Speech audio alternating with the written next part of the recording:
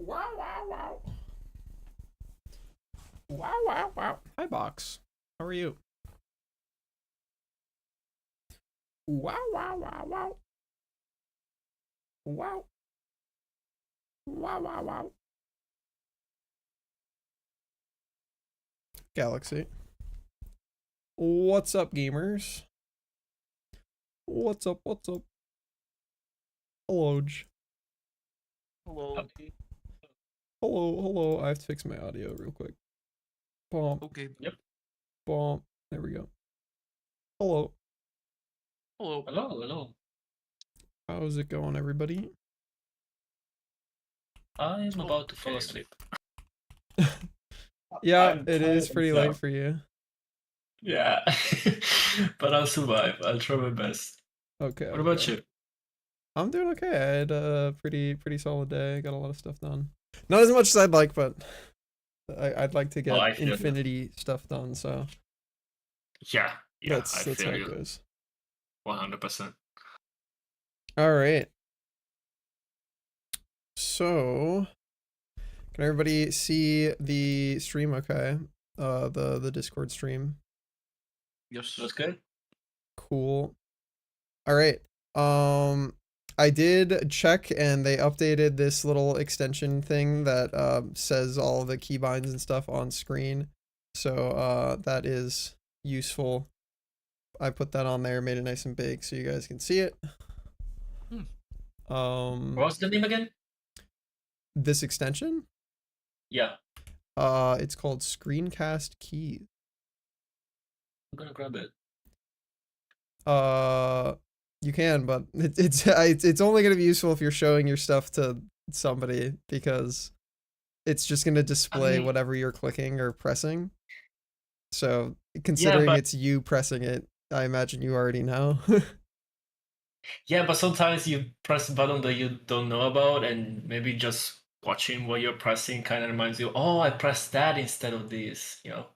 If you want to know about that, there is actually a pretty good history menu that will show you like stuff that you have done, and you can also still go up and like change things Oh, through okay. a bunch of different things. But anyways, uh you can start a new project for today. I assume you still have the same version of Blender installed. We are still working off of Blender 5.1.0. Um, if you don't know how to make a new file, so just you launch your Blender, you can do File, New, General, and that should just pop you into uh, a thing with a completely empty scene. We don't need the cube and the light and the camera. That's not entirely necessary. Yours should do that as well. I believe if you do new general, maybe you guys might still have a cube because mine still might be looking at my default startup file. I don't know. Let me know if yours has a cube or not.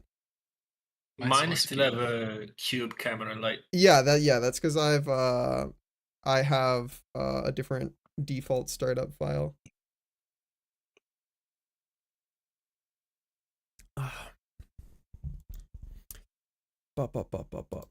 So I will just bring that stuff back. Anyways, let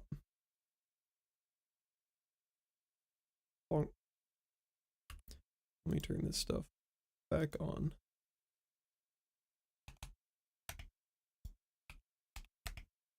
Cool. Okay. So for today, I'm gonna try and go over edit mode and some more of the like basic functionalities of doing some basic modeling stuff.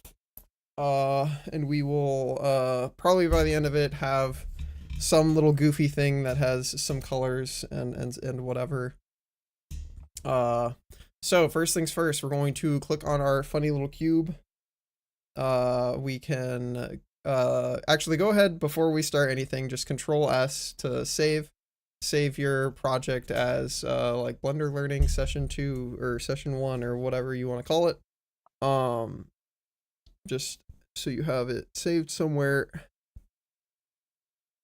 And then once Got you're it. done with that, now we can get into it. So we're gonna grab our funny little cube here, select it by left clicking on it, and we'll hit tab to go into edit mode. And as I described last week in session 0, edit mode is kind of where you are making more permanent adjustments to whatever object you've selected that are much harder to undo once you have like slapped them on there and made changes. So brief recap, we've got 3 different modes. We've got vertex mode, which is our 3 modes are up here in the top left corner. Vertex mode lets you select vertices. Vertices represent coordinates of points in space. You can hit N to open up this side panel menu. We've got edge mode, which you can access by hitting 2 on the keyboard or by clicking up here. Edges represents a line between 2 vertices. And then we've got face selection mode, again up here, which is just a plane described by the position of 3 or more vertices. So, as we went over before, you have your G hotkey, which is still to move things. You have your R hotkey, which is to rotate things. You have your S hotkey, which is to scale things. However, we're going to go over some more special hotkeys that are more relevant specifically, or rather are unique to edit mode that do not overlap their functionality with object mode. So the first one we're going to talk about is extrude. So you can extrude from a face, a edge, or a vertex. It works for all of them, but we're going to do with faces for the purpose of this. So you access extrude functionality by hitting the E key with your current selection. So we're going to select the face on the top of this cube here, and we're going to hit E. And as you can see, that is going to extrude a new face from that face. And it's going to keep all of the vertices connected to that face's original vertices, and it's going to create edges and faces for the new extrusion. By default, it's going to pull out along its normals. So if I right click here and cancel this and I choose a face over here and hit extrude, it's going to pull along that object's normals as well. If you don't know what I mean by normals, essentially for a face, you can imagine it's normal to be essentially exactly perpendicular to the surface of the plane. So the normal for the top face is pointing straight up. So anyways, we hit E to extrude. We can hit left click to confirm. So that's going to create new geometry for us. It's going to create 4 new faces because our original plane had 4 edges. It's going to add all these like edges and vertices in, etc. So what happens if we hit 2 and we go into edge selection mode and we extrude from just an edge instead of a whole face?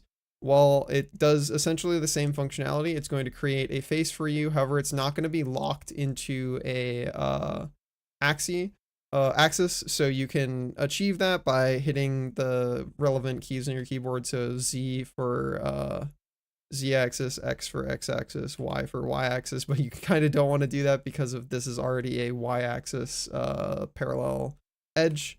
But we can just hit Z if we want to make it go straight up. That's what's going to happen if we extrude on a edge.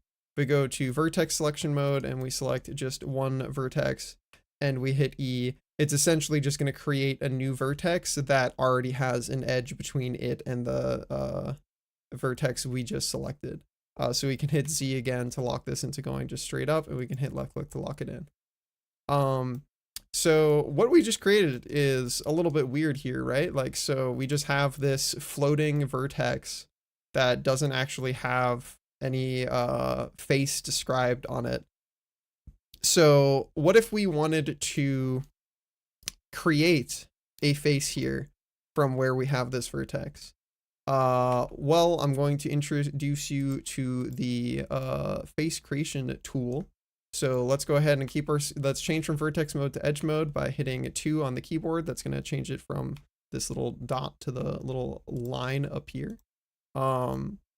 So now that we've done that, we can select this edge, and then you can hit F on your keyboard, and that's going to essentially fill a face in between these two edges.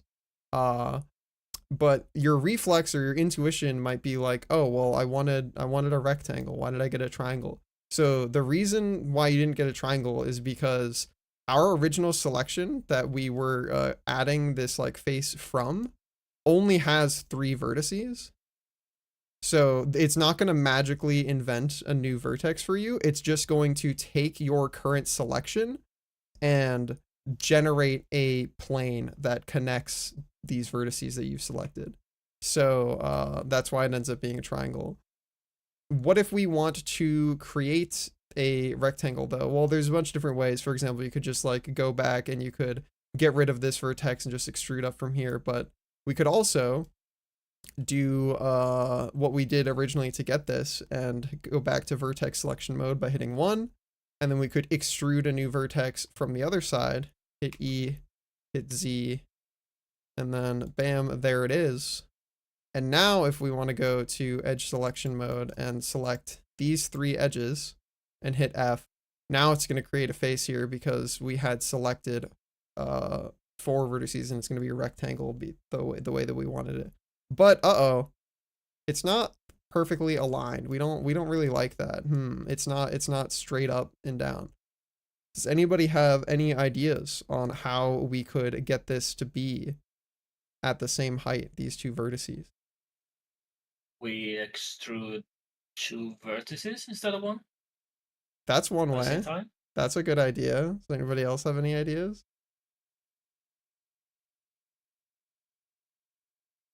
I do not. Okay, well, I'll show you a few ways. So one thing that was just mentioned was we could extrude them at the same time. So that is one way you could do it. So let's go ahead and I will just demonstrate that. So I'm gonna delete this original or this face that we currently have here by hitting X, which is the hotkey for delete, and I'm just gonna hit delete faces, and that's gonna get rid of that for me. And so we can do what was just described, where we select both vertices, which honestly is just, now we're just describing an edge, so we can honestly just switch to edge selection mode and then grab this, and now when we extrude it, it'll be at the perfect height because it's doing both of them at the same time. That is one way to do it. However, what if we want to do it a different way? One other way that you can do it is by using the snap functionality that we went over last week. So we can hit Shift Tab to turn that on, or we can go up here and click on this little magnet icon that's going to turn it on. By default, it's set to increment, closest increment. So we're going to change that instead from increment down to vertex. Now we're going to go to vertex selection mode by hitting 1. We're going to grab this vertex, which is the one that's at the height that we don't want. And we can hit G to start moving it around. We can hit Z so that it's locked to the axis that we want to change it to. And now, because we have this snapping on closest vertex, if I move over here and hover on this vertex, it's going to snap along that axis that we've locked it to, so that it is now at the same height. That is one way, or that's another way that we can get that to be at the height that we want. All right. So we've got our funky little shape here. You know what? I guess I'll leave it to you guys. Let's I'll go through a couple more tools, and then I'm gonna have you guys pick some like simple thing, and we're gonna make a little basic baby's first model version of it. But let's go through some more basic functionality first. All right, so we got extrude. We still know we've got all of our other basic things, like we've got G for move, we've got R for rotate, got S for scale. Let's go ahead and do another cool new thing. So go ahead and take your funny little thing that we've made here and rotate around until you're looking at it this way. We're going to select this face here. I'm going to have you hit, so you're in face selection mode, so 3 is the hotkey to get there. I'm going to have you hit I, This is the inset functionality. So inset is essentially going to take whatever your selection is and inset it along the surface of its own face. This can be really useful for doing a whole bunch of things. But now you can see that we have this new face here, and yeah, we can do a bunch of really goofy things. I'm going to turn snapping back off by hitting Shift Tab, but you can also click up there. But yeah, now we've got this little thing. Wow. You know, yeah, let's continue making our shape a little bit goofy. I'm going to go ahead and hit G and lock it to the X axis.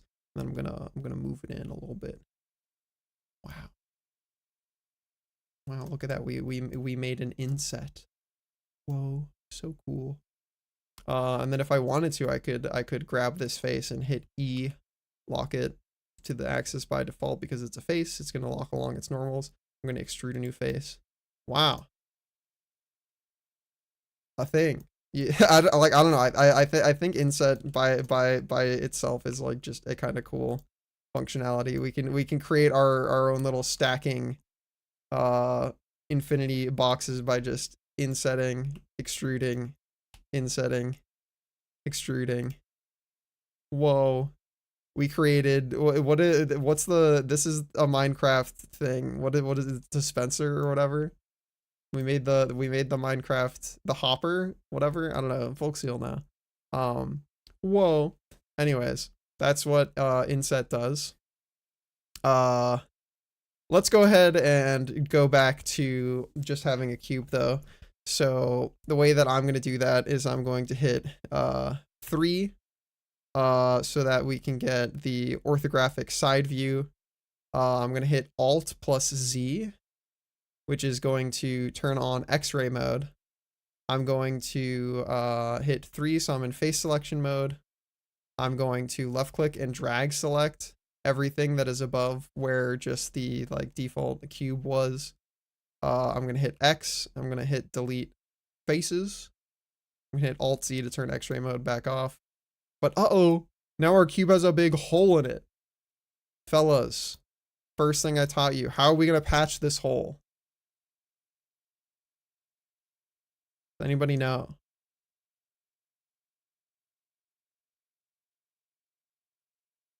I do not remember.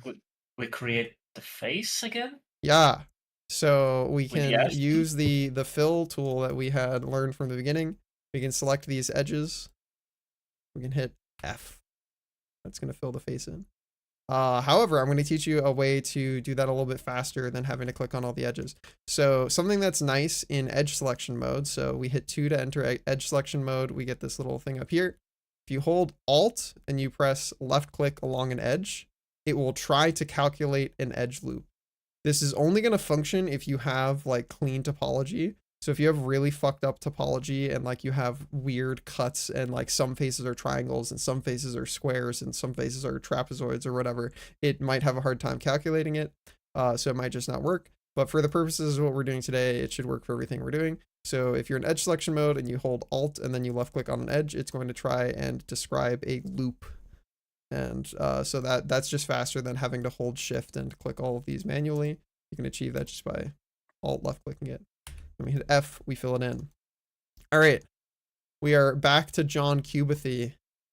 And now I want to show you another cool functionality. So let's go ahead and hello. Hi, I was gonna ask, does the loop select work on like faces as well, or just edges? It does actually. Also, hi Vince. It does work on faces. Here, let me give you a quick example of that. Also, I just wanted to talk over to adjust volume. Yeah, I don't know if it will. Okay, it will actually. Yeah, so you can do that by just like clicking on going into face selection mode and then holding Alt and left clicking, and it'll do a loop around as well on Yeah. face mode. The only thing I knew Don't about think that loop works select, in vertex mode. Yeah, it just selects an edge basically. Yeah, I know the one thing I remember is in edge select when you're loop selecting, you can change the direction based on like where on the thing you're clicking, if that makes sense, like the orientation of it. But Change direction? Yeah. What do you mean? You can't do it on a shape this simple. Go ahead and continue, and I'll see if I can like make the edge case I'm talking Okay, yeah, about. if you can figure out a way to elaborate on your question, or just hit me up about it in private later. Also, Vince, you're never too late. You're more than free to join. If you don't know anything about Blender, I would recommend you just catch up on this stream once it's a VOD on my YouTube. On my YouTube right now, I currently have the session 0, which is the like absolute from basic, like you just installed the program, no prior knowledge. And that VOD is up if you want to follow along with that if you weren't there for that one. Okay, so we're back to our little cube here, and I'm going to show you now another functionality called bevel.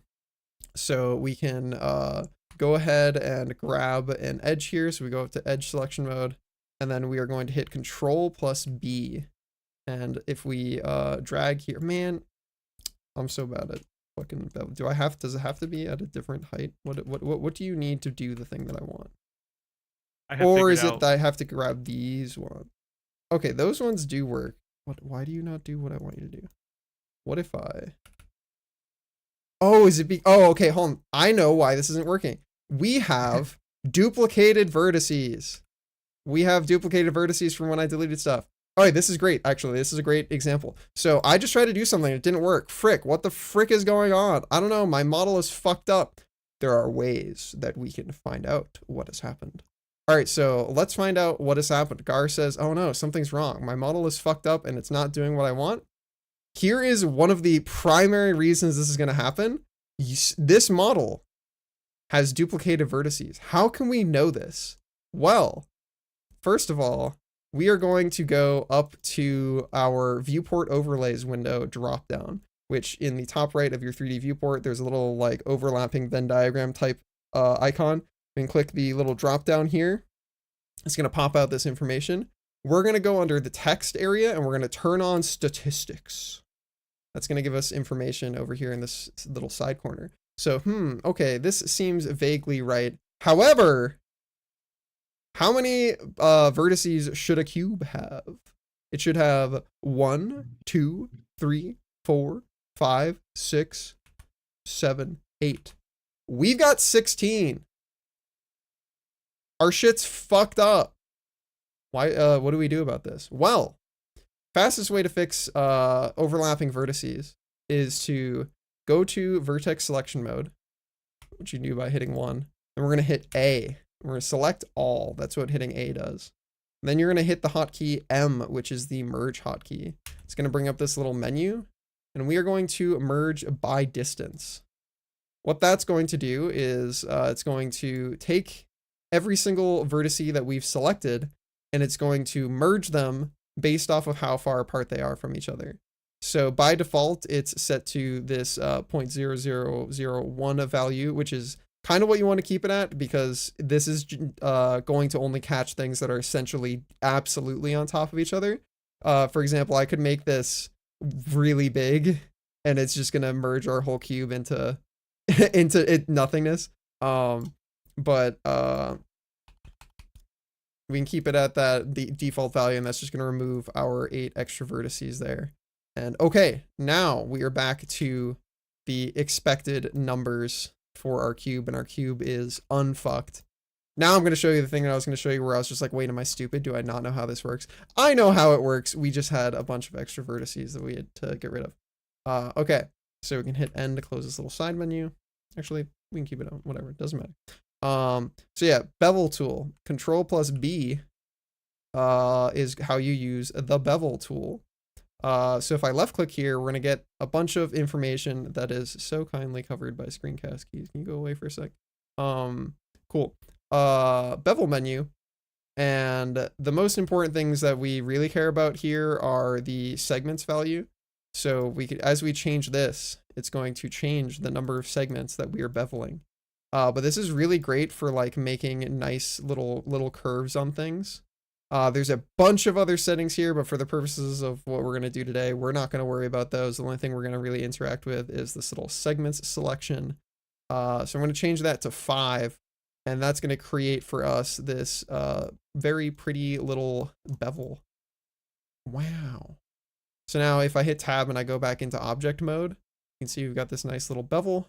And one of the things that I have not mentioned before, but by default, your object is going to have what's known as flat shading. But if you want to, you can right click on your object and you can click shade smooth. Now it's going to try and essentially bounce a little bit more realistic lighting off of it. And wow, look at that. You can still kind of see all the lumps because we're really low poly, but you can go back to shade flat. I just want to show you that that's a thing. Anyways, so that's the bevel tool. We can hit tab to go back into edit mode. I guess I will show a couple more things and then we'll get into making basic little shapes and stuff, and I'll teach you some more tools along the way while we try and do something more practical.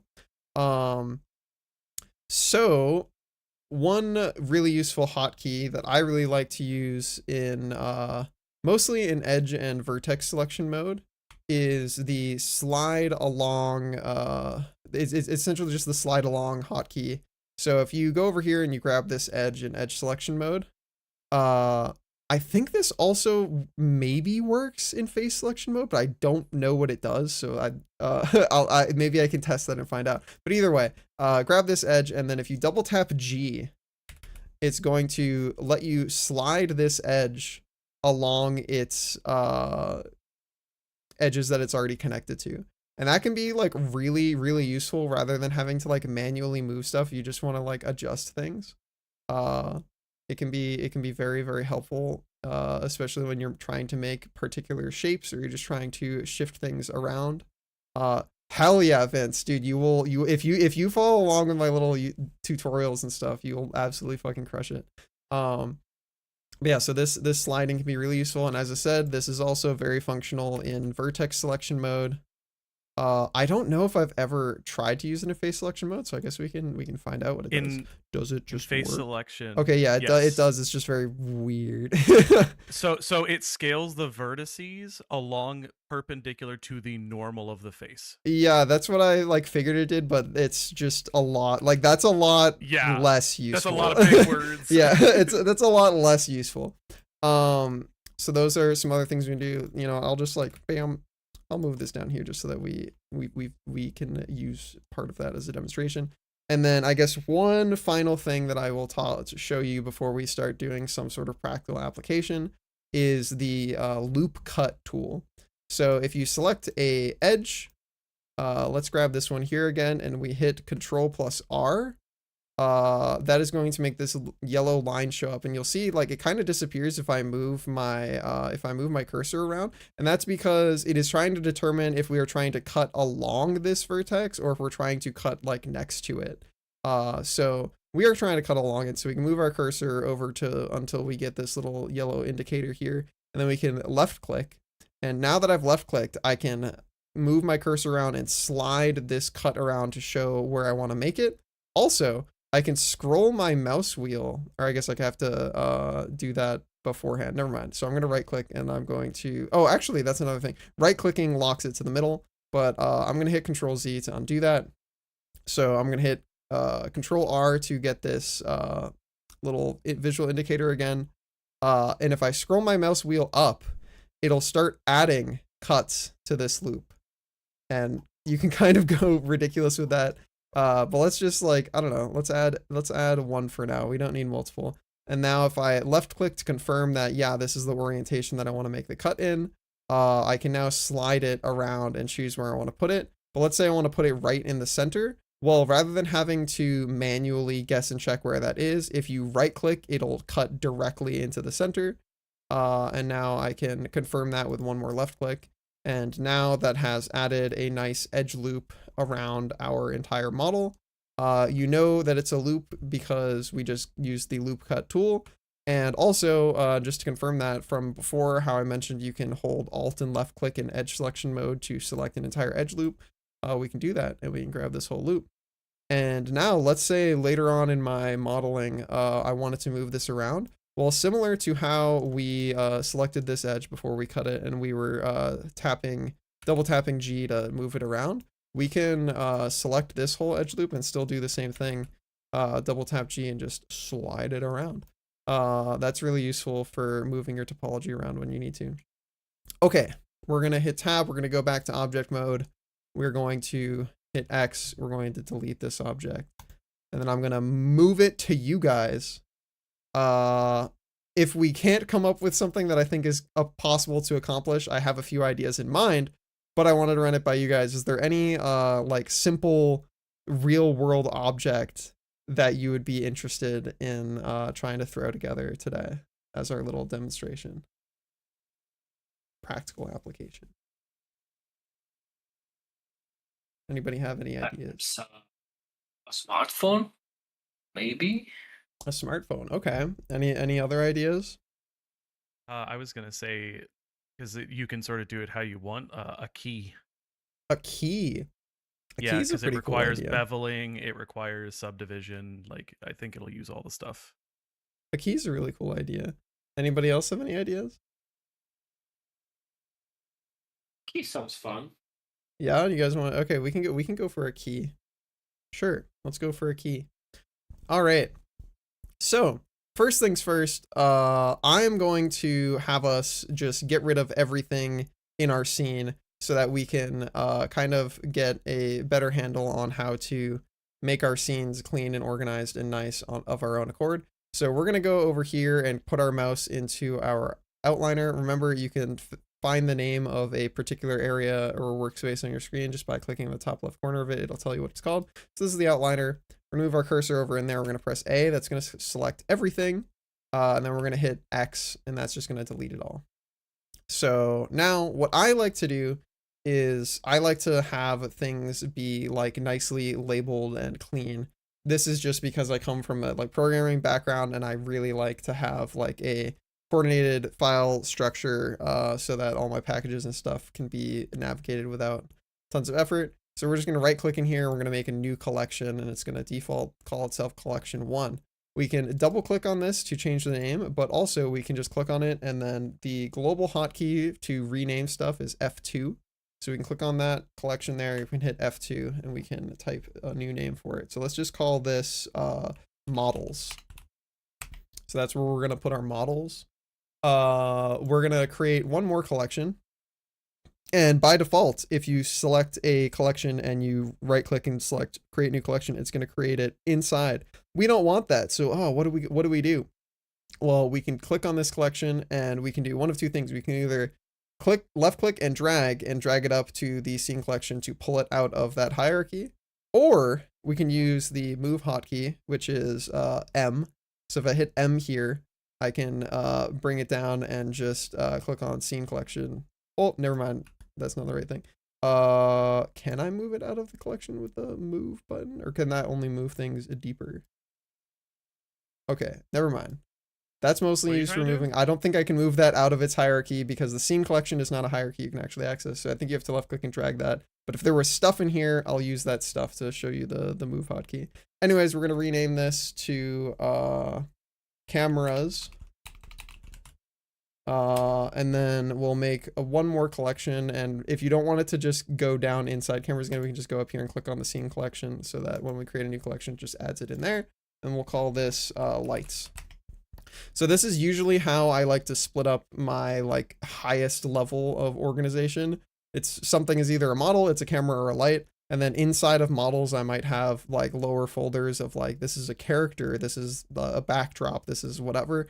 But for the purpose of today, this should be enough. So we're going to click on our models collection here so that is the collection we're currently in. And we're going to move our cursor back over to our 3D viewport.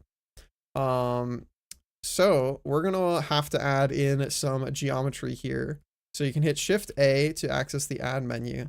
And we probably want to add some sort of mesh. We can look through all of these default options.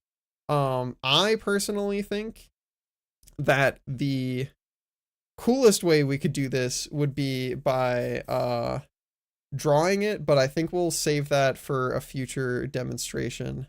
For now, let's just go ahead and like practice some hard surface modeling skills.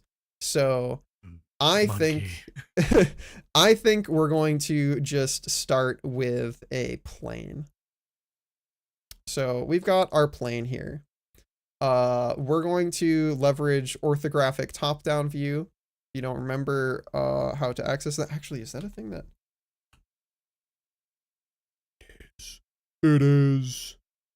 That's not, it's not very, you don't want to do what I just did, but that's okay. I just wanted to, can I go, yeah, back. That's fine. I just wanted to, you know what, I'll demonstrate that. That's not actually what you're gonna do, but, if I ever tell you something and you are not willing to go back and look up the video, or you're just like, fuck, how do I do the thing? One of the things that I really should have mentioned in session 0, that I regret not mentioning, is there is a search button in Blender that can help you find so much shit. If you hit F3, it'll immediately, wherever your cursor is, pull up this little search menu, and you can type in like so much stuff in here and be like, oh fuck, how do I do that? Move. And then bam, oh, it'll tell me here's how you do the hotkey for movement, where I'm like, oh, Gar moved a thing. What the fuck was the hotkey for that?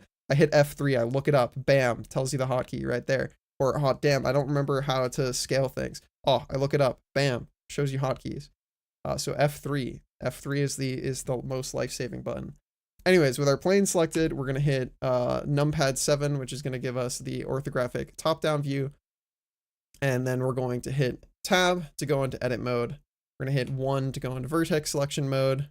And now we're just gonna go ahead and start thinking about jiggling together a key. So how are we gonna do that? Well, first things first, we probably want our key to be long, right? It's gonna have a like fatter bit at the end, and it's gonna have like the longer, I don't know, key anatomy, whatever the like part of the key that goes into the lock and then interacts with the pins and stuff is called. Whatever that's called on the key. So there are the teeth. Well, the teeth are on the thing, but what's the stabby thing bit. called? I don't want to call it the shaft. Well, the teeth are a part of the bottom of it, but what is the, I don't know. What, this is not relevant. This is not helpful for the purposes of this.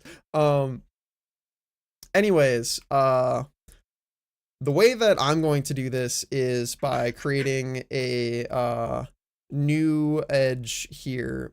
And there's a bunch of different ways that I could do this that maybe would be helpful for us. Would it be The answer is helpful for us? apparently blade, shank, stem, or shaft. Blade, the key blade, the key blade. The key blade. That's All right. We're gonna make the key blade, fellas. Anyways, so we're gonna go ahead and grab this edge, and I'm going to hit Control plus R to do a loop cut. I'm going to scroll up once on my mouse wheel to create 2 loop cuts. I'm going to left click to confirm that I want 2 of them, and then I'm going to right click to make sure that they are centered. And so now we've got these 2 extra edge loops here. I think that's going to end up being a little too narrow, so what I'm going to do is grab these 2 edge loops. That you can hit Alt and left click to grab these, but considering it's a plane, they're not really technically edge loops. It's just an edge because this has no thickness. So you can just grab these 2 edges, and I don't really want them to be this close together. I want to separate them. So what happens if I try and use the scale modifier? Okay, it is getting bigger, but it's also pulling them to the sides, and I don't really like that. Okay, well, so I just want them to scale, but I don't want them to be moving on the x-axis. Does anybody have any ideas on how we could make them not stretch it out this way, but go get bigger in the way that we want? We still use the scaling, but we locked one of the assets by pressing the Exactly. key. So we can lock it specifically to the y-axis, and now it's not going to have that stretching effect, and it's going to do what we actually want it to do. So we can scale it up a little bit, and now that we've done that, okay, cool. Oops, I've hit the wrong hotkey.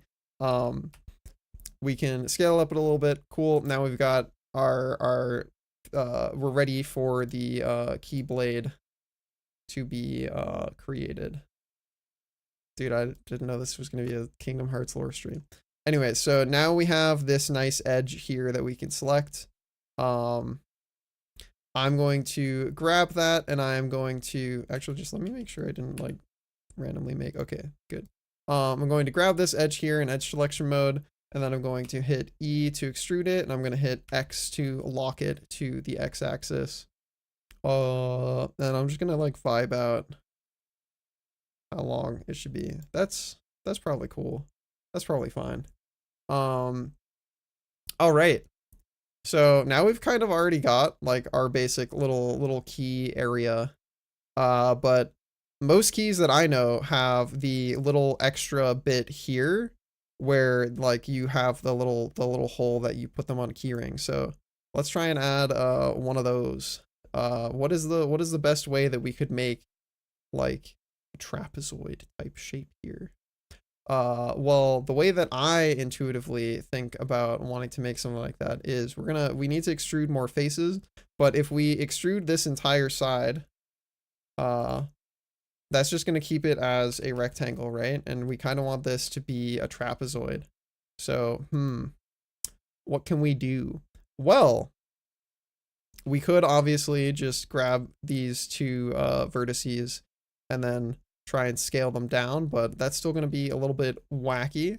So what we're instead going to do is just get rid of these vertices.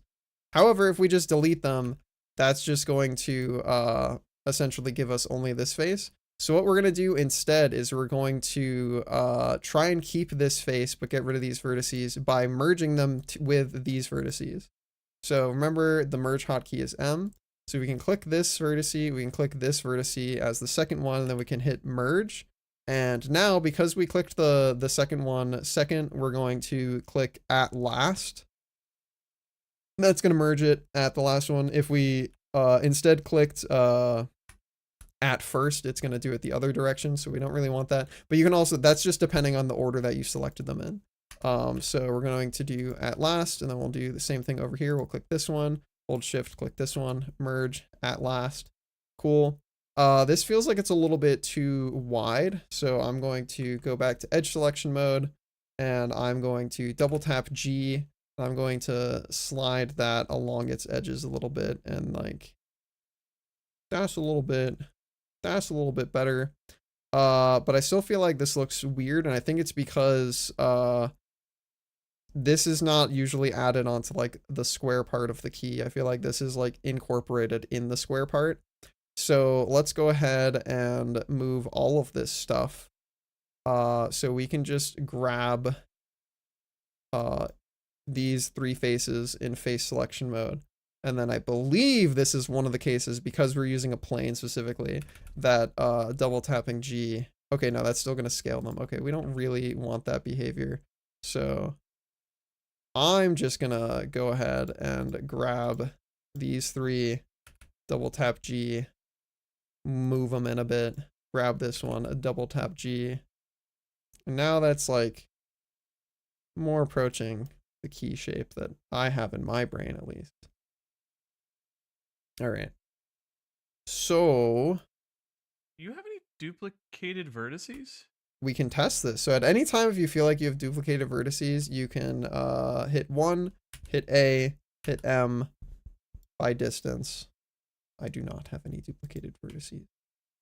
Okay. All right, so we've got like our basic key shape here. I feel like, okay, hold on. I'm gonna like get up and like grab a key, because I'm like, I don't know if my mental image of a key is like actually good. It's more fun if you don't Okay. have one, because then I whatever have my fucked up reference. thing comes out. All right. What does a key mean to you? All right. We're gonna go with what is this brand? We're gonna go with the classic Schlage key. Whatever brand that is. All right. So we've got our little key shape here. Let's go ahead and make sure we get the rest of the important parts. So one of the things that I'm going to mention that we have not gone over yet is the knife tool. So let's go into vertex selection mode. And then we are going to grab the K key. We're gonna hit K to access the knife tool, and then our cursor becomes a little knife. It stabs stuff. Anyways, I'm gonna hover this over this vertex here. I'm gonna left click to start a cut. And then essentially I can just go through this face as much as I want to and just start creating little cuts. And then if I hover my cursor over here, it'll highlight this edge green, so that it lets me know if I click here, I'm going to be adding a vertex on this edge. So that's what I'm going to do. I'm going to just start creating my little key teeth. Then wham, then bam, and then Something incredibly useful that I found with the knife tool, by the way, is that almost everything in Blender can be constrained to an axis. And so if you're like, oh, I want to cut straight up, but I can't, like, how do I get it to be a straight line? Literally just press the axis you want it to be on. This is and it will also go in true. a straight line. This is true. Okay, well, bam, I've got all my little things, but I kind of want to be done. How do I be done? I hit enter, and now I'm done. Okay, cool. Now it has created all of this new topology for us. The one thing I will say is that in general, you want to try and keep tri or quad topology, meaning you kind of want anything that is a face on your model to be either a triangle, meaning it has 3 vertices, or a quad, which means it has 4 vertices. Right now, this face has a lot of vertices. It's got a lot of them. It's got all of them, in fact. So that's not going to be super great, but we will fix that as we continue.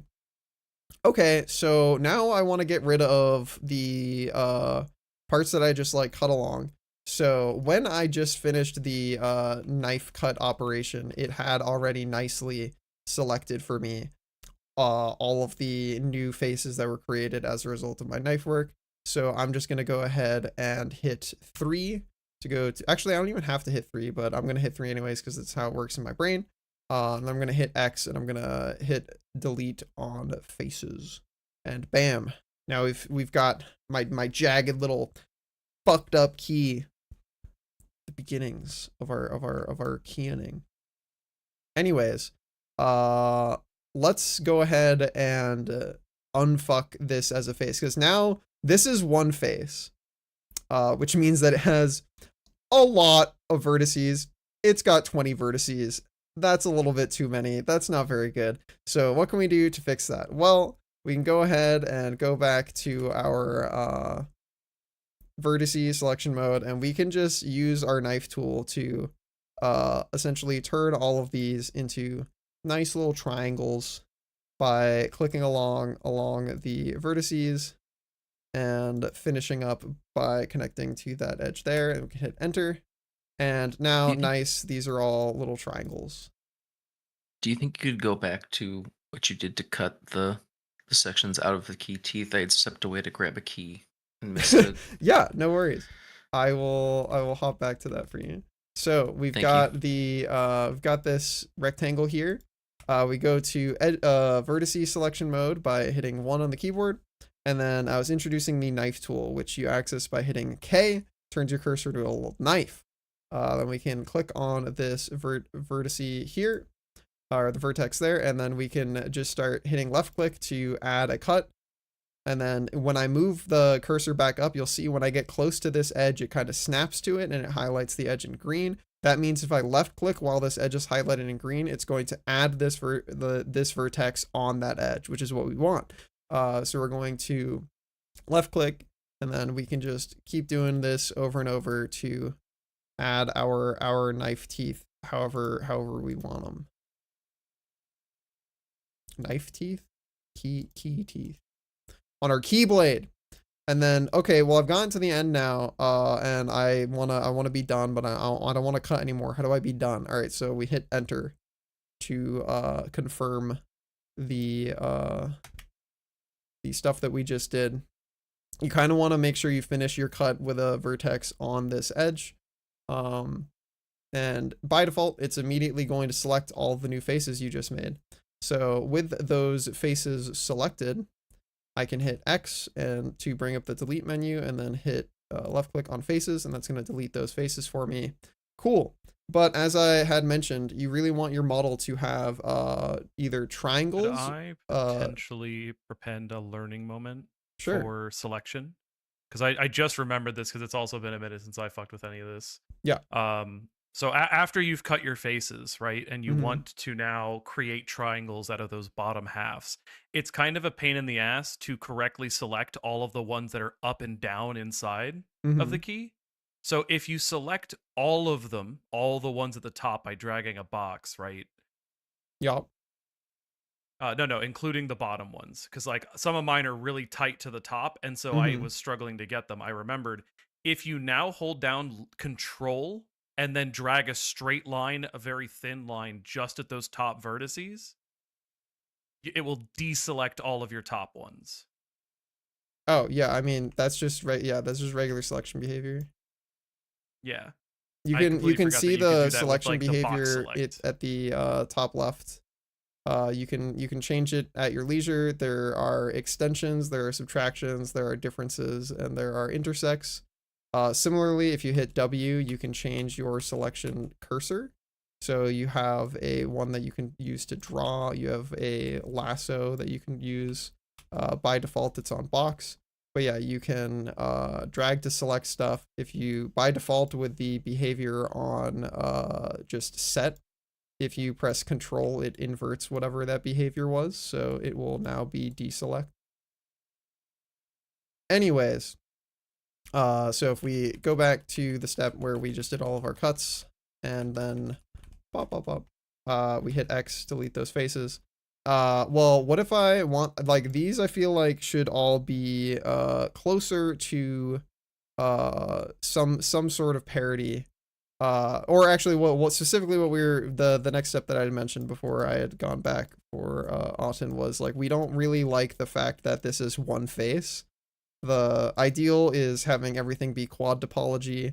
Tri topology is really good for games, video games. And what I mean by tris is like, this is a face, it has 3 vertices. This is a face, it has 4 vertices. This is a face and it has 22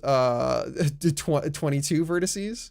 So this is going to be really, really ugly if we subdivide, and I'll explain that more in the future. But so we don't want that to be the case. So let's change all of these little spikes into triangles. And the way that we're going to do that is by hitting 1 to go back to our vertex selection mode. And we're just going to use our knife tool to cut a bunch of new edges here and nicely close all of these off into triangles and make this last one a rectangle, so it's got a quad face there. Cool. Do we want to talk about vertex paths? In general, if I'm not bringing something up, it's on purpose. Okay. So yeah, I would say like you can take notes on this and give it to me as feedback at the end. But like with teaching a thing, especially a thing as complicated as Blender, where there's 5 billion infinite ways to do everything, I am deliberately leaving stuff out because the reason why people have a hard time with this is because it's overwhelming. So Too much info, got you. in general, if I'm leaving something out, it is on purpose. All right. However, as I mentioned before, like this does not actually solve our problem entirely. It just makes it so that instead of having the 22 vertices on this face, we now have 13. So what else can we do to fix this? Well, now we can start making cuts down the key to create some more cleaner topology here. So we can go bam. And then, however, I don't want this to zigzag, so I'm just gonna have to hit enter to make that a new a completed cut. Hit enter, and then we're just gonna go ahead and continue cutting ourselves some nice shapes here, so that our topology is not super turbo horrible.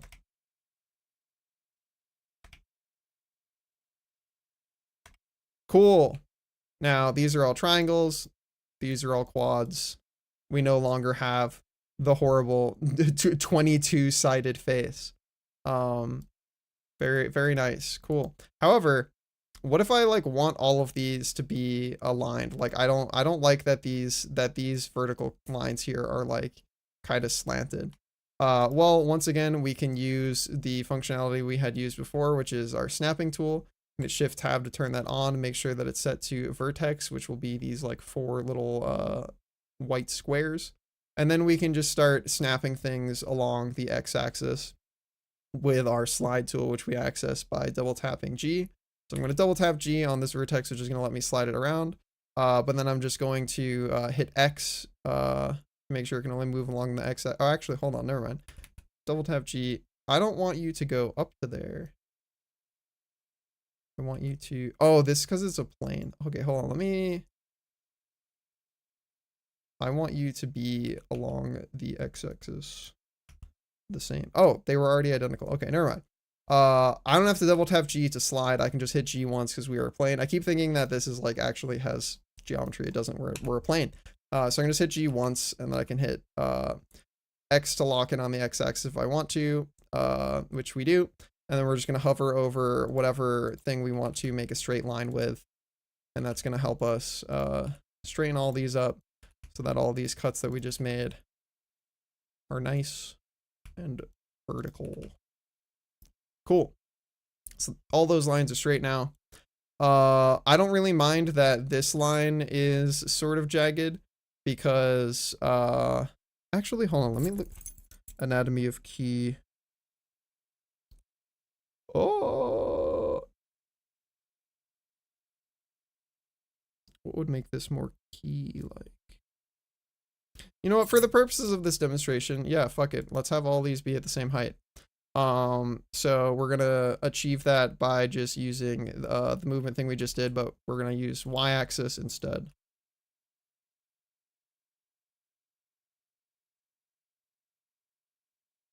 Wow. Wow. Wow. Wow. All right, cool. Those are all nice and clean and straight now. I don't really like that this is not like that these teeth seem too even. So I'm just gonna go around and grab some of them. I'm gonna hit Shift Tab to turn that back off. I'm gonna jiggle some of them around. Like I want more stuff going on. I want them to be cooler. Yeah. Yeah. Yeah. I want them to be a little bit nicer, you know. All right, we've got all of our funny little teeth now, and we no longer have our horrible topology there. Let's go ahead and slice open our hole for the little keyring hole. There's a bunch of different ways we can do this. We could use the knife tool. We could just like delete this face and try and like reconstruct it. I think the way that we should try and do it is by insetting. So we can select that face, we can hit I to create an inset, and then we can just hit X and hit delete face, and now we've got our little hole.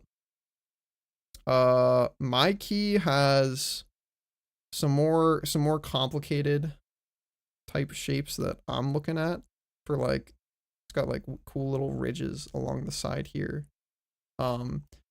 Honestly, you don't have to be following along with me one-to-one. If you have a key that you're looking at in person and you want to just try and make it as like that key as possible, we don't care about the third dimension of the key currently. You're kind of just looking at it. You should be looking at, if you have a key that you're looking at, you should be trying to look at it just from the top down, similar to how we're looking at ours now, and you can just try and like go ahead and think about the outline of it and this little hole here.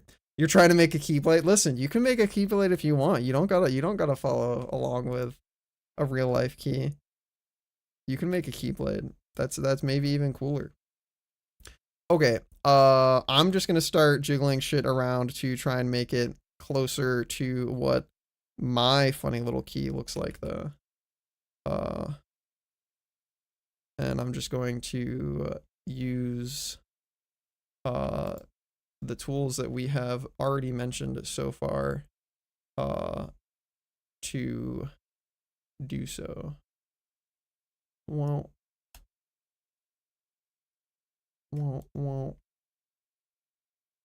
Wow. Mm. Oh. How about like that? I'll do. Wow, wow, wow. Wow, wow, wow. Ba, ba, ba.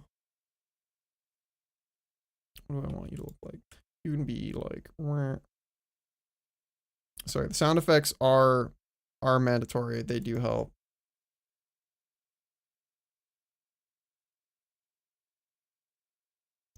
For me at least. All right. What else do I want? I want more little ridges and like bumps and stuff. Let's add some more edge loops in here.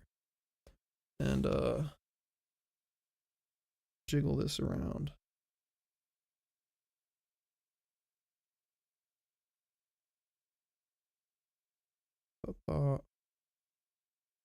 You kind of got like a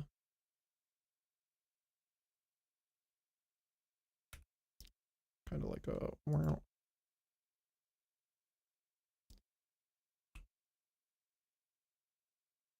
Wow. Wow, wow. You know? You guys ever wow, you know?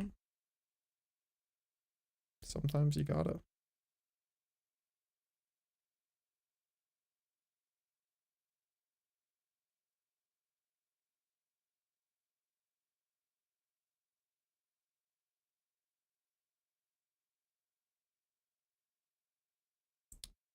All right.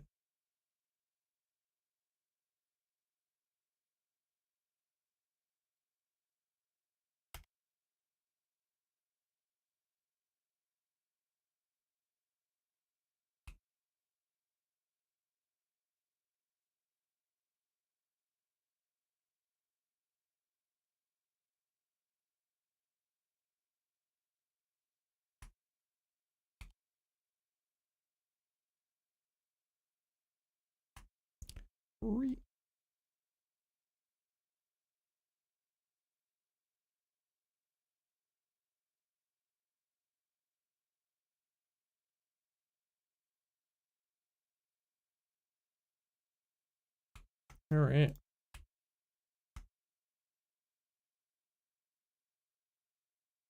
Now we're talking. Okay. And then it has like another little bump.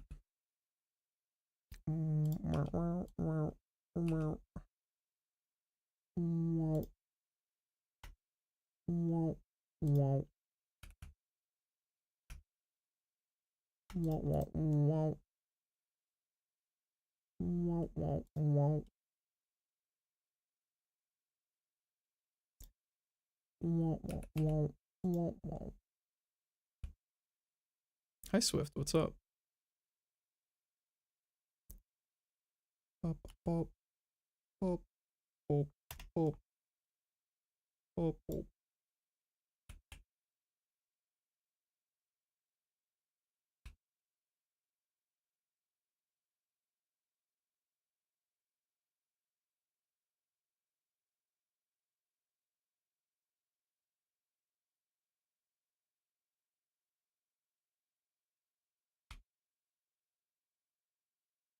All right. Once I get this final shape in, I'm probably just going to duplicate it to the other side, which I will actually talk about how I'm going to do that in a second. Okay. And that can nicely turn this one into a quad as well. Beautiful.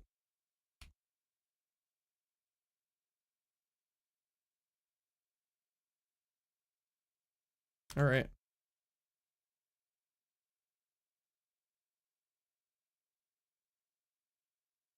Close-ish. I feel like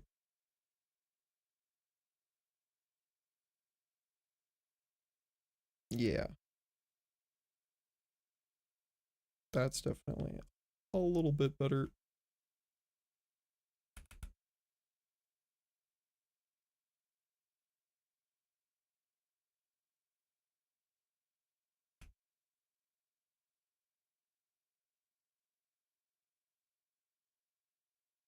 Sure. Vibes. Key vibes. Just having fun, you know? Jiggle your key how you like it. Kind of feel like I'm making a chainsaw now more than key, but that's okay. Okay, so what if I want to just duplicate this to the other side exactly how it is? How could I do that? Well, there's a bunch of different ways that you can do it, but I'm going to show you one way that just is the first thing that comes to mind for me. So I'm going to select this bottom half of the whatever this part of the key anatomy is, my key, the base part. I'm going to select those faces. I'm going to delete them. Then I'm going to go ahead and drag select all of the faces that are the ones that I want to duplicate to the other side. Then I'm going to hit Shift D, and that's just going to give me all of them free floating. So I can bring them down here. And then I'm going to have to flip them around. So, how am I going to do that? Well, if I rotate this on the x-axis, I can just flip them over. So I can hit RX and then type 180. That's going to flip them over. And then I can use my Shift Tab to snap, like we had discussed before, and I can just snap them right on in. However, that is not actually going to place these vertices onto this face. So, what can we do about that? Well, before I go ahead and actually move those in, I'm just going to go ahead and explode this face. I'm going to murder him. He is gone now. And now when I go ahead and grab all of these and I move them in and I snap them in, I'm going to select everything with A in my vertex selection mode. I'm going to hit merge by distance so that it merges all the things that were duplicated. And then now I want to fill this in again. And I could technically just go ahead and go to edge selection mode and select all this stuff and try and just fill the face in. But that might end up just giving, that's just going to give me like one face for the center. So I've never done this on a plane. So this is the difference between if this was a YouTube video or if this was a or doing it live, is that I would actually test this before I like demonstrated it to you guys. Okay, this is not going to work on a plane. Mostly because it doesn't like that these are not really edge loops, because this is not technically connected. So I'm just going to go ahead and grab these faces here and snap that in. Now, will you do what I wanted to do to show off? Yeah, okay, cool. So, just go over again what I just did. I'm just gonna fill these in here to have there not be like this weird gap. So now we've got like a solid surrounded on all sides by faces, little hole in our key. So to fill it in, I could hold Alt left click and then just fill this in with one face. But now we've got a face that has 10 vertices. So that's not exactly what I want. What can I do? Well, one tool I have not mentioned yet is called Grid Fill. It doesn't have its own exact hotkey, so I usually just access it by hitting F3 and then just typing grid. And then you can get face Grid Fill. And then that's going to pop open this little tool. And you have various different options that you can click through. You can also turn on simple blending, which will slightly modify what it is trying to achieve. For my purposes, span 1 offset 0 is achieving basically what I wanted it to do for me. So cool. Now we've got like the basic kind of ugly but beautiful all the same shape of our key. You know what? I love him. Is he symmetrical enough for me to grab these? Oh, he is. All right, so what's great is because I just like attached this to the other side and it's symmetrical, I can actually make adjustments to it using the symmetry function. So up in the top right, we mentioned this briefly last week, but I will just mention it again. You have this little like butterfly sort of icon followed by the names of the axes. You can turn these on to have symmetry applied across whatever axes you have chosen. So I'm going to choose the y-axis because that is the axis that I want to have symmetrical things happen for. And I'm gonna jiggle the shape of my key a little bit. until I feel like it looks closer to what I'm wanting it to look like.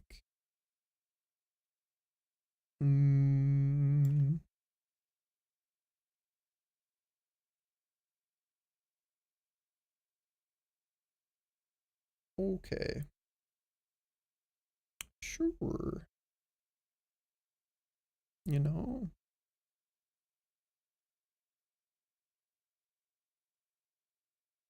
And what do I do? What do I want with this hole? You're supposed to be more trapezoid in shape. I'm gonna shrink that edge a little bit with the scaling tool. That's a lot closer to what I've got here in person.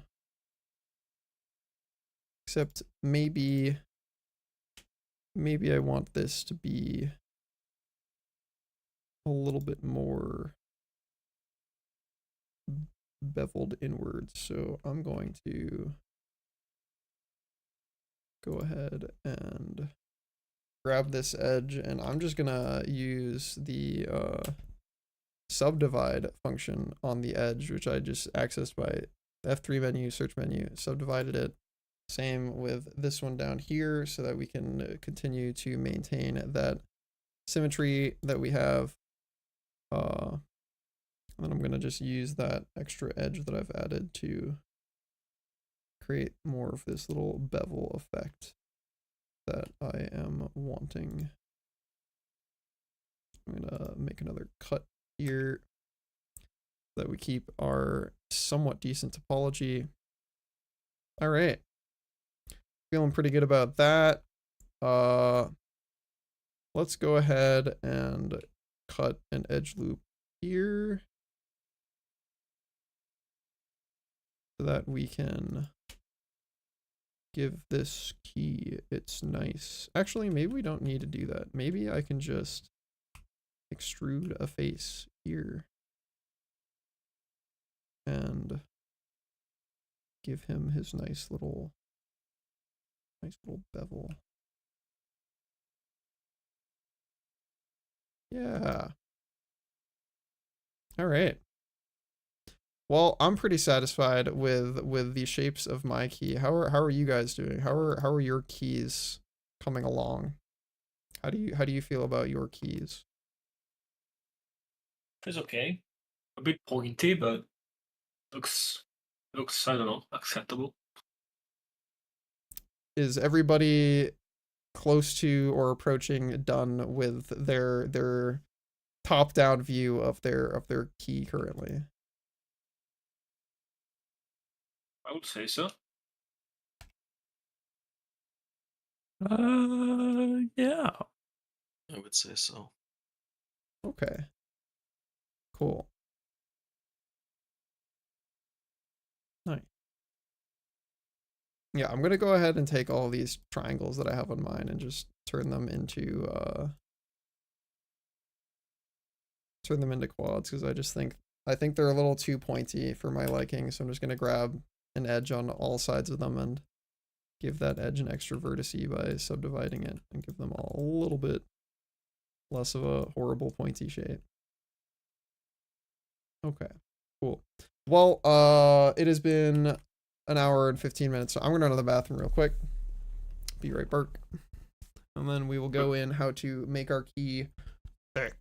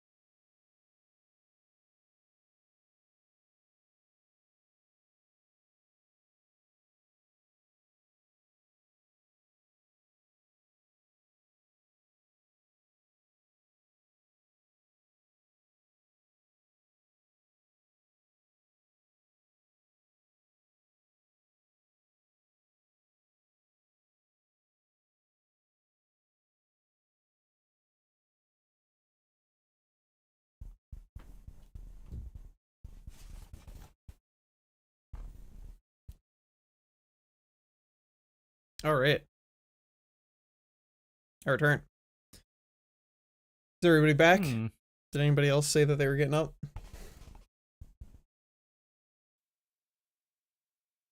Any doors?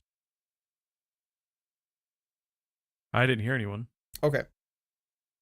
Well, I will assume that we're all here then, or I assume that people would have announced if they're going to get up. All right. So, cool. Now we have our little basic key shape. However, this is still a plane, so it is not really much of a model yet. So there are a variety of ways that we could give this some actual third-dimensional shape. I think the easiest for our purposes today is to just go into face selection mode, hit A, select everything, and then we are just going to extrude into the Z plane, which actually it's just going to extrude it along normals anyway, so that's fine, but for our purposes we can just let it do that, and then make it however thick you feel is right for your particular key or key blade in Volksy's case. And then now we got to add in the varying levels of extra little topology that a key has. So my key has like little, the teeth themselves are flush on one side, but like flatter on the other side. I guess I should look at my key in real life from like this wacky little angle that it's got. So I guess the first part I'm gonna do is depress a ridge. Yeah. I missed what you did to Okay. raise it. Did you to just the come third back from the dimension. bathroom? No, I was answering a work text. Okay. Yeah, the way that I did that was just go into face selection mode, select all with A, hit E to extrude, and then just left click to confirm. So now Thank you. our key has some thickness. So the first thing I'm gonna do is create this little like depression that my key has. It has like a divot that goes down almost all. It kind of uses the whole thing. So I'm gonna do that by cutting a edge loop where I think that I need it. It's like right there ish, and then I'm going to make sure I use X-ray mode and grab with shift the vertices that I care about, and I'm going to double tap G and make sure that they are in this straight line that I want them to be in.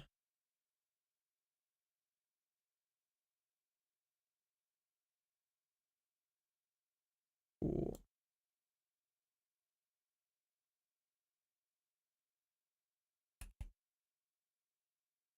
Great. All right, so I've cut one cut there, and then I need one more cut to keep the bottom edge here actually lifted up. So that kind of, does that happen all the way along? Kind of does. So I'll just make another edge loop cut and then slide that, turn my snapping off. How thick is this? It's kind of like that. All right. Cool.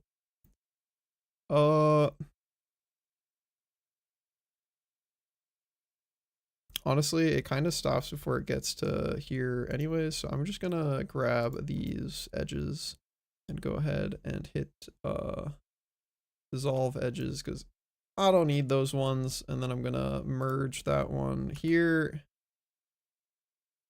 Oh, I have too many things selected. Merge that one here, and then merge this one here. So we just have this triangle, and now I can go ahead and create my little depression by taking all of these. Don't want these faces, so I'm gonna remove those from the selection, and also this one. And then I should be able to shrink these down with the scale modifier on the z-axis and create my little key depression. Actually, you know what?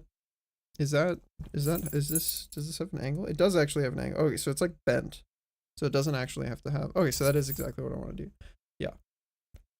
What I was just looking at was whether or not it's like actually a like steep cut, or if it is bending at an angle on my key that I'm looking at, and it is bent at an angle. So what I am doing here is achieving what I want it to do. And then there is a more raised portion at the center. So actually maybe it's better to make the cut for the raised portion at the center and have that maintain this height. Let's go ahead and create one more edge loop here. And then how thick is it? It's like sort of thick. It's kind of like that.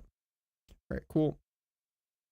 Then I'm going to go ahead and grab those and move them so that they're all nice and aligned. Oh. Okay.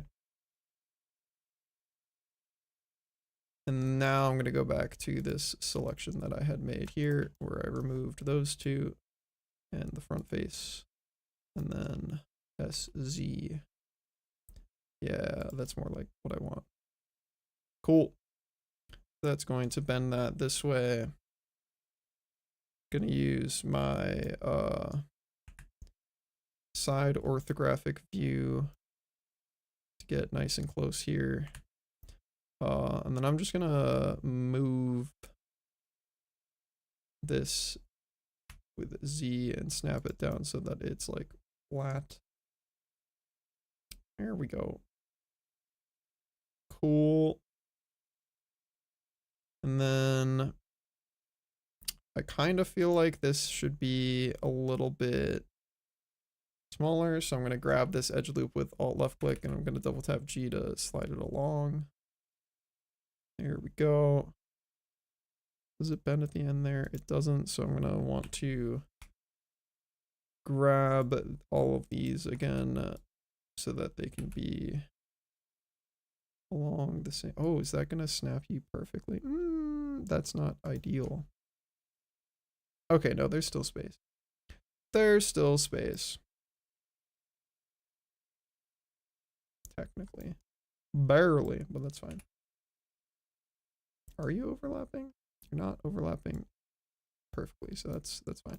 Very small face there, but we can adjust that so that it's not so whack.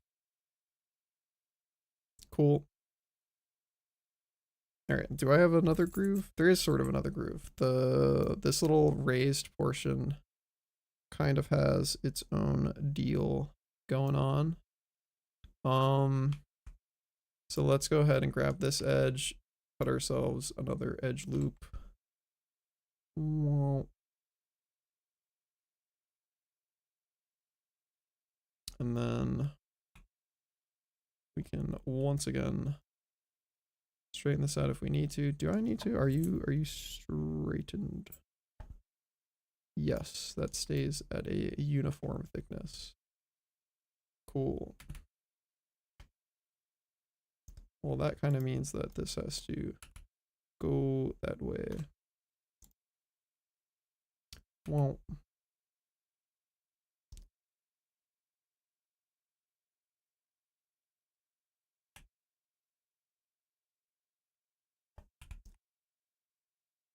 by the way, if you have any questions at any point about what I'm doing, let me know. I'm just using stuff that we have already described, and I am not vocalizing everything because I feel like last time I was talking too much about shit that I had already explained. All right, so I made that extra edge loop there so that I could lower this part down without it being so much of a hassle. So we're gonna go ahead and select all of this now. and go ahead and press G and then Z. Actually, I suppose this final part is going to need to, actually, yeah, we can fix that after. G, Z, and then it's kind of like that. It's got that sort of deal going on. But then it steepens up before it gets to here. So the way I'm going to do that is by grabbing these, keeping my snapping tool on. I'm going to extrude new faces here and lock them to the Z axis. And then I'm going to delete these faces for now. And then we're going to go ahead and create some new ones. Actually, that's probably not. Deleting the faces, yes. Making a new cut there, probably not needed. So I'll just make this a triangle for now. Same with this one. And then we can go ahead and select this loop and get ourselves a nice grid fill. Can we not grid fill? Oh, it's because there's still a unpatched hole over here. That's okay. We can just make... I don't want to make that a triangle. That's going to be really ugly. I'll probably have to cut another part of the edge loop there, maybe. Perhaps. How do I want to fix this topology? Can make this a triangle.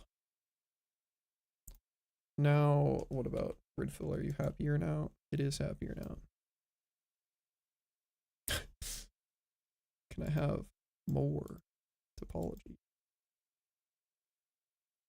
I can have wacky topology because we have this triangle here. Oh, is that fine? Am I happy with that? It's mostly just this here that it wants to turn into a quad. What about if I simply remove this vertice? Now, would you be happier in terms of grid filling? No, that makes you even more mad because you're not a closed edge loop if I do that. Okay. I'm sorry, Mr. Gridfill.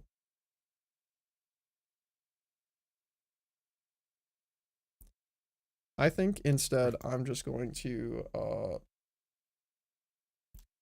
put a vertex here, move him to match this guy, make this a triangle. Now this should do what I want much more nicely. Yeah, I'll take that one. That's fine. This is acceptable. Okay. I've got my nice little divots for my key. Got my teeth the way that I want them. There's like some ridges that we could add on this face here, so I'm going to go ahead and add some of those. I'm going to create some more edge loops. How many do I want? We could have a couple. Have a few. Put them in the middle. I'm gonna use Z-axis symmetry. We're gonna go ahead and select this here, and then I'm gonna press Control Shift and click over here, and it's gonna try and calculate a line for me. I'm gonna hit Control or Shift to select another one. Grab that over there with Control Shift. And now, as long as it thinks these are symmetrical, they're not. Okay, that's okay. I'll just make the selection myself. Now we're gonna give these some thickness. Actually, I'm just gonna extrude. Probably have to do individual origins though for that to not be wacky. Yeah. So I just changed my pivot to individual origins so that they follow their own corresponding normals as opposed to both going in the same direction. So there we go. Now I've got my little ridges. And as far as modeling goes, for the purposes of how my key looks, this is mostly it. I suppose I can have this go a little bit more upwards. I'll grab from here to there.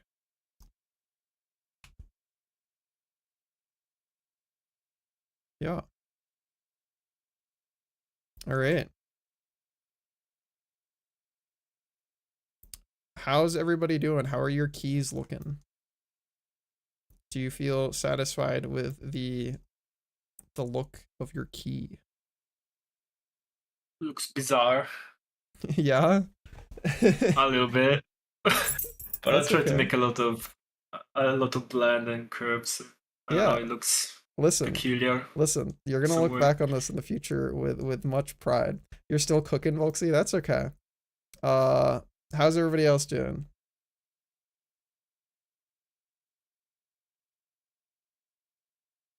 Key. I've tried to make a mosaic key. It is, shall we say, interesting.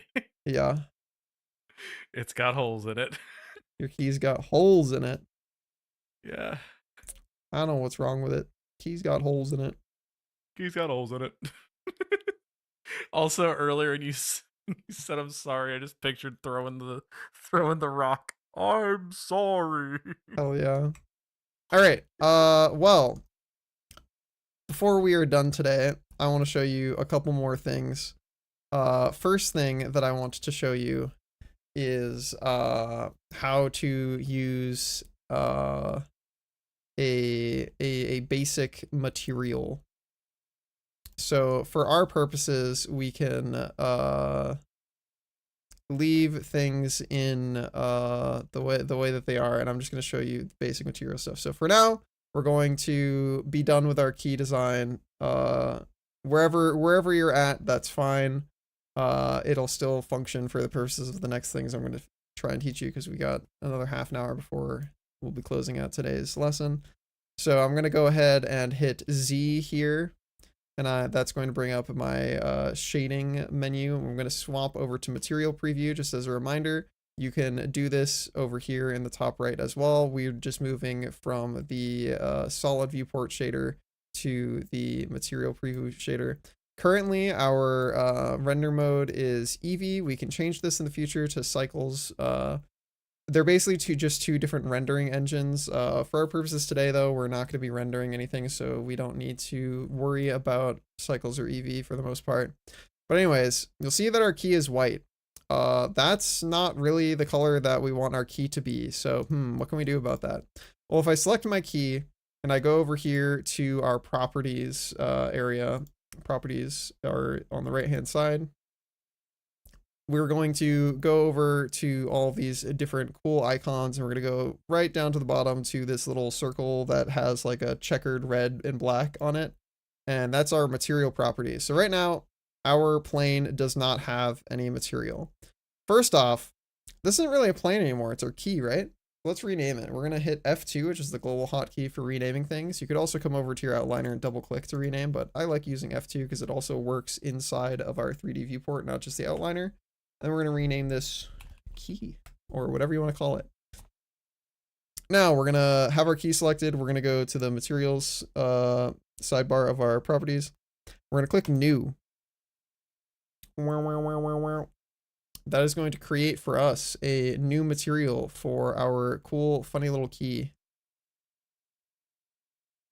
Wow. Well, nothing really changed. That's what you think, but now we have a material. Anyways, I'm going to now show you the very, very baby basics of materials. So for the first thing, we're going to change our workspace for the first time. We have not done this before. Do not be scared. It will be okay. In the top of your screen, you have all these different default workspaces, and we've been in layout this entire time. For what we're about to do, it is most convenient to go over to the shading workspace. So we're going to go up there, and we're going to left click on that. And that is going to bring us to the shading workspace. there are going to be some new little menus that we have not interacted with before. We're just going to blow those away because I don't end up using them ever when I'm doing shading. So I'm going to go ahead and right click on the separation between the workspaces and hit join left here. Same with down here. I'm going to right click and I'm going to hit join left. So now we're back to essentially only two new things because we still have the outliner and the properties window from before. But now we just got a new workspace up here that is still the 3D viewport, by the way. It's just got some different settings going on in the top right.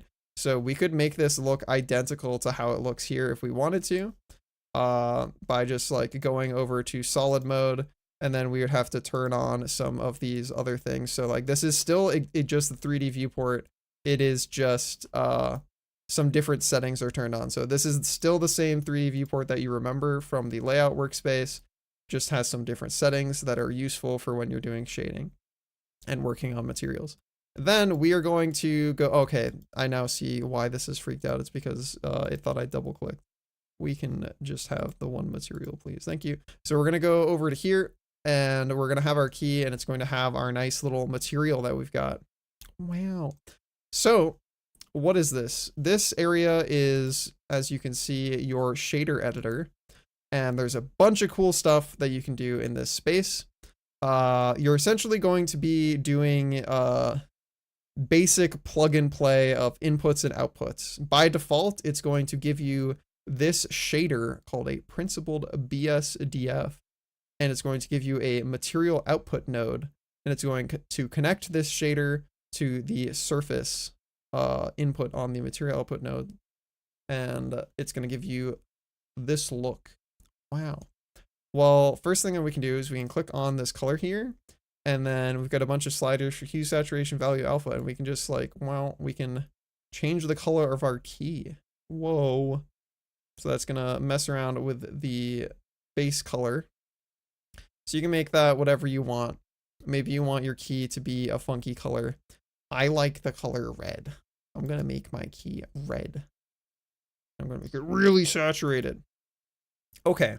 Then we've got metallic. One of the nice things about a lot of things in shaders in Blender, at least the ones that are you're not programming yourself, they will kind of just tell you a lot of information if you just hover over them. So metallic is pretty intuitive. It's how metal the thing should be. In general, you kind of don't want to fuck with this outside of 1 or 0. Something should probably either be metallic or not metallic. When you get in the middle, you're going to have behaviors that you probably won't be able to intuitively understand. But for our purposes, our key is definitely going to be metallic. So we're going to crank that up to 1. Roughness is, as it describes when you hover over it, it's essentially just how reflective the surface of your material is. So if you have it be 1, that is going to have it essentially reflect no light at all. It's just like completely matte. If you have it be 0, it is perfect mirror reflection. It is unseeable. It reflects all light. So for our purposes, you can keep that at the default where it was of 0.5, or you could slide it down a little bit if you want your key to be particularly shiny. IOR, we don't really have to worry about. That's index of refraction. That's not a setting we're going to be messing with today. Same with alpha. That's just going to change whether how see-through your key is. And you could make a semi-transparent key, I suppose, if you wanted to, but I'm not personally going to worry about that for today. There are a bunch of drop downs, but in general, we're not going to really concern ourselves with all of those. For the purposes of today's demonstration, this is kind of going to be it. We're just going to worry about adding a basic base color, and then I will probably show you how to add one other nice little thing that's going to give it some nice grit. So what we're going to do is we're going to move our cursor over here inside of our shader editor workspace. We're gonna hit Shift A, and that's gonna bring up our add menu, similar to how we added like the original cube and stuff into our scene. And we're going to go ahead and type in noise. So that's going to give us a option selection, and we're going to click noise texture. So grab this noise texture here, and this is going to have a bunch of different settings, but the TLDR of the noise texture node is that it generates noise. If you don't know what noise is, it's essentially like the fuzzy TV static sort of like black and white dots sort of behavior. We're going to go ahead and add one more node called a color ramp, and we can do Shift A and just type in color ramp. It's going to give us this node, and this is essentially just a gradient. What's really cool though is if we take this color output and we move our color ramp down and we just plug it straight into base color here, you're going to see it's going to make our shit really wacky. But this is a good way for you to visualize what nodes are doing. If you don't know what it does, just plug it straight into base color and that will give you like some idea what things are going on. So you can see as we make the scale bigger, all of our little like noise nonsense gets kind of looks like it gets smaller, but that's because you're increasing the noise. As we make it smaller, it gets bigger. Detail is going to change like how fine the little swirls and particles and stuff are. Roughness is going to change whether it's like all smudged together or if it has like defined little spaces. Honestly, all of this stuff is, I'm just describing what you can get from the hover over text. For the most part, when you're messing with shaders, you don't really need to know what's going on. Just use vibes. Like for the purposes of what we're learning today, do jiggle shit around until you feel like it looks cool. You know, that's all you really need to do is make stuff that looks cool. Anyways, we don't actually want to plug that into color because we want our key to be whatever color we said it's going to be. We want to plug that into roughness. And what that's going to do is give our key a little bit more of a like realistic sort of interaction with light, so that it's not this like perfect uniform reflectiveness all over it. It's going to have a little bit of randomness factored in. Now, why did I have us make this color ramp node? Well, if we go to our little connection that we have here, and we drop this color ramp in the middle, this is going to actually give us the ability to refine and control some of the aspects of the changes that we are applying here. It's essentially going to take all of the information that is going out of this noise texture and slap all of that information into a gradient, and then we're sending that out back into the same input of roughness. So if we have nothing changed, and then it's going to be exactly the same.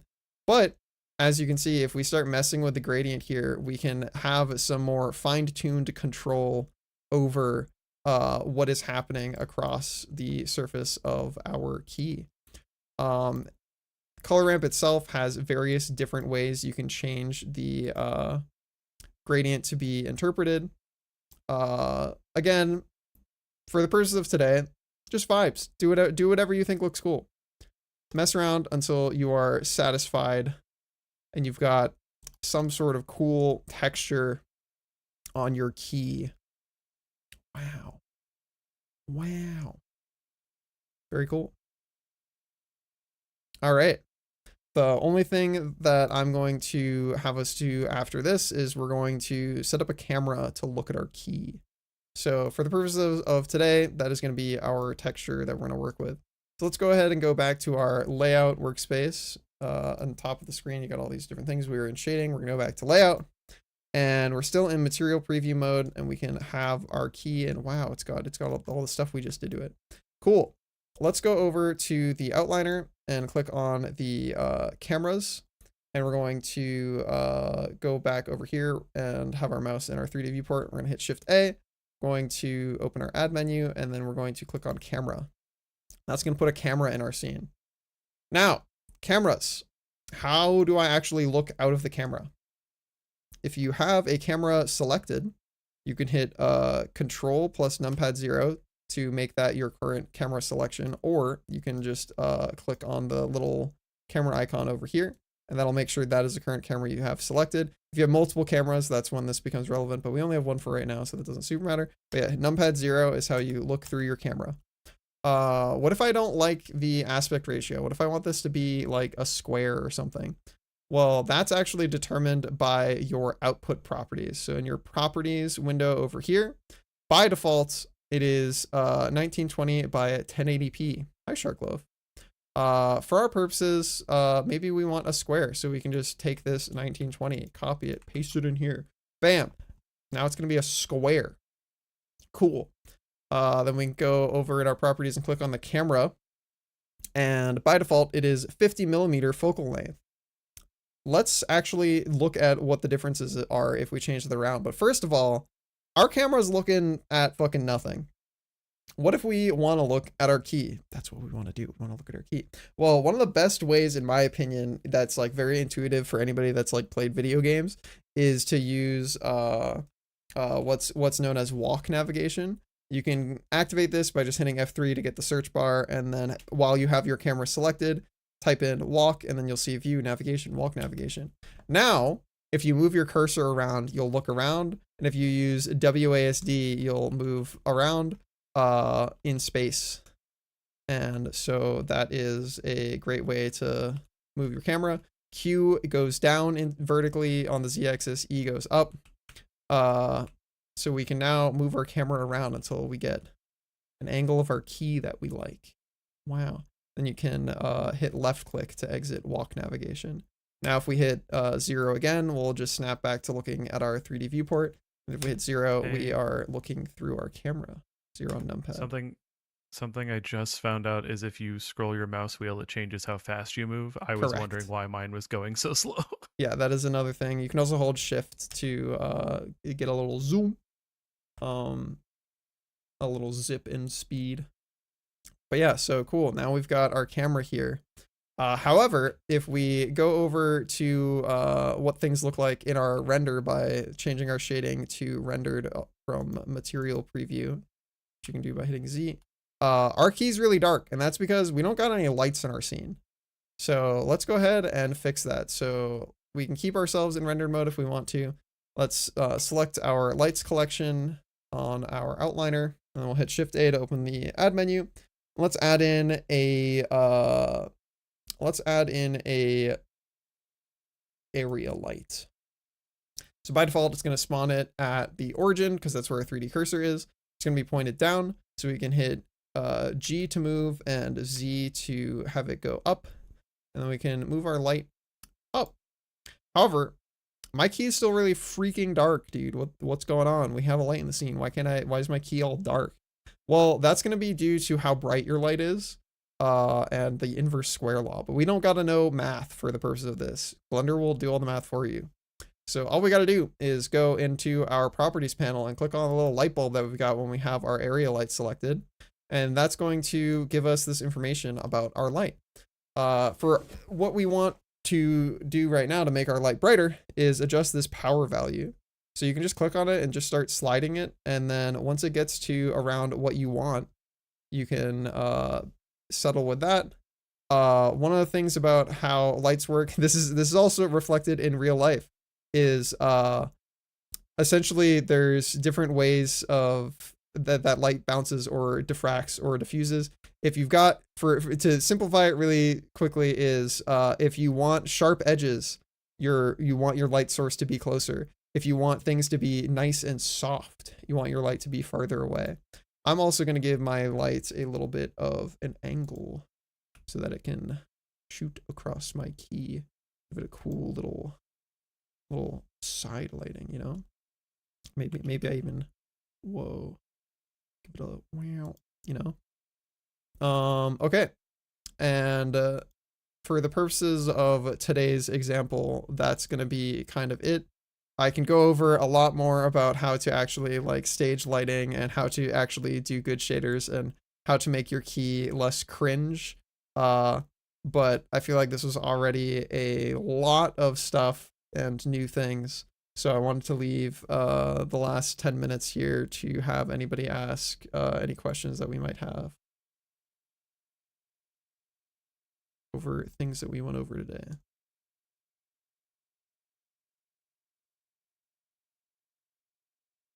No, I got nothing for today. Yeah, nobody's got any concerns, any I didn't really get this part. Nice key, Actually, thanks, there Ron. was one. It was when you had duplicated the vertices and you said to hold like tab or something to get them to snap to the rest of the shape. Shift tab for turning on the snap tool. Right, but how? I feel like maybe it's because we had different things. So snapping. what you're probably referring to is when I was adding edge loops, because this because I've like beveled essentially via how I've created the topology, this part. So like you see how the rest of the blade of the key is straight, right? But then at the tip here, there it's like beveled. When I like, was scaled in. adding a edge loop cut on this, as I add the loop cut, you can see that like this whole part of the loop cut is straight, but then when we get to down here, now it's at an angle, and I'm like, oh well, I want this line to be straight. So I was going into vertex selection mode, hitting Alt Z to get X-ray mode, so I can select vertices all the way through the model, and then I was grabbing things, so grabbing pairs of vertices, which I'm just using top orthographic view to do because I have X-ray on. So now if I don't have X-ray on and I just select this vertice, it's not going to actually select the bottom one. But if I do have X-ray on, because it's passing through, it'll select both of them for me. And then I was using my snapping tool set to vertex, and then I was hitting G to move these vertices around, and I was hitting Y to lock them to the Y-axis, and then I was hovering over the vertices that are in a straight line to snap them to that straight line. Okay. That's what I was doing, which I believe that is the part that you were asking a question about, at least. I was referring to like 1,000 years before that, when you were still constructing the key head and you had cut the bottom of the key head off and had duplicated the top to attach it to the bottom. Oh, okay, yeah. Here, let me go ahead and just recreate as much of that as I can after what we've got going on here. Oh, well. Yeah, so I had gone and like grabbed all of this stuff, and then I had duplicated it. What was it that you're like actually asking though? What about? How did doing you seemed to just kind of attach the duplicated bits to the new line on the other side, and I wasn't sure how you did that because it sounded like you said hold tab, but no matter what setting of snapping I had turned on, mine would not attach. Okay, and I wasn't sure that's because my shape was weird or if I just didn't do something correctly. Yeah, let's go over it. So if I hit Shift D, I move all this stuff. Man, I'm like, I thought I had finally resolved my fucking camera situation. Windows does not like if you use an iPad as your camera. And I've tried so many ways to make it like it, and it just doesn't like it.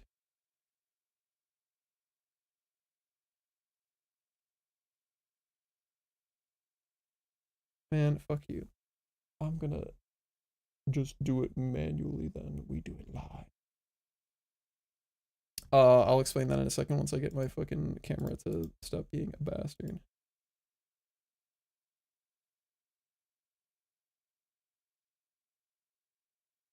Well,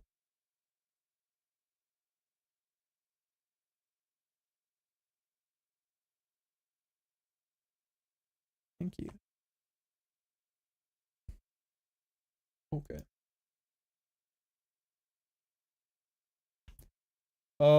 Yeah, so we duplicate it, I bring it over here, and then I can hit RX 180 to flip it. And then if I have snapping on, I can hit G to move, and then I can just pick my vertice that I want to snap it to, and it can snap. However, it's a little bit harder to do now that I made it 3D because I had done this step when the key was distinctly not 3D. The problem is it's going to move the whole selection by the center of the selection. Actually, no, it's because I have individual origins on. Yeah, there we go. All right, so I've snapped it into place. However, now we're going to have a bunch of duplicate vertices, right? Because these aren't actually attached. I just snapped them into position. So then I'm just going to select everything and do the merge by distance. And now it's attached. Okay. So yeah, it was just probably the part you were missing was the snap.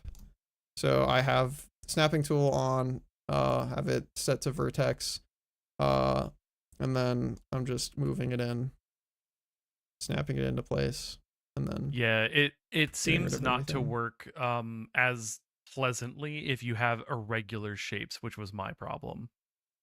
yeah, 'Cause like on that one, if the vertices don't line up, it has nothing to merge to. It seems it won't like merge yeah, a vertice to an edge. the only reason that this was possible is because I still had this nice straight line here and here, so I was like leveraging the fact that those are still identical.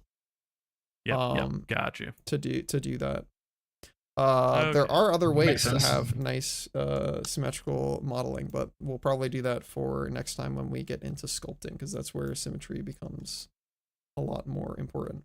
But yeah, this is a Yeah. nice little basic hard surface modeling tutorial. I think next time is where we will probably go into doing a little bit of sculpting. We'll talk a little bit more about shaders, and then we will also probably talk a little bit more about what a modifier is and how complicated that stuff can get. But good work today, everybody. I hope you enjoyed making your funny little key. I would love if you would post a screenshot of your funny little key into the Blender chat, or if you want to, you can actually make a render of your key because we have a camera and we have lighting. So if you go up to the render tab and you hit render image, you will actually get a render of your key. Oh, do be careful though, because if you have a very weak computer, that the render might hurt a little. Unless you like made your key out of like 15 billion faces somehow, we have not done anything that like would make it's one, it's the Eevee engine, not Cycles. 2, we literally have basically 0 shader nodes. 3, your key, like there is 0 way your key is like over 1,000 faces. But yeah, if you ever make a really, really, really complicated thing and you have a really shitty computer, I would definitely make sure you've saved your progress or whatever before you try and make a render. But for the purposes of this demonstration, like you could render this on like a fucking like laptop 2007 GPU. It should be fine. All right, I go coach Dota now.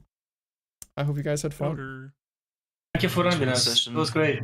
Yeah, thank you Yeah. for teaching. I will catch you guys later. Throw your key renders in the Blender chat channel, not the VC channel, and I will look at them later. I want to see your keys. All right, Hold on, bye. what did you say? What did you say, real quick? Throw your renders of your keys in the Blender chat channel. Not the chat, not gotcha. the voice chat channel, the actual Blender chat channel. Gotcha. All right, see you guys later. Catch you next week. Thank you. Bye. Catch you later. Hi, Possum. Hi, yeah. How's it going? I'm fine. I'm doing well. How are you doing? I'm Watching. doing well. I just finished coaching people on some basic Blender stuff, and now we are moving on to coaching people in Dota. Thanks, Sharkloaf. Yep. All right. I guess I should save this. Sure. Yes. Blender learning session 1. Cool. All right. We got a key. The power of a key. Except for Volksy, they got a keyblade. True. Well, what is a key but a keyblade, you know? I mean, yeah, honestly, keyblade is just key is just a scaled down keyblade. Yeah, that's right. 493 faces. What does that say about your Keyblade? How high topology do you think the Kingdom Hearts 1 first Keyblade you get in the game Keyblade is? How many faces do you think are on that Keyblade? If I It had would to be- shot in the dark, I was gonna say it'd automatically make an Avatar be very poor in VR chat. You think that the fucking Keyblade in PS1 or whatever, that shit's gonna be tiny. it was the PlayStation 2, and I'm gonna guarantee they probably had around 600 maximum. Any more than that, and I don't think they could have rendered that thing, because if you look at Sora's hair, his entire hair has like 10. Yeah, that's what I'm thinking. All right, anyways, I'm gonna run to the bathroom real quick. You guys can try and like discuss roles and where you want to go while I'm doing that. Dragons or whatever. Y'all want to go to CC's Pizza? No, that sounds terrible. Yeah, I'm not a fan. What? Looks When like we you eat know pizza, it's voted. gonna be good pizza. No. I'm too old Those for cal- garbage. Yeah, those calories need to mean something. God damn it! They do. They mean I'm getting to eat more pizza. I wonder.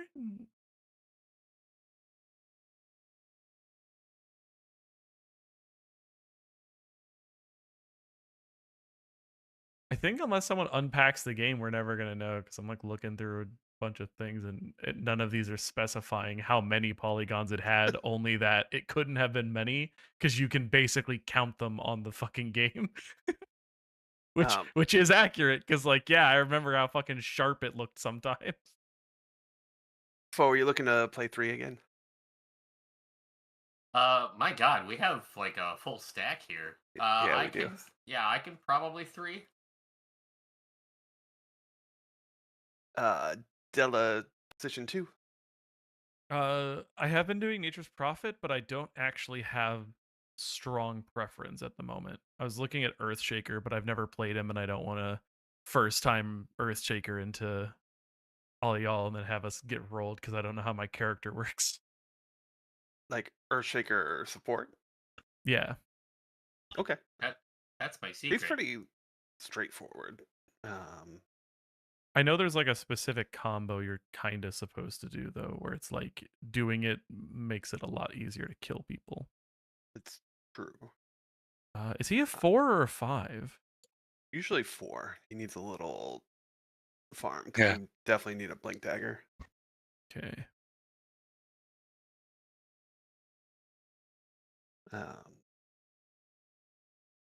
But the combo's not too hard if you do it once. It's really not that bad. It's like W, blink, R, Q.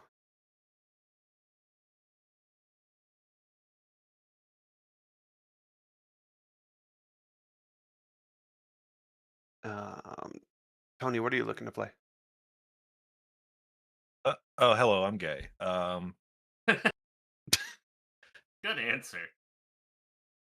I mean, that could be literally any position in Dota. My Yeah. balls hurt. That could be literally any position also. I don't know. That sounds like position 2. I think It's Gar's so got weird. some art where that could happen. So Probably much shouldn't does discuss it on stream though. No. Something. I'll Position shake your 2. earth.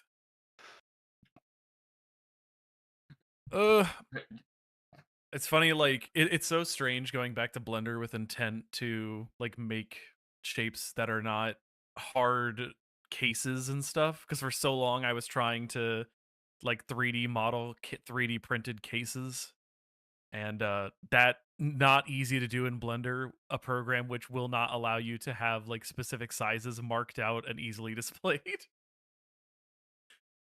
It's very refreshing though. Tony, did you have a position you wanted to play? Oh, for real? Yeah. Oh shit, we got the full 5 stack. Let's go. Oh, we do. Yeah. All right. Kingdom Key has Um, 325 faces. That's efficient, baby. Nice. Hell yeah! How did you find that out? Volksy has ways. The What internet. what were taking positions? Della was doing 4 and Foe was doing 3. Somebody's Okay. balls hurt. That would be mine.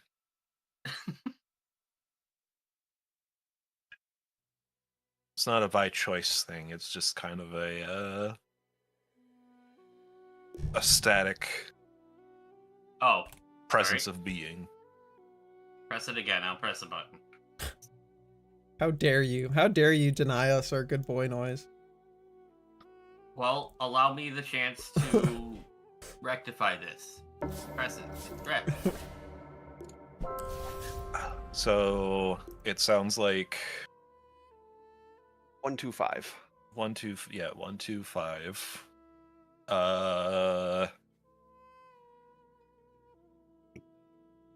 Hmm.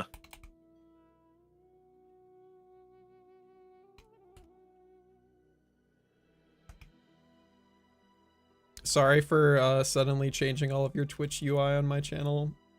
Don't panic.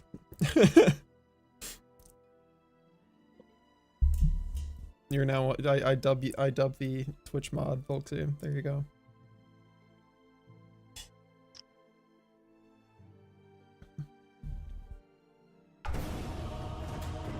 You're gonna have to pick quick, Tony. OMG. I don't know about anybody else, but I didn't see the little squares that are supposed to be there. Yeah, just don't accidentally click the like ban everybody button, Volksy. Make sure you follow Swift. I'll take 5. Okay. And everybody. Is taking And Possum its 1 or sweet 2. time. 1/2. We have possibly 3 bots. Oh, that I don't think you is- can, Volksy. Oh yeah, they got Oh. some Nah. 27, 32, and 5 10 wins. seconds Jack 27 Fleming wins. 829 definitely very sus. No, they're all 5 bots. All of them seconds have remaining. sub fucking 30. Oh, I hate it. Well, Yep. All right. Well, there's a good Well, chance I'm still gonna take Earthshaker just in Your case. turn to pick. this looks like bots. I'm about to just pick Jakira. Okay with this? That's 10 up to you seconds guys. remaining. That's what I'm asking. There's at least one 5 person seconds here. remaining. If we I don't all know. get Echo Saber, Only Your one of them has turn the to drow pick. profile. One of them did change it to, yeah, they do have changed profiles. They do.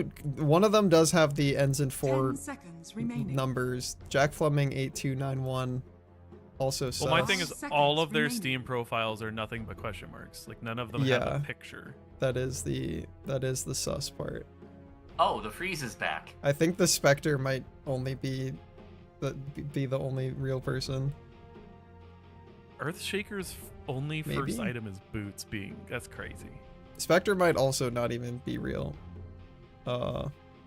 If you guys type /all in the chat, you can say something in all chat or just hit shift enter when the game loads. If we can't get them to respond, I would say confidently that, yeah, they're bots. I love this. This is so cool. Oh, is this is what was supposed to happen the other day? Mm-hmm. Or- And it didn't Yeah, because but everyone's they not. broke the fucking game. Previous match lost Catch a leader, Swift. 13-7-12. Their first match was 3 days ago, so I feel like they're probably a bot. It's in the Prepare bag. for battle. It's in the I bag. should have picked Jakiro. Listen, you know what? Oh, right. I don't think we're getting our PB on ending the game, but you can at least get a warm up. I changed my Hell yeah, teleport to Shark Love. spacebar and then immediately pressed it. Well, All right, every 5 seconds I can do 100 can't bonus TP right damage now with my anyway, so W. don't worry about it. Yasha and Kaya. Oh, I didn't This even lets, buy good items. this lets me look at my build. All right, let's see. Arcane Boots, Blink Dagger, Kaya, Aether Lens, and then my Shard. 30 Okay. seconds to battle. Wait, These are... Oh yeah, that's right. you We wanna need send someone to somebody go... up to the Yeah. A-click spot? Who's the... who? I think that'd be Weaver, right? Because, Yeah, Weaver, you want to go up to the A-click? yeah, go kill the bots. Oh yeah, Possum hasn't been here for this. Have you seen this Possum No. before? No, I haven't. So the enemy team is very likely, maybe all 5 of them, or maybe there's one human, but I think it's probably all 5 of them, is all people who have spun up virtual machines and installed Dota and are running a bot script to try and get enough games on a Match Steam these account so two that they can sell it calibration. as a like you can play ranked account.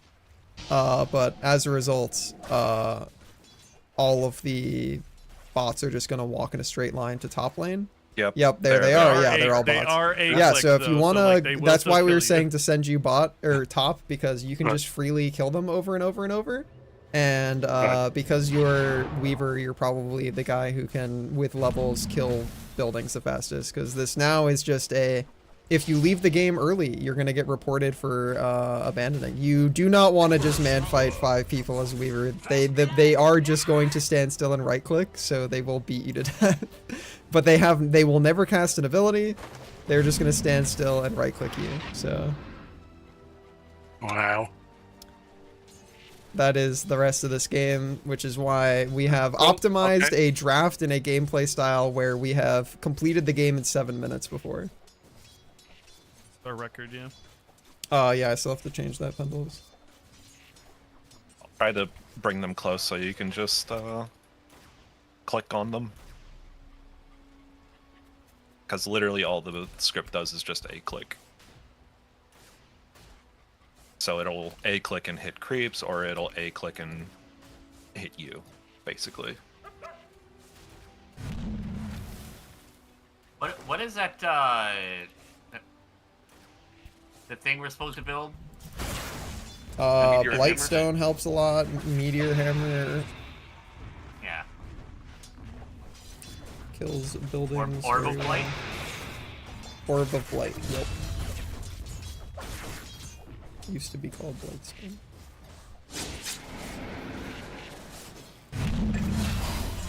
So many kills, you guys. Really doing great top lane. Proud of you. We are doing a lot of creep tanking. I'm trying to last hit minions of Earthshaker. I'm glad that I'm not in an actual game because it's kind of embarrassing.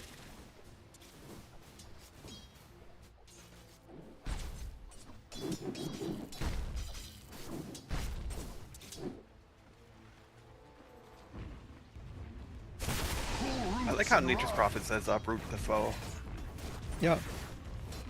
You have to get foe to go somewhere new. Yeah, we gotta uproot foe. The enemy's middle That's tower how I has uproot foe. fallen. Wow. That's not up. That's the opposite of uproot. Dude, nice killing spree. It's what I got for now. Yeah, again.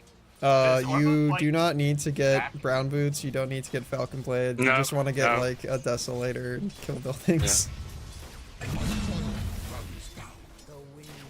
But also tanking the entire creep wave will drain your HP, even against bots.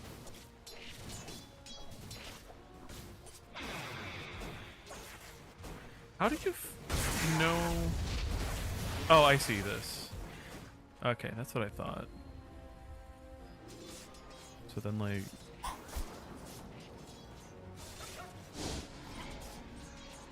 Oh, she's one of the ones that they updated the bots. They throw a Q now. I heard her throw her Q.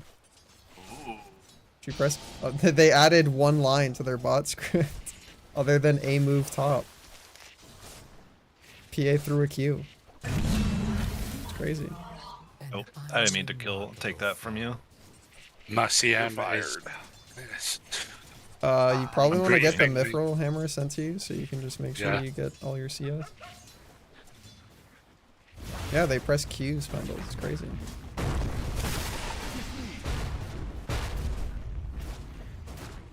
Little mushroom guys. Yeah. They're trees, but not trees. You're gonna get hit, DK, if you don't back up. I already died. It's fine.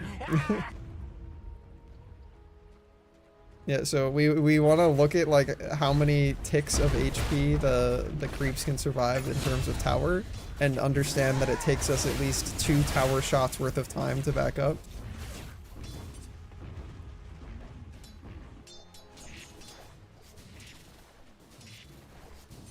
Possum, if you spam your S key while you've clicked on a creep, so did you turn on auto repeat right mouse yet? Yes, I did. Yeah. Okay, yeah. So if you click on the creep that you're going to CS, but then you hold down right click and you spam S, you can interrupt your auto attack animation, and that makes it far easier for you to actually time it, because you're constantly canceling the like wind up of the swing, versus if you're just trying to raw dog guess it like out of the blue, it's gonna be a lot harder.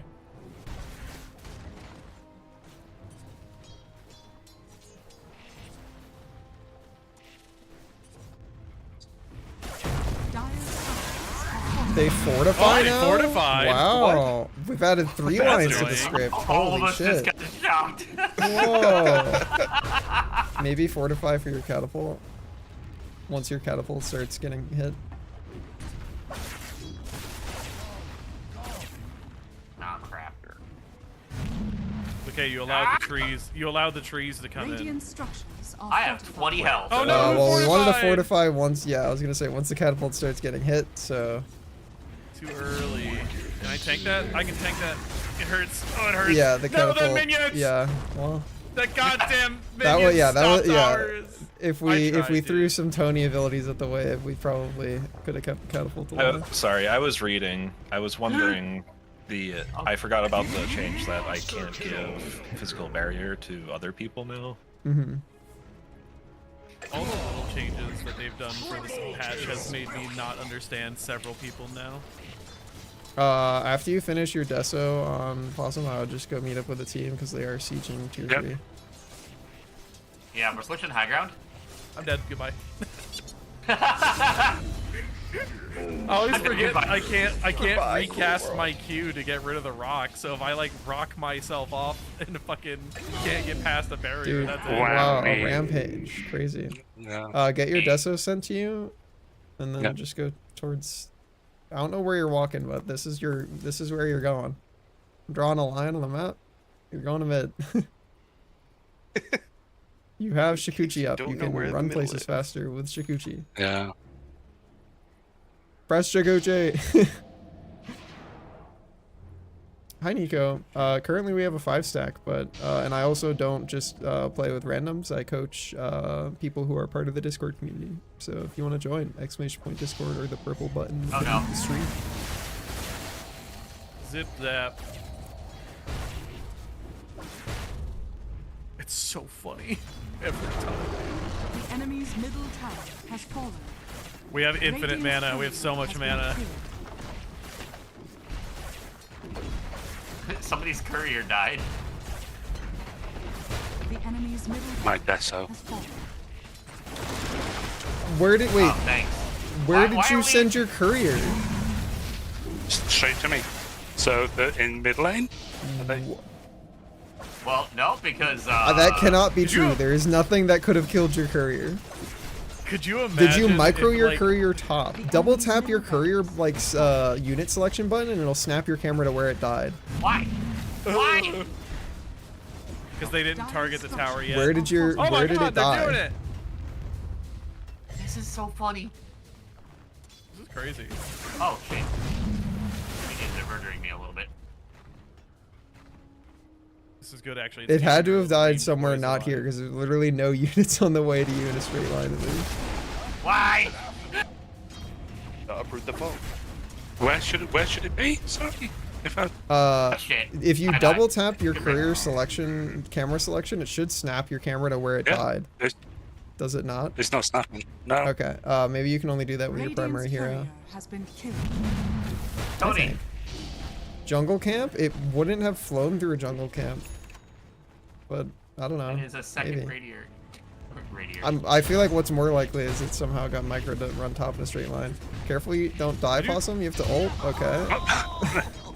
Yeah, you have to. If you hold alt, you can see that the tower range goes like to here. So if you start Shikuchiing and you're still in tower range, the tower can still hit you.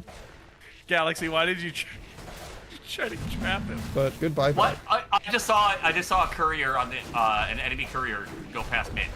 There is somebody chasing it. There's a jungle creep chasing it. It's not a jungle creep. It's a lane creep. There's some sort of creep chasing it. Yeah. Why me? On both. Goodbye. I definitely feel like the minions had started aggro. Is it not until they actually hit? You stepped closer than the minions, and you are a higher priority value. Remember, it's heroes are higher priority than hero units. Then it's creeps. Then it's siege units, and then it's wards. I don't know why that's so funny to me right now.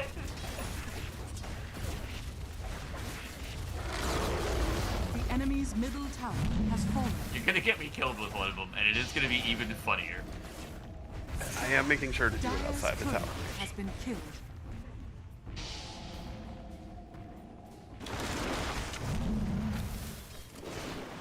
Aha!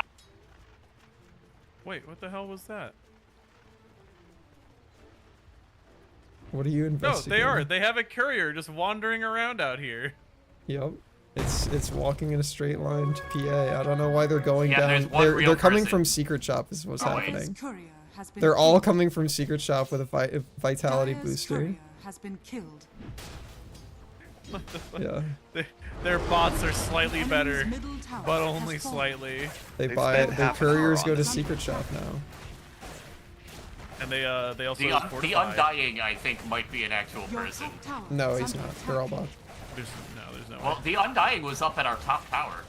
Yes, that's what they do. They aim it down the lane. If there are creeps in vision, they will continue to follow them. You can also tell because the Undying has identical items to everybody else. He microed his courier in the exact same way as everybody Make else. sure you report all of them. Yeah. Make sure if you haven't already, you can open the scoreboard and click report on everybody. Unfortunately, I cannot do this as coach. Radiant victory. But yeah, no stats will be recorded for this match. We have wasted 11 minutes and 46 seconds of time. This Gotta is love it. now a people who have Dota Plus must be very wary of what the match says when it pops up. It looked good. Yeah, it actually didn't look that bad. All right, well, it is I in did the learn hands of the useful- knowers. The I did bots are learn back. Yeah. useful information though. Okay, is this? You again. Yeah, I was gonna say. I feel like that's just gonna be the bots.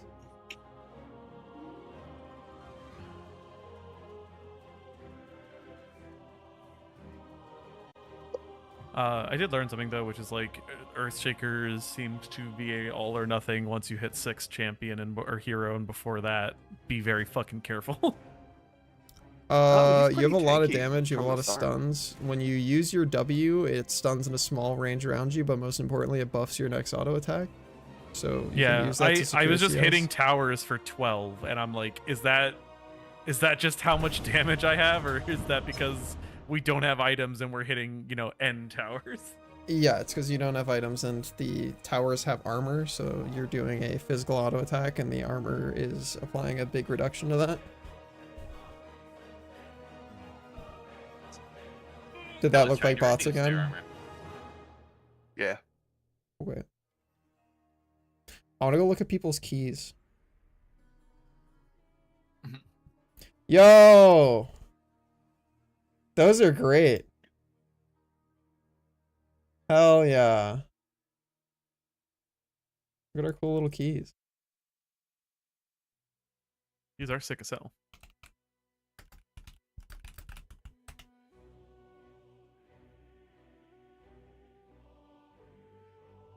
Fuck yeah. I can't tell if it's just because of the angle of the lighting, but did you add a second material on the teeth of your key? Della? Yes, I did. Hell yeah. Very Because I cool. remembered vertex groups, and I was like, I know what I can Yeah. do. Very cool.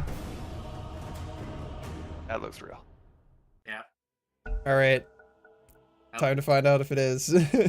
We beg, please. I just want to Actual play Dota game. against humans. It's not real. No, fuck you, people. All right. We need to come up with a new strat because they've changed the game. So, who's the most efficient tower shredding? I mean, it's feel like still- Ursa.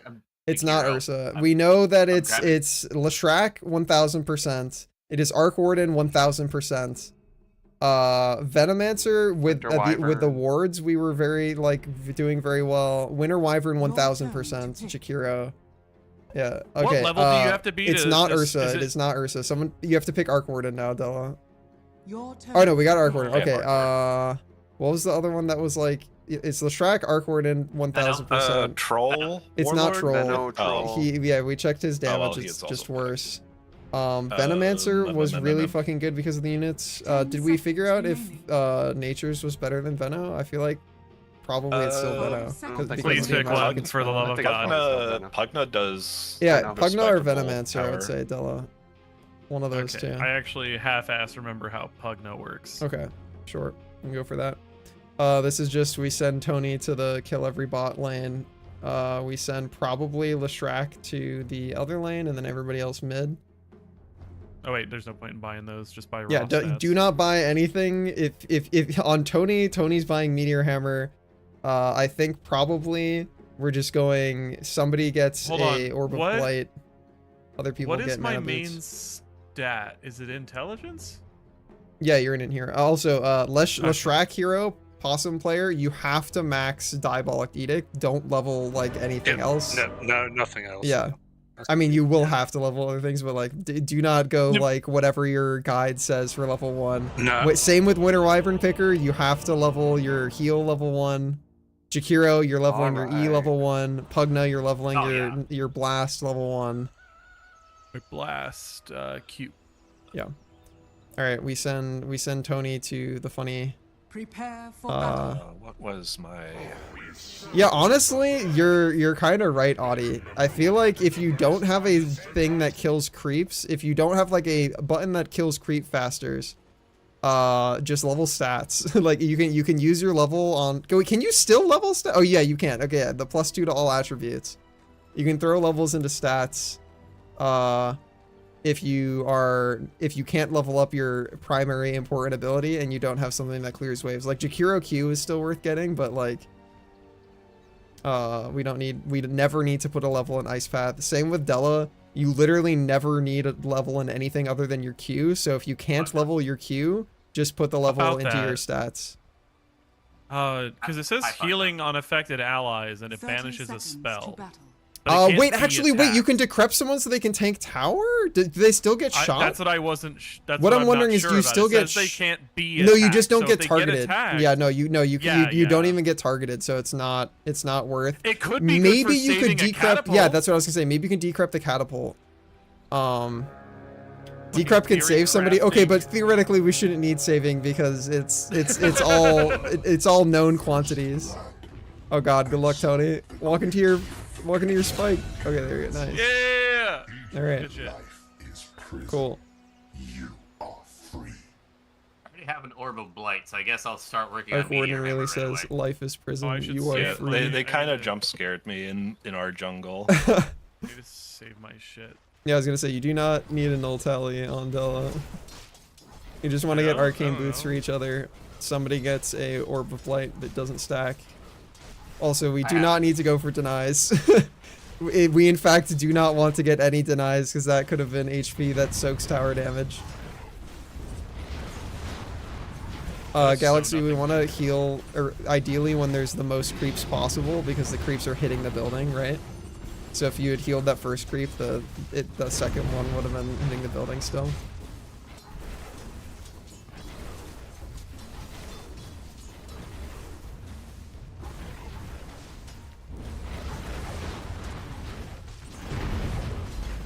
Alright. Great work, fellas.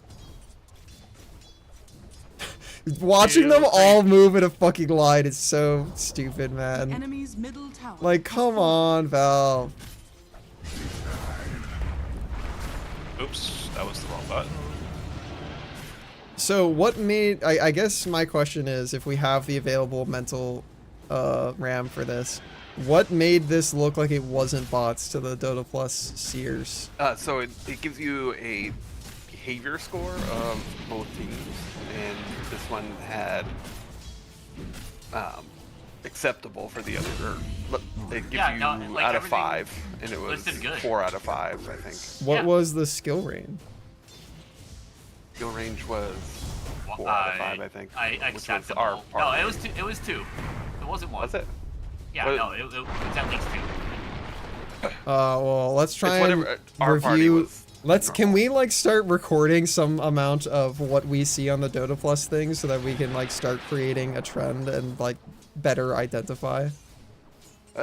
I mean, if this game is not good, there's no game that would be like out of bounds. Like this looked like a totally normal game. Well, what I'm saying is like just start recording what any of the games that we play look like, and so that we can be like, okay, we want to make sure that we see you're dead. We want to make sure that we see the if we see these things, it means that it could be bots. So let's just not. Yeah. go. So the only thing I had been looking for that could possibly tip you off is a 1 or a 2 in behavior score, and this was a 4 or a 5.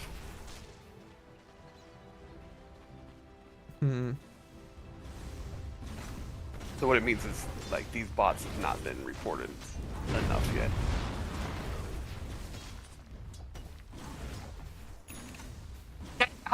God damn it. You were still in range. No, I was clicking to get away, and Jakiro decided to not go in the direction I thought I clicked. Jakiro does not decide. He does exactly what you do, what you tell him to do. I'll decide you.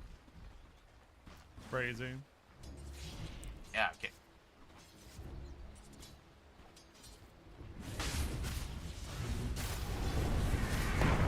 He uses his Q. They added using Q. Crazy. Huge update.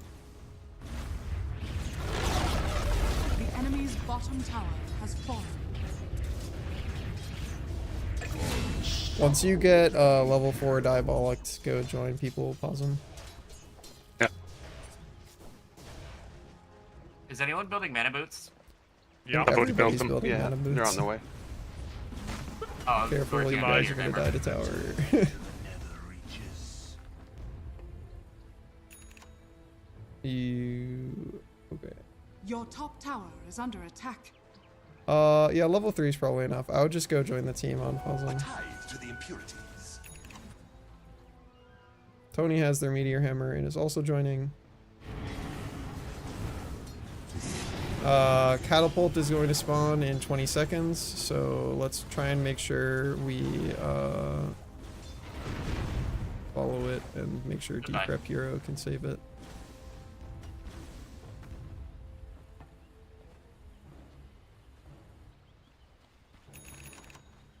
Alright, Catapult has spawned in.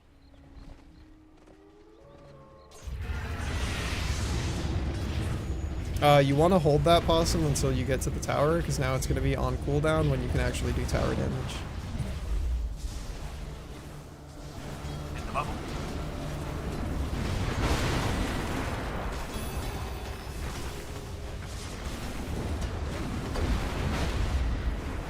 Oops. Alright. Bubble cannot be on tower. Has fallen. Alright, we got the catapult now. Try and walk up the hill, Tony, so you don't have uphill mischance. The enemy's middle barracks has fallen. Alright, we Meteor Hammer The both enemy's towers. middle barracks has fallen.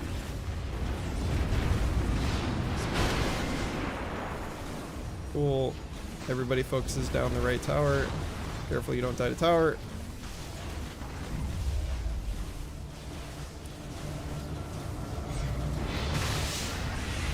Careful we don't die to tower. You're dead. No, Grappify? No. no, I was gonna say no, Careful, Tony. Your top tower is under oh, nice. That might actually. Oh, okay, I was like, I hope the bubble lasts long enough that doesn't kill them. Yeah. I did you instead of All the right, catapult. listen, we're learning that even though it's not real Dota, we are learning some things, you know. We're figuring stuff out still. Yeah, the huge decrep The reason save. I don't play heroes that can grief your teammates. All right. You know, very close to PB. Tony, you want to hit Ancient and then use Meteor Hammer on Ancient? All right. I want to kill their effigies just for. I think if I spread. hadn't bought Null Talisman, I think we could have beat PB because I would have had mana boots to use more Qs. Yeah. Your bottom tower We're gonna come really close. Also, anyways. if we didn't die a bunch on everybody, probably could have. I only died once, and it was for a fast Zero match. die. tower is under attack. Make sure you report them. Yeah, make sure you report everybody. Huge PB though. Great. That's a gold split I compared think, to I last think we match. tied. Or no, we're very close to Well, it. PB with this stack. Listen, Possum. Yeah, Possum is just now learning the speed run. They have not played this game before. God, this is such bullshit. It really is. It's really not hard to detect them. Like I don't understand how they get to be alive. All right, it is in the hands of the knowers to start. We must start building our Excel spreadsheet of what it looks like and see if there's any micro fluctuations that we can detect. I'm gonna get up and close my blinds.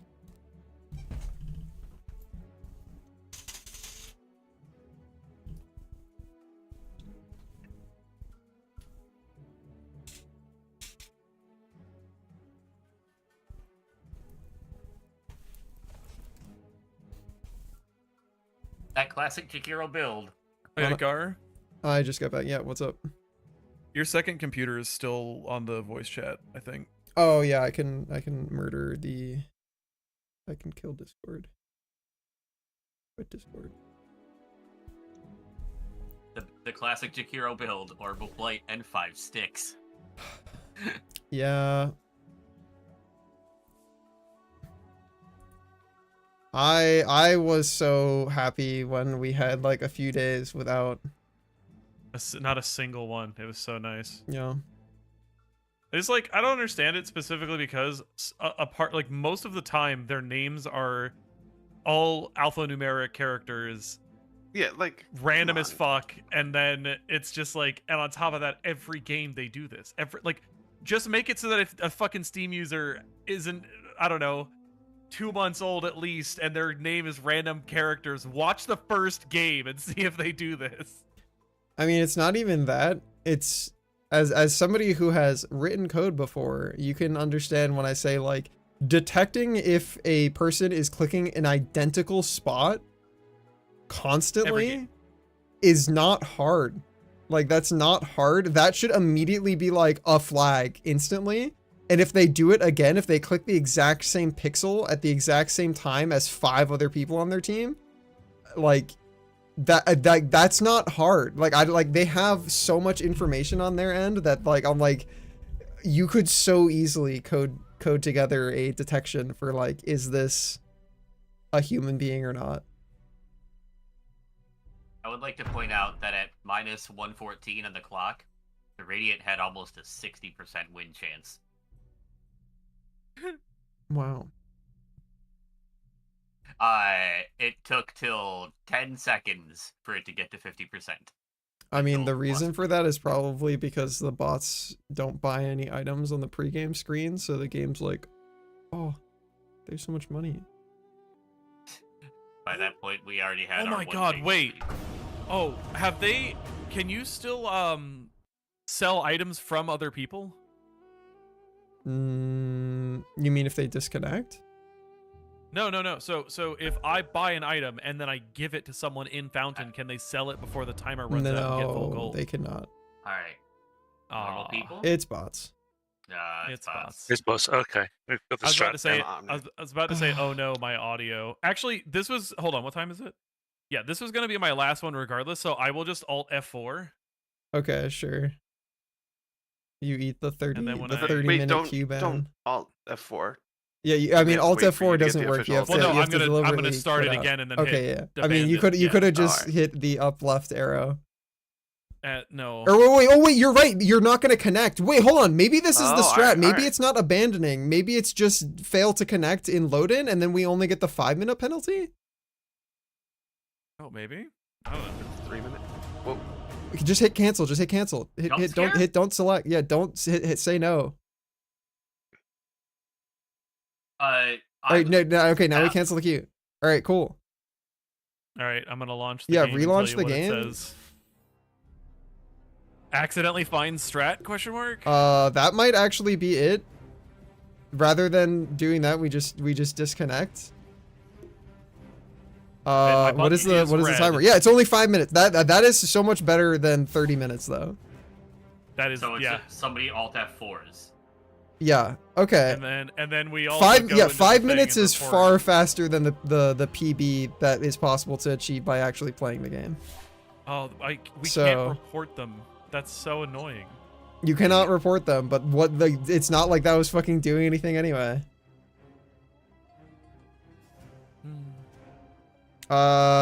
So what do we do? I wonder if I put a I put out a petition to the Dota 2 like Steam workers. I'm like, hey, can y'all hire me for like 30 minutes? It is pretty Somebody does disappointing. something about this. There's no way you Uh, don't have these tools in an API somewhere. I refuse to fucking believe it. But okay, so 5 minutes from now would be. hello? What? What? What? Huh? Huh? What? What? Oh, we're interesting.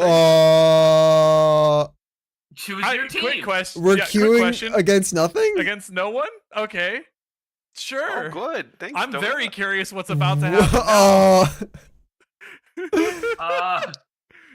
Wait, Fo, what do you have? I'm Because not gonna- it's not. It says choose your team, Radiant or Dire. choose your team. And I- Wait, choose Yeah. choose Dire.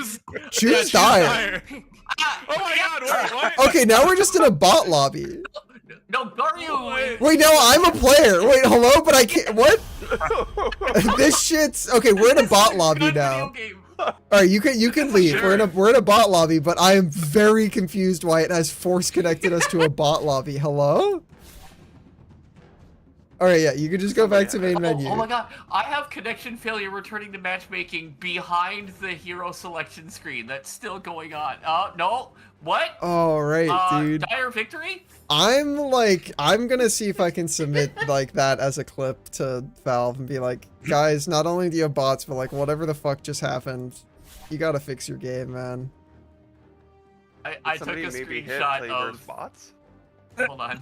Did anybody hit I- Playverse bots? No. No? Nope. All right. Oh well, wait. Oh, this is okay. good. Oh, I'm taking a screenshot of that too. I'll put both these in the Dota channel because Yeah, these are very good. I'm excited screenshots. to see. All right, I need to. I feel like maybe Foe should restart Dota. Yeah, probably. But first, I need to be able to access my left monitor. And boy howdy, the game does not I'm gonna like use to the let me bathroom do- for this. Yeah, go to the freaking bathroom.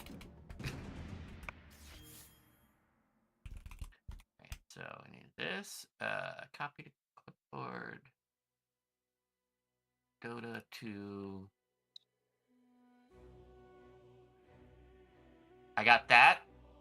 Nice. I also got notice the time and the fact that everyone is dead. Time And is then here's the 0, also -1.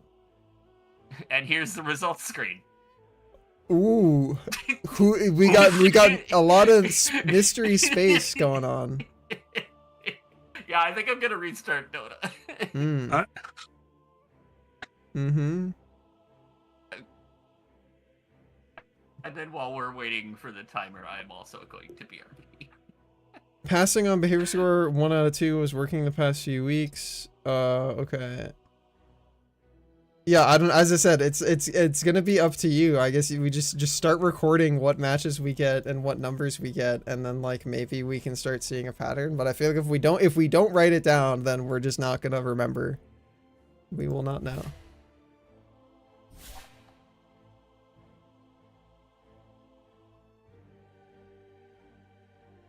That was a really fun game that we just had there. Remember when you could just play this game and there weren't bots?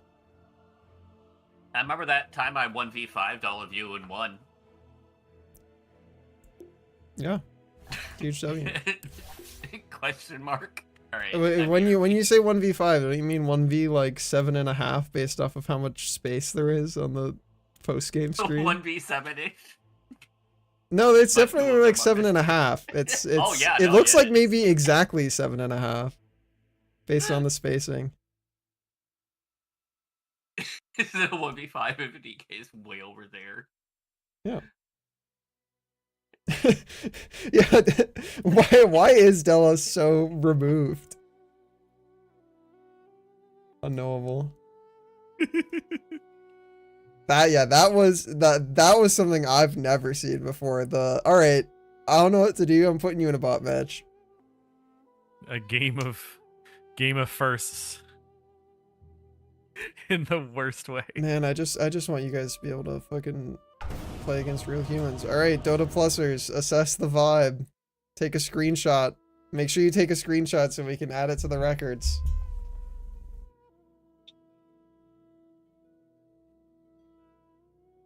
Based on just how slow accepting's happening, I feel like maybe it's people.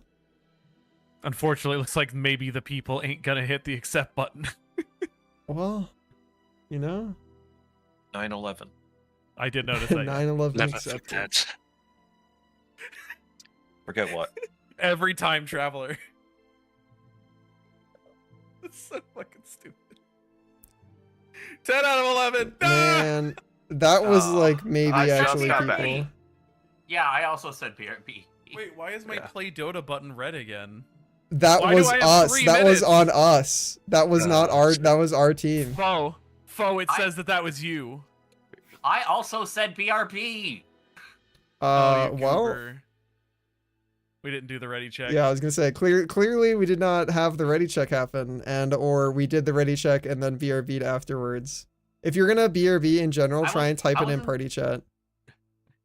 I wasn't even the only one AFK, I think. Yeah, I was AFK. Well, Y'all. Yeah. either way, if you type in party chat, because I do not think people heard you because it was probably in the middle of other people talking. Either way, we click the button before we click the button. Well, we can't. Yeah, minutes, 8 but seconds. that's what I'm saying is that is the Oh, purpose of the ready check button. We're having a good Dota night tonight. It would be Good cool to Dota be able to night. play Dota.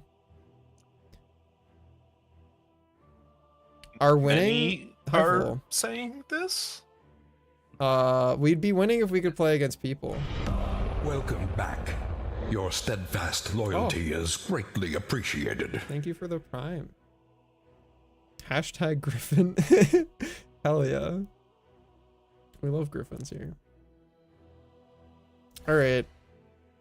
Let's talk a cool draft. What do you guys have in mind? We know Foe likes to play Tidehunter. Do we have anybody that profits off of big team fight ult? They did Vol, yeah.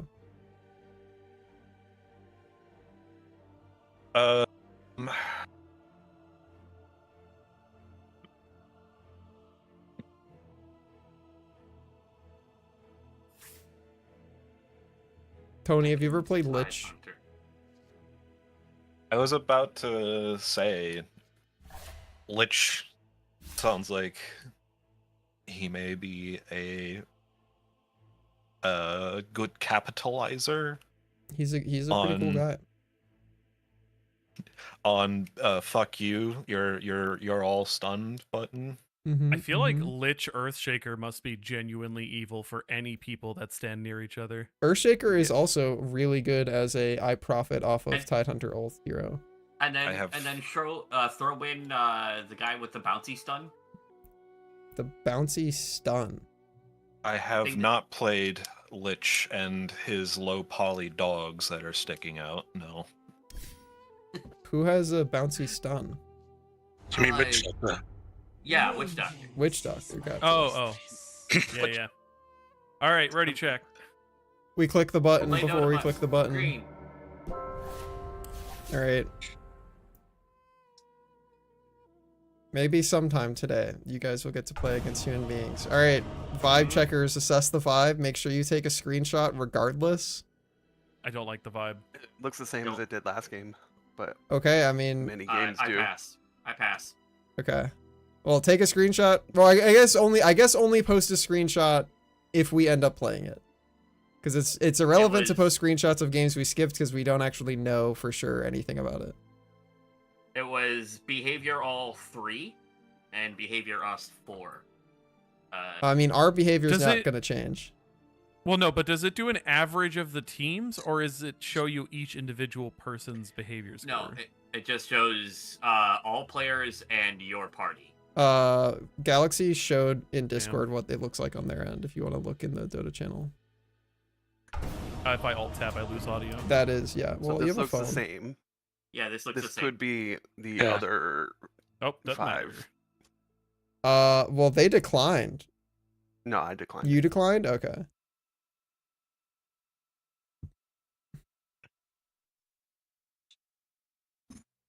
I think you can probably tell even without Dota Plus, because by the time I click in, it's already full. Which never Well, normally sometimes happens with non-bot matches. sometimes what'll happen is they will Staggered. like they'll do it staggered, and sometimes they'll do it instantly. Yeah, we've run into bots that will like perfectly stagger their acceptances with like 3-second intervals or whatever. So Fancy.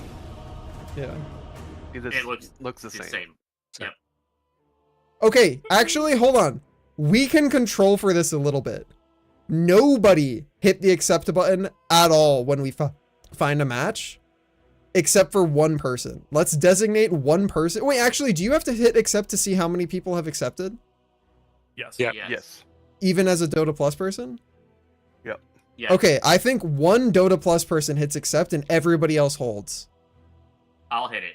Okay. And then we just kind of watch to see if it's like the 1, 2, 3 that the bots do. Well, I don't know, because now it's I think Possum's right, is the bots currently just auto instantly lock it. But I don't know. I think either way we have everybody hold their acceptance. I think now we're just like chasing shadows. Maybe, but I don't know. Do we think the speed that they accept at is a relevant All right, I hit thing accept. to judge? It looks fine to me. I don't know. Everybody wow, yeah, else that's a long get in? pause. I'm clicking accept. Yeah, we need one more This looks person. Click normal it. enough. All right. All right, is it a game? Did Please. we screenshot either way? No, because it looks the exact It's same. It's bots. No, No, it's no, bots. there's Are one you guy. sure? I like they have all the changed basic their- profile backgrounds again. I feel like it's Yeah. probably bots. Do we wanna They do all we have wanna 25-ish games. yeah, do we wanna run it down, or are we having someone disconnect? Well, now that we've all connected, You can still disconnect and it seconds won't. remaining. It should still hurt. Does no, because then you get 5 assessed with an seconds abandon, I remaining. think. Yeah. All right. Well, Yeah. I guess time to PB. Your Ursa turn. is not I can get possible. hit. I can get hit because I wasn't gonna. Like this would have been my last one anyways. It's now 8. Okay, so to So- no, you can't just alt F4. Yeah, I was gonna say you have to hit the top left arrow, and then there will And be then a abandon, disconnect, right? and then abandon. Yeah. 10 seconds remaining. Sad. Well, sorry that you couldn't get to play a game 5 because seconds Valve remaining. fucking sucks. I think the game is cool. This is literally like nothing to do with the video game. This is like moderation on Valve's end. It really is not that hard to fix All right. this. They're just not. Good gonna luck, fix it. y'all. I'm gonna let Dota 2 idle fella. while I go finish dinner. Alas. Play Sorry, ranked, Don. bro. I think, I actually do need to like level my account so this quits happening because I genuinely think not having the rank second is the that you only guys reason. can have a rank, we will never see this again, which is why Valve doesn't give a fuck, because they go, oh well, 95% of our current player base, it has 10,000 games or whatever, so we don't care about our game dying because no new players can play it. Alright. Yeah, shit sucks. Bye. Do you want to just have me in the party so that maybe this decreases the odds that this happens? Yeah, go for it. Yeah. Okay. Yeah, I think that's... War games. Whether or not, well, I mean, who the fuck knows if this actually, wait, hold on, Tony did not, okay, Tony did hit the button, there we go. Whether or not this actually changes anything, who the fuck knows? All I know is I think have I played, I think maybe I've been in bots with you guys once? Yeah, I think so. It definitely has think not that's happened the majority of the time, though.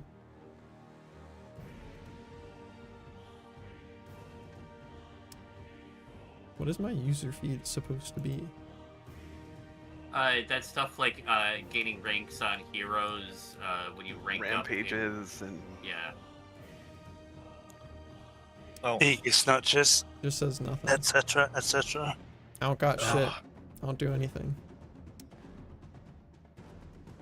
You be a dragon and you do that real good.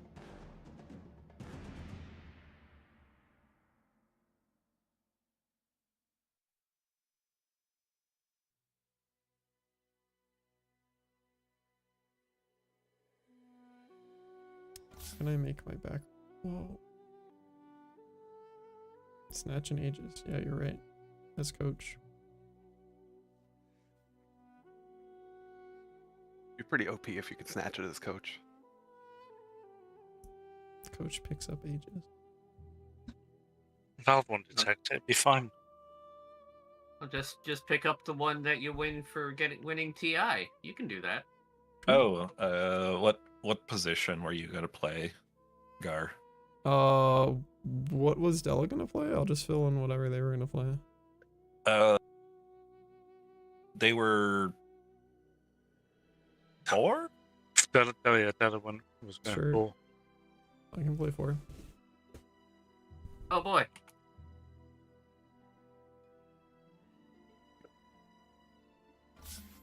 I will try the video game. Well, that's good. Dude, you're in the right place. Theoretically.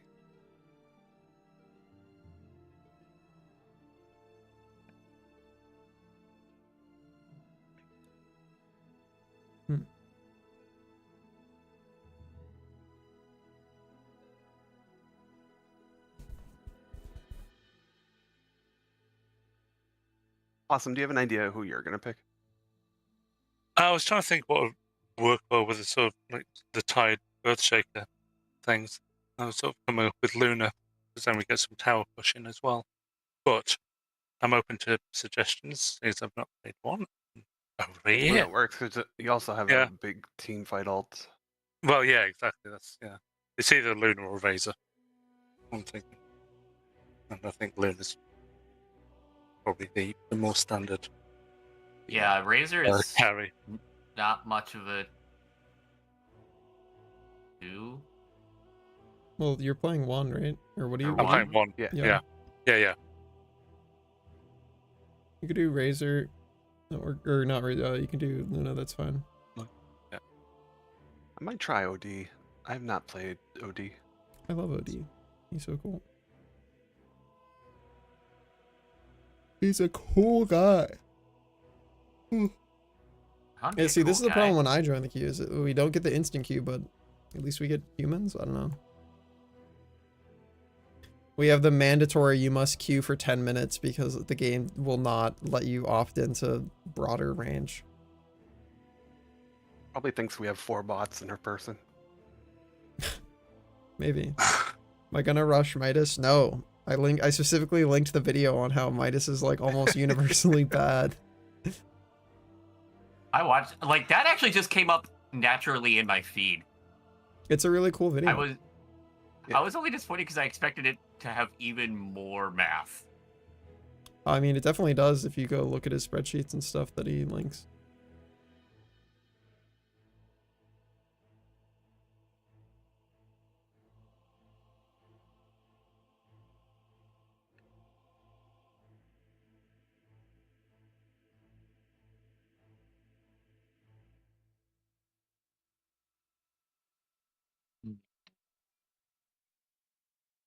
I have to close my curtains when it starts getting dark because looking outside in the dark makes me sad.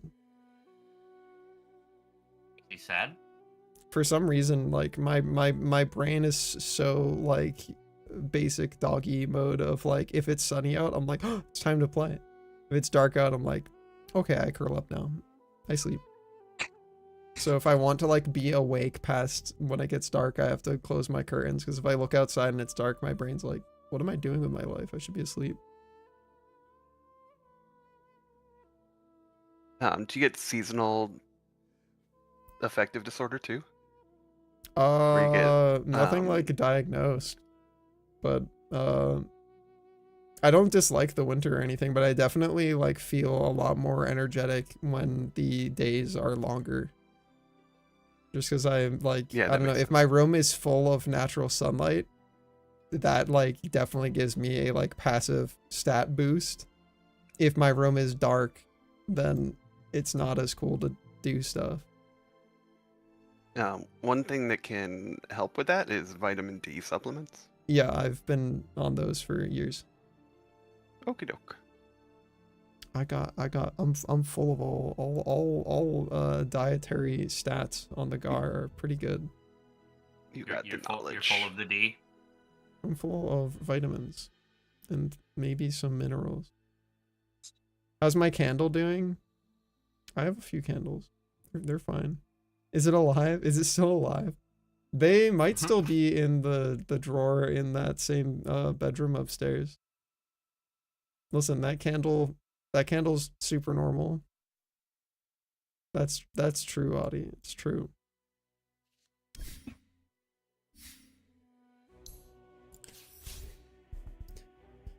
Man, I wish like choose your hero. Do you think Valve is poor at this point? Do you think they're broke? I mean, they literally like can't be based off of how well the things are doing. Right. They're not broke. It's just they own Steam, so yeah, that's what I'm saying. But it's like the reason I say that is because I'm just like the community made this really big push to try and make Dota more accessible by making like a bunch of really cool community tutorials for new players. And then in response, when Valve released the like Netflix Dota anime, they added the like how to play and like learn tab or whatever, and they have not ever maintained that, and almost all the tutorials are broken. And I'm like, how hard is it to just like follow through on basic shit with your game? Oh yeah, Dota has an anime. Well, it's absolute shit. And hey, like it's the way they've managed the manpower, because yeah, as far as I'm aware, it's everyone gets to work on whatever they want to work on, as long as X and Y gets done. And I'm guessing none of the current staff really give a monkeys about making sure that the Dota tutorials. Well, that's exactly what I mean. Is I'm just like, how hard would it be on their bottom line to like hire another team to like do shit like this? That's bots again. Oh wow, you fucks, dude! Come on, man. They're all like, yeah, like they're all bots. Wait, can we disconnect before they all load in?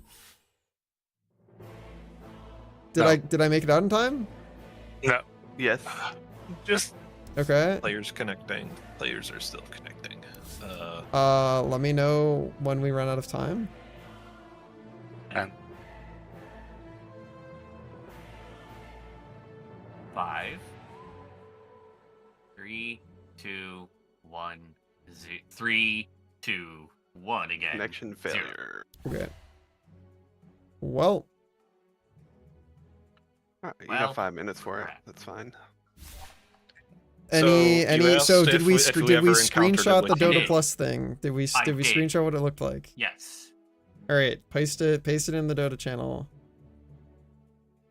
What do we got? If it didn't happen before, it happened now. No, damn it. Oh, gotta get back to that window.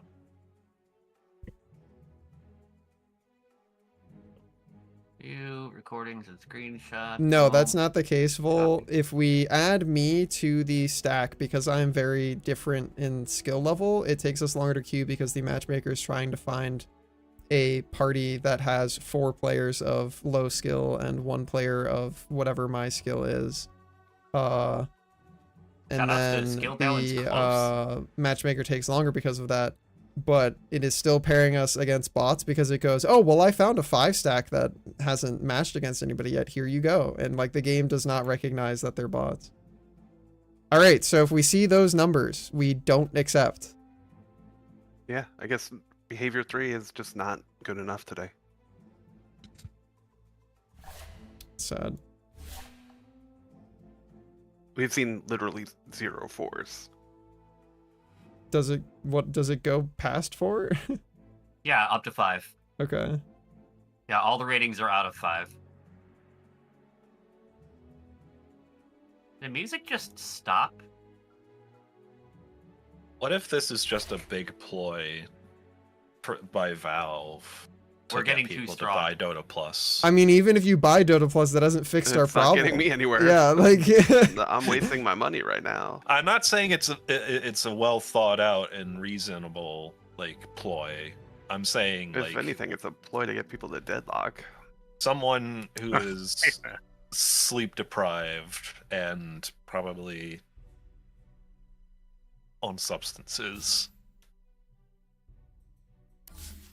It's a ploy to get me to hate Valve. Working. I mean, very that's well. working, yeah. I mean, I think most of the like development like strength of Valve right now is just basically like all of the big gambling games.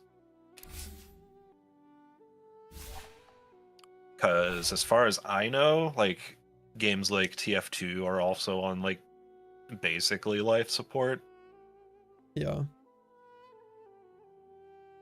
Counter-Strike 2 is like the big happening.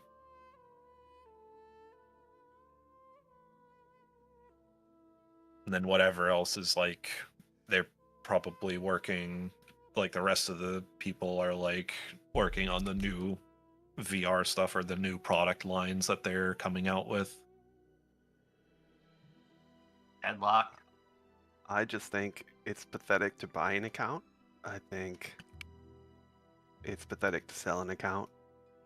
I agree. And I think those people should all get kicked in the balls. Well, And I think Valve should get kicked in the balls for not actually dealing with this. it's definitely making their game far less. It's already not a like high accessibility new player experience. I would argue this is a entirely unaccessible new player experience because you literally can't play against people without wasting fuck ass loads of time. Like holy fuck. Speaking as the new player, boy, I wish I could play the video game. Yeah, and like having the response be, oh, well, just play ranked. It's like I can't play ranked because I have to have 100 hours of unranked games, which I can't get. Because Oh, if I feel I like queue, I queue anytime- into bots, and then if you queue into bots, the matches don't count. So like, Oh yeah? What if I just make the match take a while by fiddling around in other lanes and use it to farm up my own hours? Ah, I feel like if I were to play this game like solo, I'd probably be learning how to play the game wrong. Yes. Because you know what's another thing Like- that is like part of why we weren't running into bots? I think if we maybe split the stack into a trio and a duo, and like maybe we just have 2 different games running, and like maybe that fixes it. Because we No, 'cause we definitely were ran not into running into them- this when we had the trio stack. 2s and 3s are safer, I think. Yeah. So- No, we definitely ran into we it. have when we had- definitely We run have into before, them. yeah, we absolutely Yeah, have. I So, think- but like yesterday, the- at least we didn't. I don't know. I think the bots came back in force. Like I think they fixed the bots to some extent, and then the bots evolved. Oh yeah, maybe it was just the reason why we didn't see them for a bit is because the patch broke them enough. Yeah. Yeah, That that, they had to fix them. I posited that the other day in the Dota chat that part of the reason we were not seeing the bots for so long is because the very slight changes to the map Yeah. screwed up their coding somehow. Yo. Man. But this is as pervasive as it's been at any point. Yeah. This shit sucks, man. New Yeah, patch, but- new me. Gotta buy another account so I can get out of my ELO hell. Yeah, these people are holding me back. Everybody I play against is immortal Smurfs. True. All right, fellas. All right, here's what we do. We're gonna play with Jimbo's Big Naturals. We open Discord back up.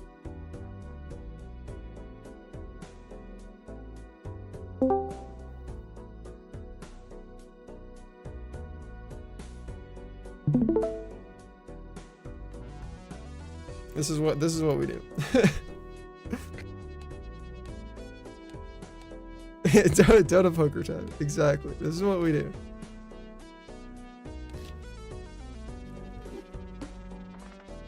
Beautiful.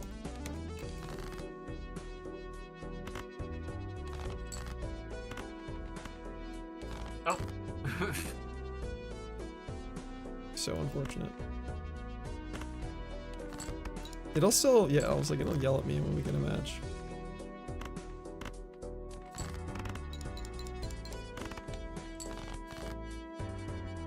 Oh, so close. I think it's already Jover.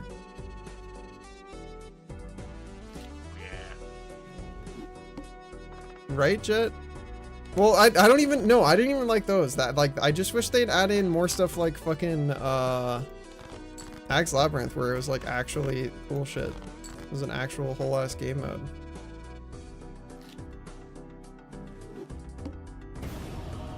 Alright, what do I... Behavior This is- great. Behavior great. Okay. Taking a screenshot and then pressing accept. We find out.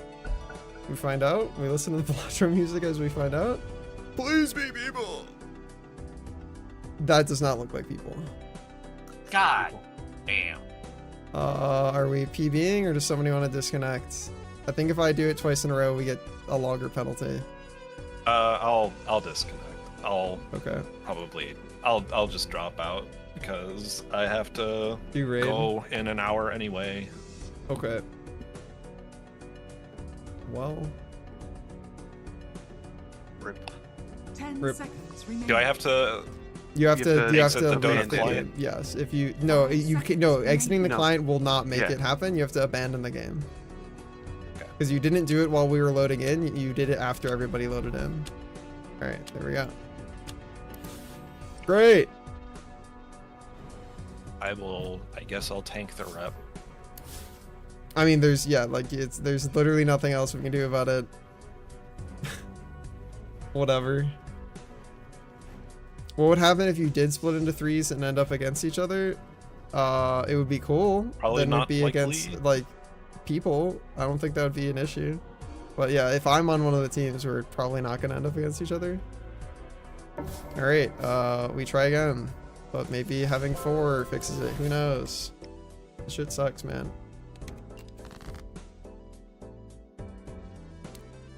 This shit Any sucks. profile speaks volumes.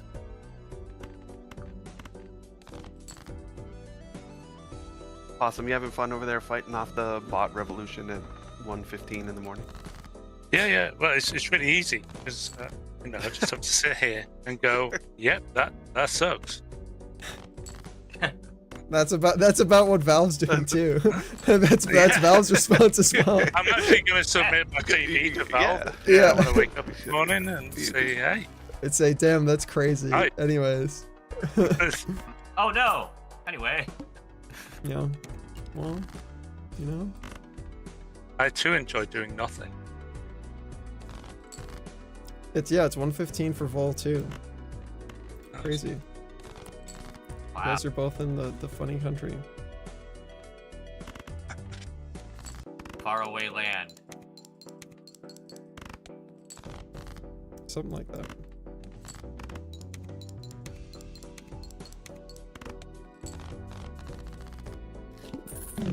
One day we'll find a Dota match with real humans in it.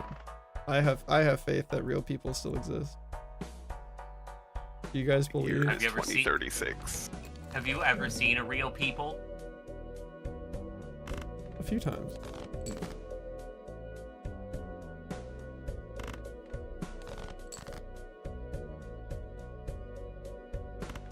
I can only spin Mars so many times. That's why I launched Veloci, dude. I'm like, I don't have anything else to fucking do anymore. I'm still playing Minesweeper.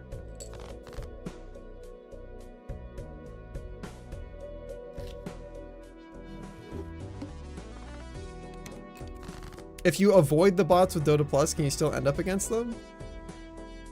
You have to be in the match and click avoid on them, but we've run into new stacks of bots every single time, so I don't. Yeah, you can think only that- avoid people on your team as well. Yeah.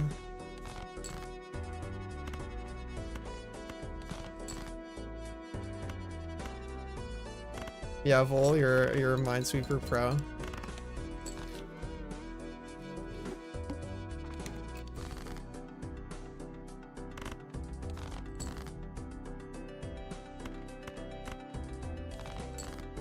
Clearly, I need to play a 35-hour-long game against these bots so that I can start doing ranked. No, that's gonna be marked as all the games against the bots have been marked as not real. Well, that's because they go so fast. No, it's because of the fact that they aren't like they're all buying the same thing. They're all doing everything. I don't think it's because of that. I think it's because of the way that they're playing. It's suspicious. That's how it's marked on the back end. That's why it says like suspicious game results. But it has the code to detect them and that they're That they're not actual using. people. It just Yes. doesn't fucking use it. It doesn't to do it in draft. It does destroy it in the them. game, and it goes, "Oh yeah, that game was totally bullshit." And it's like, "Cool. Why? Like, could we use that before you make me play it, or it penalize me if I Like, leave?" or And they're like, ban those "Mm." accounts and the IP and They're like, "Whoa, whoa, whoa. What are you talking about, buddy?" That's not possible.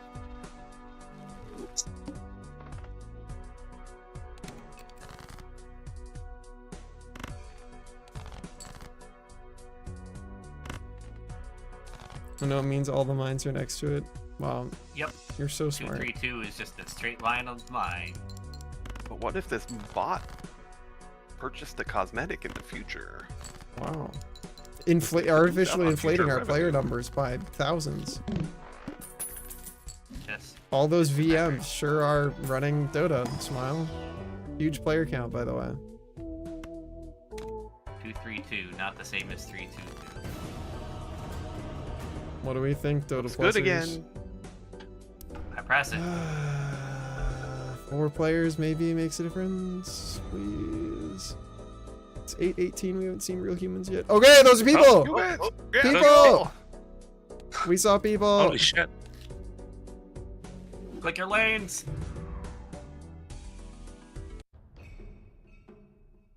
Oh, I'm going here actually. Oh, Uh, he has already locked. He's going there with you. Shadow Demon Deska. 10 Okay. seconds. Is Hopefully Shadow we- Demon a... He's a 4. He is a 4? Okay. Yeah. I'm gonna pee if my Alright. hero locks, and he does. I pee.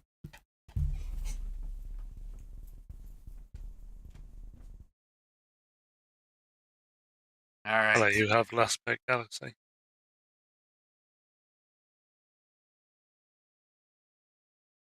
You're looking OD now. I'll probably just pick Huskar.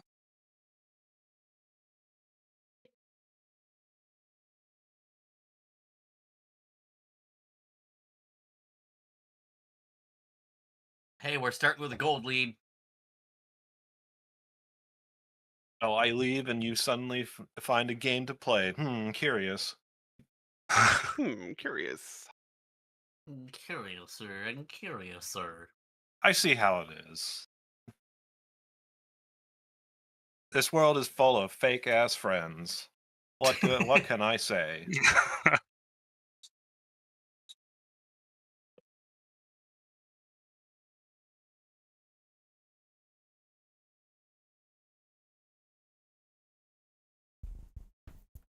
They got a PA, a techie, fucking techies.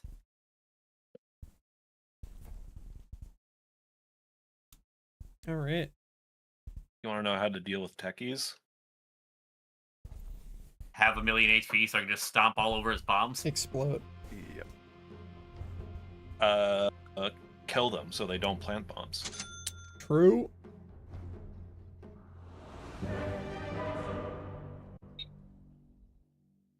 They have a really good mix of magic and physical.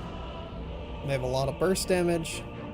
They have really good initiators. They have really solid team fight. So they have a really strong draft. I think we have a pretty strong draft too, though. So should be okay. Prepare for battle. It is in the crag. If the Shadow Demon's legit. Yeah, he's a human. Dead man drifting. Well, I mean, legit as in, like, you know, halfway decent at playing Shadow Demon. Oh, yeah, we'll find out, I suppose. He's going earned, so nobody else go earned, I guess. How many times is Shadow Demon gonna disrupt my ult target? Hopefully 0. My man's walking down. Quickly.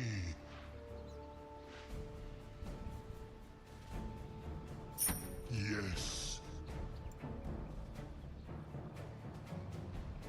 Yes. 30 seconds to battle.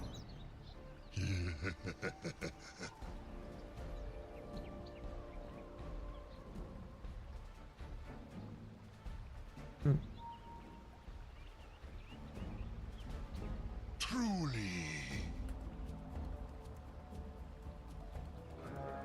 Cold front coming. Wait. Going. Yeah, found him. I'm dead. Looks like you're both dead. First blood. Ooh. Yeah, in general, as I mentioned before, do not get enough money from bounties to have it be worth dying. We're just trying to be a little safer. So. Yes. Thanks for the follow. Dead man drifting. I almost got the tombstone. Adrift. Yeah, I had Tombstone dropped off the skull. No, but I almost got the bounty from that. Oh. Forward. Need one more right click. But it doesn't last very long at level 1. Damn. Front coming.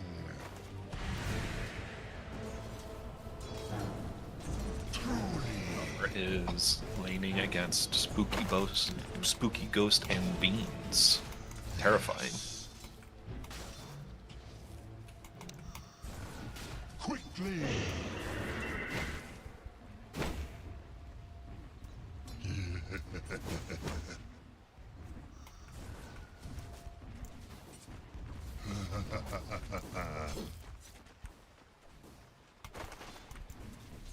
Going. I'm under attack. Numb you.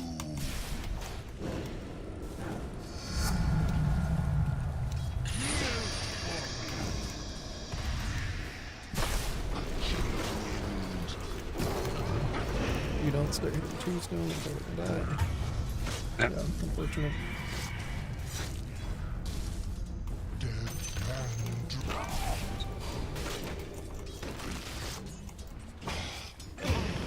Unfortunately, that guy should die too, though.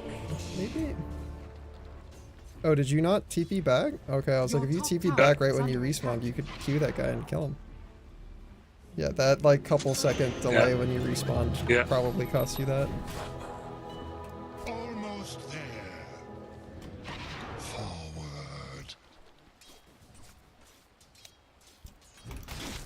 Cold.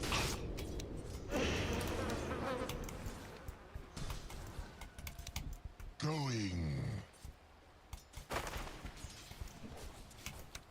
Truly.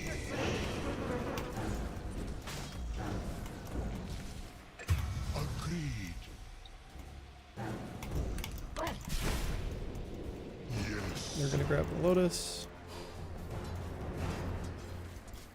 Yes. Denied. Fight. Cold cuts.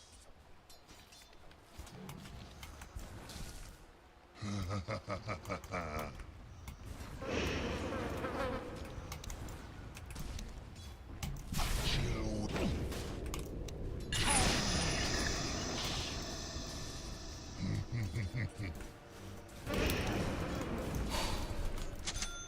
Adrift. You kind of want to creep aggro backwards. I'll do it for you. You haven't been here for a lot of the teaching sessions I do, so I don't know if you know what I mean by creep aggro. Okay. I'll teach you that at some point. Not a thing I can go over during a match, though, unfortunately.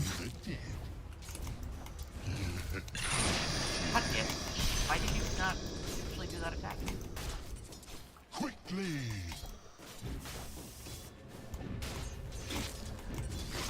Yes. Agreed.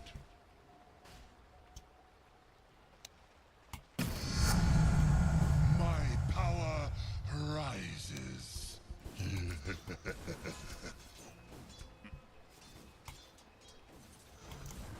Yes. Be one of these games. Frostbite. He put down Tombstone. We gotta walk away from that. Biting cold.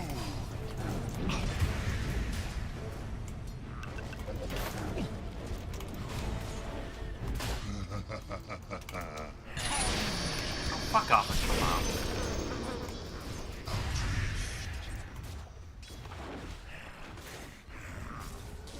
Forward. To battle. I'm gonna have to switch over to jungling real early.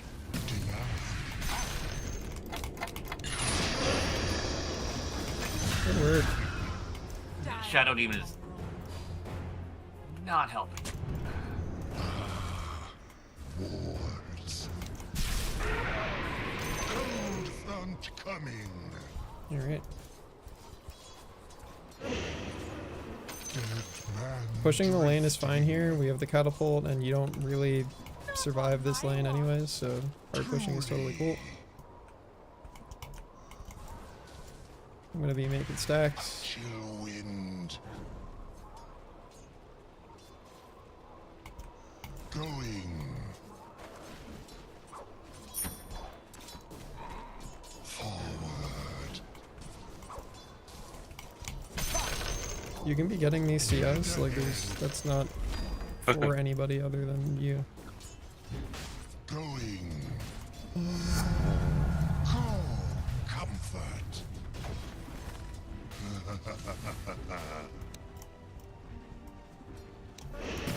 Put this soul to use. 7 minutes, 30 seconds. Your middle tower is under attack. Yes. You have to hit Tombstone. If we don't hit Tombstone, we die. Okay, we just died. I'm still burning. Yep, that's okay. Your top tower is Yeah. under attack. If we both get hit, but their combo is if we both get hit by Fire Spirits Yeah. and they put down Lena's Tombstone, missing. then we died at Tombstone. Lena's back. Wisdom Rune is happening. Shadow Demon is finally going that way. Frostbitten. If I come mid, do we kill Luna? Yes or no? Yes. Yes? Do you have your ult? No. No. Okay. Cold front coming. Bottom miss. You want to fight this guy. He doesn't have Tombstone. You want to... Okay. We wanted to kill him before he hit Bottom is 6. completely miss. I'm under attack. Nope, They're back. gonna push under tower. Just be careful. Quickly.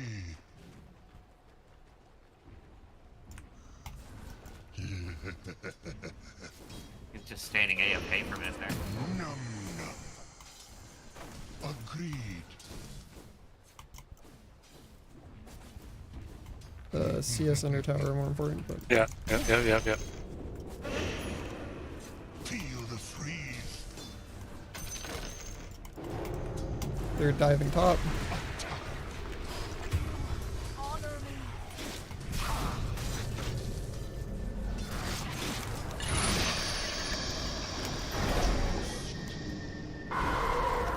Probably kill the Phoenix too if he stayed. Your middle tower is under attack. I'm gonna smoke, just try and chase the Phoenix. It'll also give you movement speed to run back. Alright, I'm going through portal bottom. Your I have my middle ult. tower is under attack. Yes. I am running at this PA. Going. Can we Your go? middle tower is under attack. She has to be near a unit. Your middle tower has fallen. Okay. Unfortunate. Why? Dude!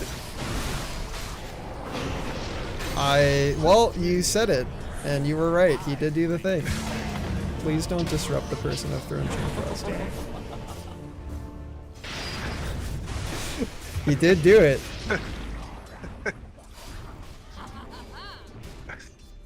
He immediately disrupted them, and my ult is wasted. Very cool. That's such a grief. Well. Your bottom tower is under attack. Dire structure. What happened dying. mid? Your tower's just gone. My enemy's path. Yeah. Oh, you do not stay in that happened. lane. Yeah, I know. I'm trying I'll keep an eye out. to grab a little bit more XP before I get the fuck out. I'm under attack. Just hard push the lane, auto attack creeps. Drifting. You just want to push the lane out, and I've made a bunch of stacks for you in safe spaces. You can go farm them.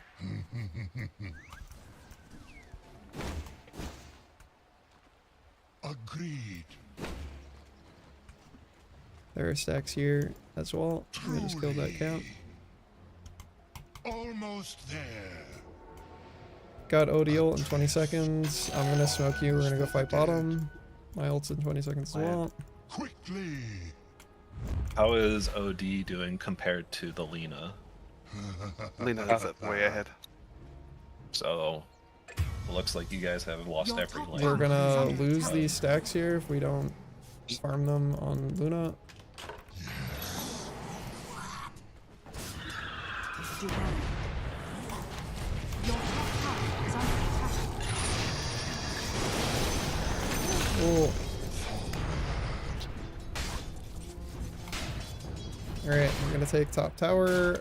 Yes. We have no fortify. Can we go through portal and farm the stacks? Your top tower has Don't fallen. make me chase you. You've got us. Shadow Demon is not very helpful. We kind of don't want this fight yet. Can we go through portal and farm the stacks top? Going. There's a Your stack. middle tower is under attack. A chill wind. You guys can farm those together. Your middle tower is under attack. Dead man drifting. Cold snap.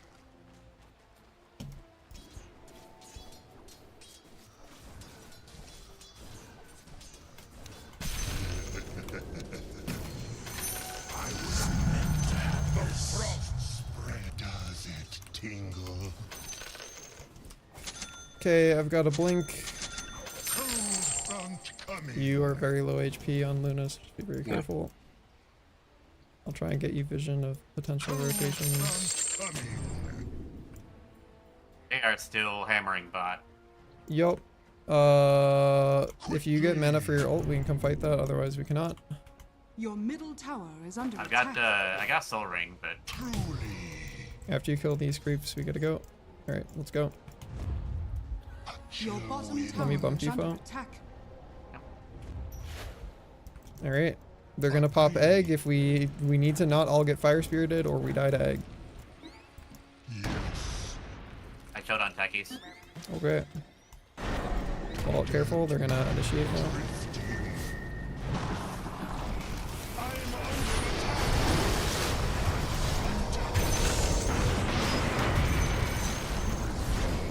Yeah, they have way more people there. Yeah, you just needed to kill PA. You guys started fighting over here. So the problem with that is you guys started fighting the techies when you blew up on the bomb. You wanted to not fight the techies and kill their PA and the Phoenix and the Undying. We don't care about fighting the techies.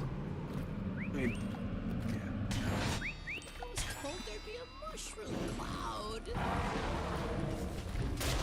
Your bottom tower is under attack. Oh wait, well. Your bottom tower has fallen. Wisdom Rune, we're not getting ours. We can maybe think about getting theirs.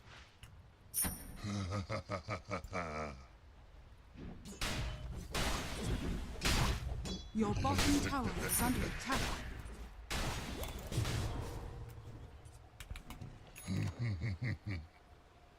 They're gonna eventually come up and kill you on Possum, so be very careful. Your middle tower is under attack. Yeah, we don't have any money or anything on foe or on the OD, so it's gonna be rough for a while. Oh, they're rotating top. Yep, that's why I said you gotta get out of there on the Luna. Eventually, they're just gonna walk up and kill you. Your middle tower is under attack.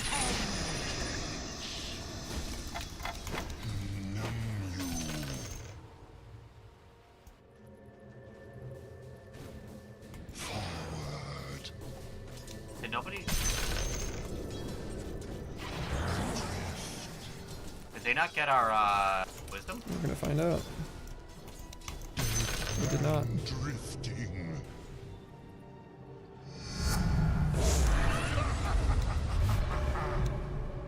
Yes.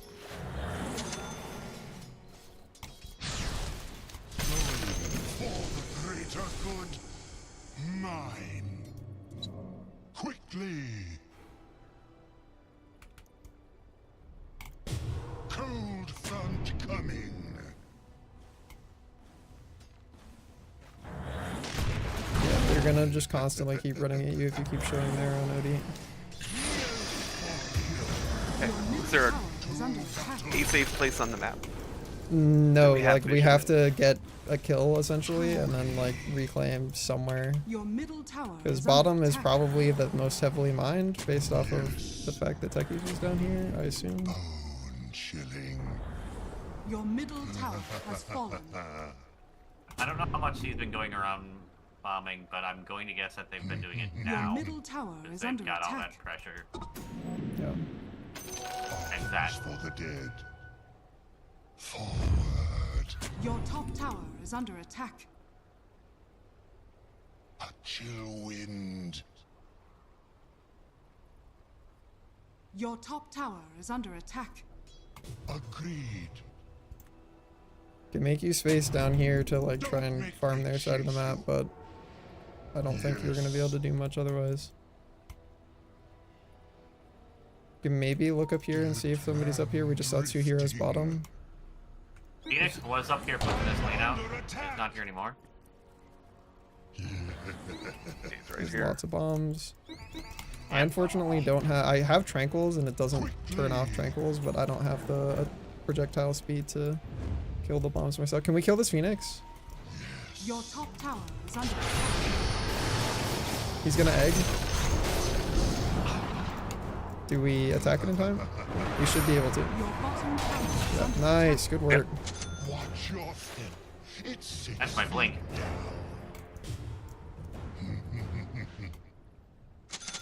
Alright, well, we have some decent vision. Agreed. They are going to kill the fuck out of our Shadow Demon, though. Yeah, that's been on the regular. A chill wind. Lich gonna have your mana. Adrift. We kind of just want to get to their side of the map and leverage the fact that we have pretty solid vision over there to just get less contested farm. It's not going to be uncontested, but it should be less contested. Frost upon us. Truly. Going.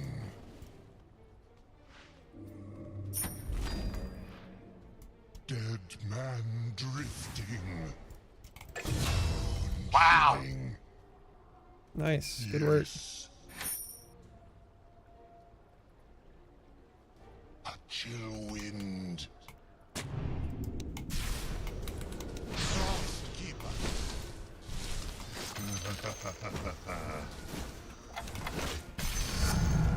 Almost there. Agreed. Good work. Lena has Okay. TP'd bottom. That's an illusion. Those are illusions there. Lena TP'd to the tier 1, so if we can fight this mid, like they die, I'm gonna come back. Lena's bottom, so if she can't be there, let's go look for the fight.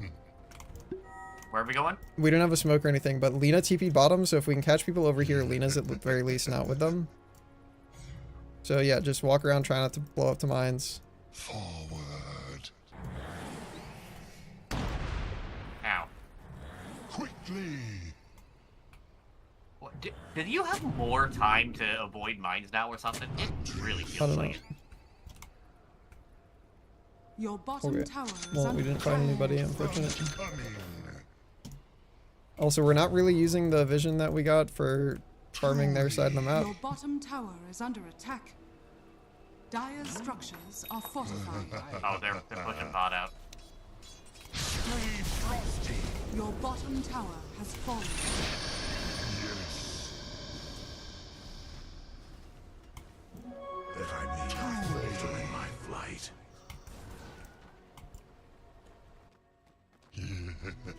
Radiant's courier has been killed.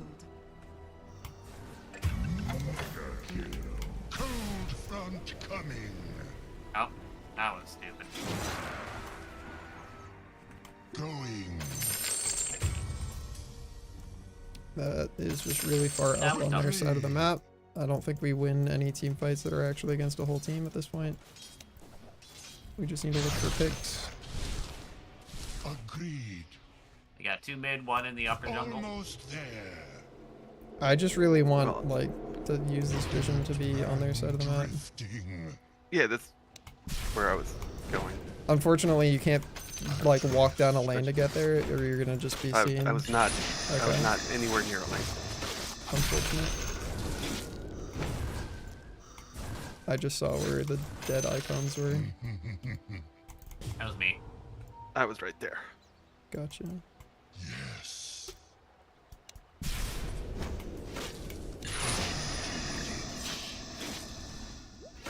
Not yet. Forward. Oh, wisdom's up. Bone chilling. Agreed. Your top tower is under attack. Going. I am not Your top tower has fallen. adrift. There's still a fish over here? They dive top, I'll respond. Okay, she TP'd bottom. Can we kill her together? Yep, Bo? I'm coming. Yep, I'm coming.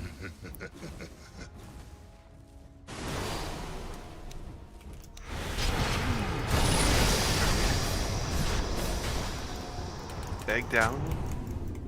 Down. Tombstone. So Yeah. My blood runs Okay, cold. that's all we got. You had to TP, Alright, going to Tombstone unfortunately. here. Yes. Unstoppable. I did not know that she had a Shadow Blade, but I had a sentry down. Just unfortunately don't have enough damage. Yeah, there's just 2 of us. Your middle tower is under attack. I mean, the only reason we didn't have enough damage is because we didn't have vision The on her, enemy's so Chain bottom Frost didn't tower kill her. has been denied. And also because you Yeah. stacked your stun with mine. Okay. Do you have your ult? No, I threw it at bottom.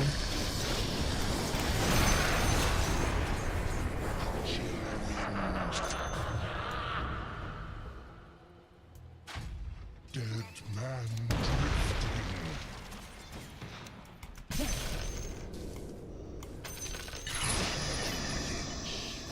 Agreed. Ooh. They turned back around. Hello, Phoenix, the hero in Dota 2. How are we doing on Luna Hero? I mean, you've got some items. If we can get a big Ravage, you should be able to be okay.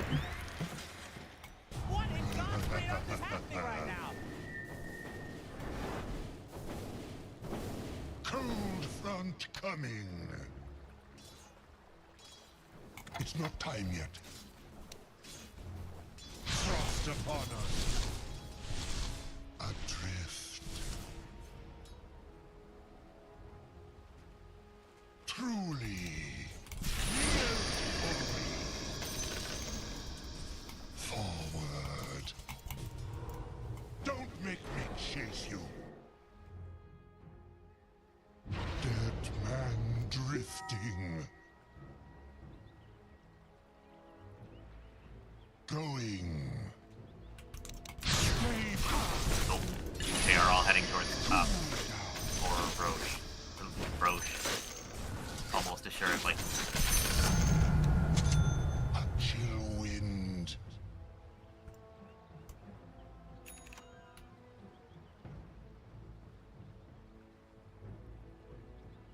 Yeah. Yes.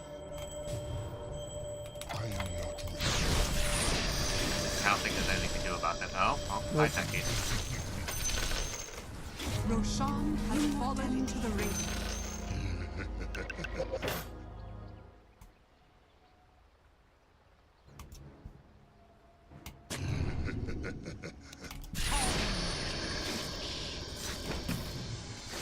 I think they're going mid off of that.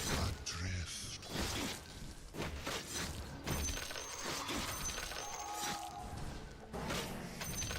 Just look for the good Ravage. Has to be high ground, it can't be low ground.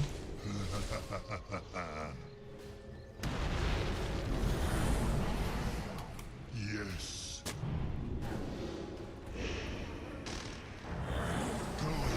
Okay, Tombstone is down. I don't think we have anybody that gets to actually hit that. Dire structures are fortified.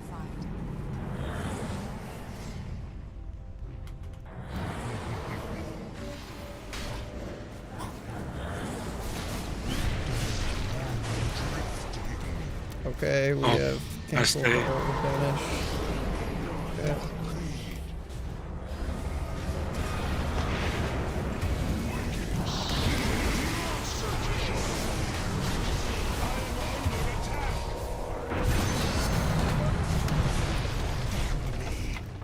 Your middle tower is under attack.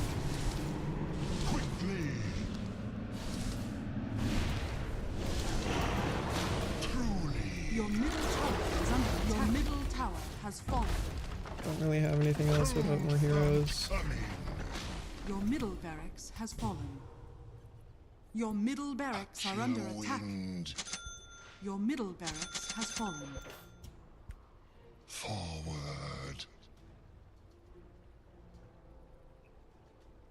Quickly. I did lose Aegis at least though. Lena's TP'd bottom. I don't have anything to kill her by myself. Agreed. Dead man drifting.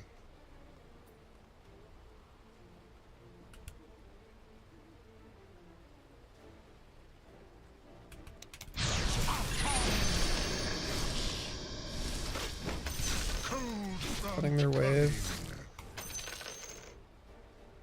They're all up top. Yep. Adrift. Your top tower is under attack. Yes. Unfortunately, unless we kill the creeps mid, me cutting their wave doesn't do Your top anything, so tower we is have to under clear the attack. creeps Your mid. top tower has fallen. Your top barracks I has believe that's fallen. probably just the game actually. Your top barracks are under attack. Can maybe go do something against Lena bottom, but we don't have Bottom tower is enough under buttons. I'm actually just gonna die with haste rune. There's 8 billion mines in our high ground. Your middle tower is under attack.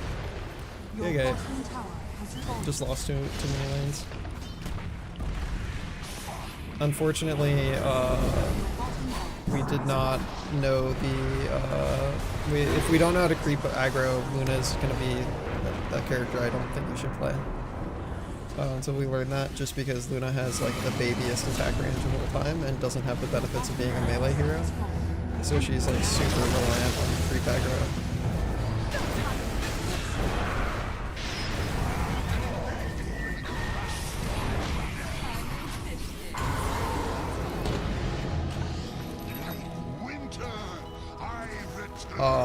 I would just let the creeps end. I don't think there's a way back into this game.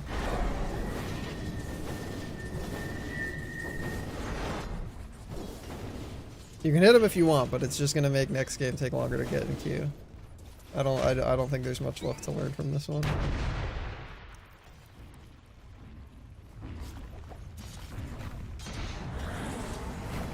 Your middle tower is under attack. I also just think, in general, our draft is a little bit rough because OD and Disruptor both counter me. Yeah. And you also counter Luna. Like there was the mid fight where Luna got brought low and pressed their ult, and then you astraled the person that their ult was gonna kill. Your middle tower is under attack.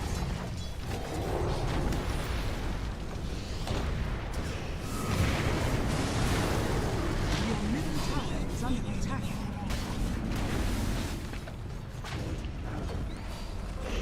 OD can work in this team, it's just very reliant off of, Your ancient is under it's not great with Lich, it can work with Tidehunter mostly.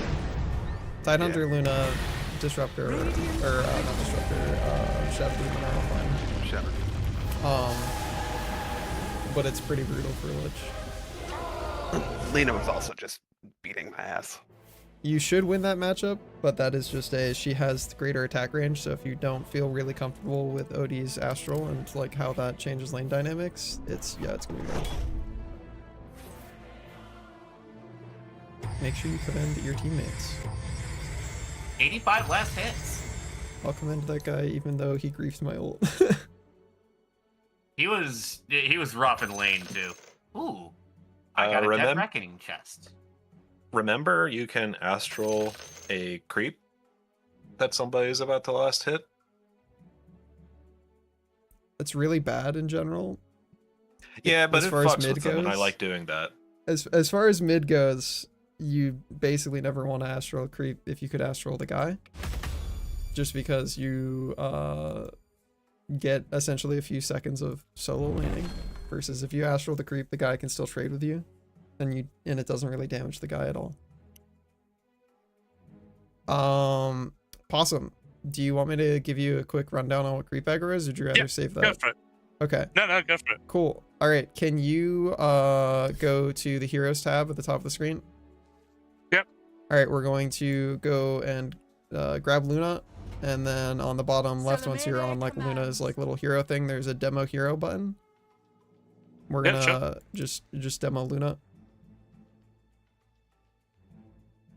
All right. So walk over to the river. Once you are in the river, you're going to click the plus enemy button, and then you're going to click on the enemy Luna that's going to spawn so that you're controlling them. You're going to go stand them in the corner of the little rectangle. And actually, wait, you can pop open my stream in Discord if you would like, because I have my Discord open. So you can see real time. So how creep aggro works is it's essentially anytime you are within a range of the creeps that have, like, all the creeps have essentially a aggro radius around them where they're paying attention. If you are standing in that and you click on an enemy hero, you don't actually have to get the auto attack off. You don't even have to start the animation, but if I click on them, those creeps are going to run at me because I was in their aggro range. If I do that and then I run in a direction, those creeps are going to follow me for like 1.7 seconds, and I can use that to leverage like where the creeps are meeting. So in general, because Luna has a pretty weak early game like lane experience, you want to leverage this to like constantly over and over and over reposition the creeps backwards. So you can do this, and then I can go bam, I do it again, and I can just drag the creeps over and over and over. They're not going to see me because they're going to lose uphill vision of me. But like that's essentially what I mean when I'm saying you want to leverage creep aggro. Right. Is you want So, to yeah, be like using that to move the creeps around. Yeah, I'm aware of that. That's Okay. cool. Thanks for the refresher. Yeah. I wasn't wanting to do creep aggro because as soon as I did that with Luna's range, I was in range of Undying's decay, and that. Yeah, ate my ass, unfortunately, there is no alternative, and like it's not about your attack range. just have to It's set the it up. creeps aggro range. As I said, it has nothing to Yeah, do with you yeah. throwing the attack. It's you can click on a person on the other side of the map. It's you click on an enemy hero when you're in the creeps aggro range. Range. Which is not very big. Like that is true, but you do that once and then the creeps are all way the fuck back. You do it a second time and then you can drag them all the way away from like so you do it once, you're going to pull the creeps back to the range creep. You do it a second time, you can pull them all the way back. All the way back. Yeah. And they'll just like run after you. And like if you don't do that, then you have to stand in You're gonna lane struggle. and you either basically get bullied out of lane or you have to lose a bunch of HP. This way you can at least like have the creeps be where you want them, but also you should be leveraging, regardless of whether you're running them backwards, sideways, forwards, whatever, you should be leveraging creep aggro constantly, because if I'm leveraging creep aggro, I'm going to get more CS than you. And that's because I'm going to use my positioning and knowledge of this mechanic to click on you every single time a creep that I want to CS is getting low and make it run at me in a straight line. And that way, if I'm melee or ranged, I'm going to hit it before you and I'm going to get the CS. And similarly, if there's a deny coming up, I can fuck up my enemy's last hit timing by using creep aggro to make all the creeps stop hitting that creep, so they're going to attack early and then I secure the deny. So like if you can master using creep aggro, you will out CS people every time. Right. What happened in offlane? Just got off to a rough start, and Shadow Shaman was not helping my CSing. He was spamming that thing that throws shadows across the ground. Yep. Shadow Poison does a lot of wave damage, so he's probably just hard pushing. Yeah. Nice move. So, yeah, that was just a matter of your support was fucking up lane equilibrium okay, Seaman. and How are you putting doing? you at greater risk of getting exploded by techies, essentially. Yeah, I was doing my best to avoid dying for a long time in that lane, but he was not. Yeah, And I feel like I just fell way behind because of it. I feel like the largest part of why lanes probably went bad is one, somebody died for first blood, two people died for first blood, which was Yeah, it did not happen. really rough.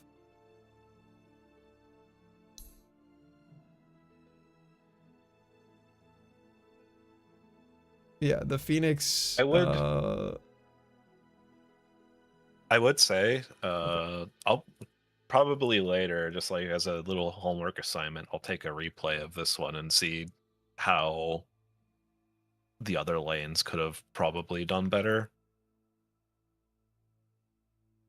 But for the most part, if a support is not doing support things and is just pushing out the wave, because I have a button, I click the button, except they click the button on the wrong thing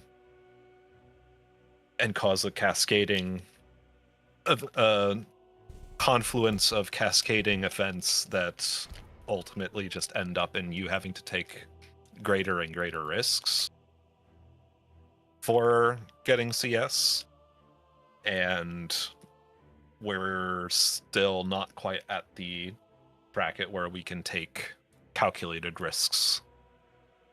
I mean, so one of the things that I've mentioned before that I just don't know if we are at the point where we like super understand it is in situations where the lane is fucked like that, you really just want to go cut the wave and bring it between your tier 1 and tier 2. Like that is your best solution. It's either that or go stack for yourself or stack for somebody else. But like dying is not going to be the answer. What you actually want to do is Prepare for battle.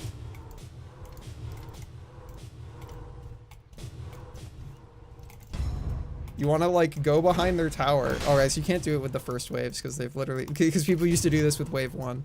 Can I fast forward time? I can.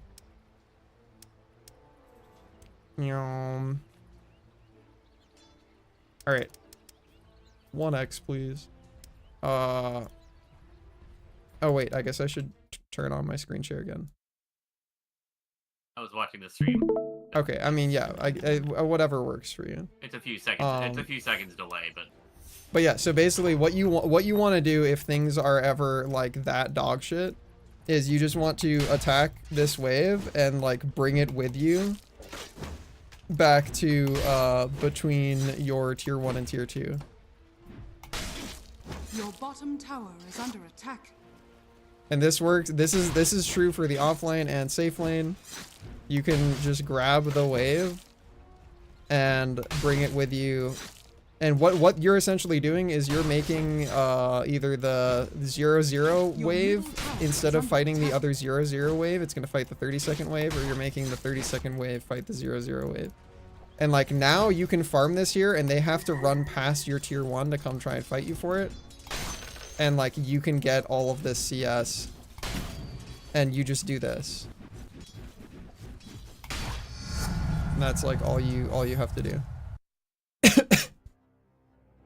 Yeah, if the creeps lose vision of you for more than like 1.8 seconds or whatever, they'll start running back to lane. So if you go up a staircase and you go high ground, they're not going to see you, so you have to make sure you attack them so they follow you. But yeah, that is one thing you can do that is a way to like make sure that you're not just like, well, I guess I get no CS or die. But primarily, I would say just focus on not die. Like being in XP range and not being dead, greater than sign 5 CS and being dead. Many people are saying this. And also in general, stack more. Because like, okay, if being in lane, I can't do anything. If I like short-term loss, walk away from lane to make a stack, yeah, I'm out some XP that maybe I could have soaked, but CS I wasn't getting anyways. And then later me gets either money from somebody clearing that stack, or I get to clear that stack. And that money and XP is like far better than if you just stood in lane and just soaked like a wave or whatever. Yeah, I think my weakness. Sorry, just looking at this match pop up, but I think my weakness with that is just not being in the right spot at the right time in order to be able to stack. Like I look up, I'm like, oh, maybe I can get a couple stacks. And it's 14. A lot of times, and this is true for me, sometimes you're getting caught up in the moment, and it is like basically just tunnel vision on like, oh man, I'm not last hitting creeps. I gotta last hit more creeps. When even awesome, you did not hover your lane, and now you are not carry. 10 seconds remaining. when the fact is that sometimes the 5 seconds. the present remaining. situation is not I last hit creep. I free farm these creeps in the lane with 2 other heroes. Also, last hitting creeps free farm in the lane. So it is just like learning the skill of. We gotta talk draft for a second. Can we continue that go in ahead. a sec? Possum, are you going to play support now? If you're going to, you want to lock that in. We have like absolutely nobody that can follow up Tide Blink. Maybe we can get blinks on us, but like, what do they have? You're definitely gonna need to play somebody that can buy a BKB.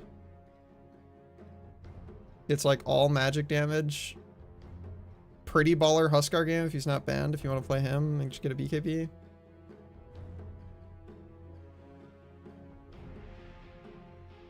So this might be a game where I get Vlad's first before Blink. No. No? No. Your character has to have a blink. What I'm saying is that like we don't have a core that like has a big team fight ability. So we Okay. need somebody who can kill a guy in the time that it takes for them to be ravaged. And like PA wants to do that. So if we get at least one more core who goes, I just need a couple seconds uninterrupted of hitting a guy and they die, then that is like our game plan. So Huskar is very much that. Huskar just needs the time of ravage to kill a guy. Okay.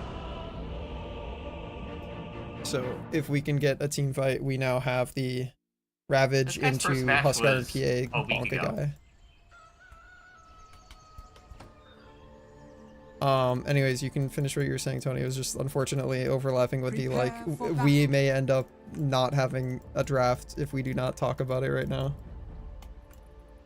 Yeah, no, I was looking at other things while I was talking.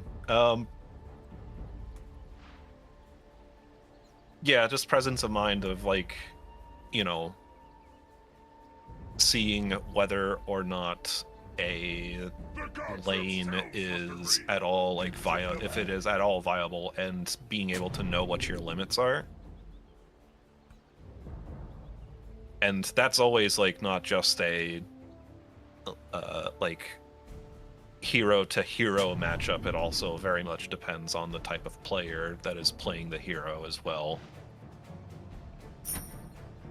But in that situation, 30 seconds. you to know, it battle. was just Techies does ridiculous burst damage very early. Who is there? Carry PA. or position one? Yeah, it was PA. PA. Also a lot of burst. Lena, a lot of burst.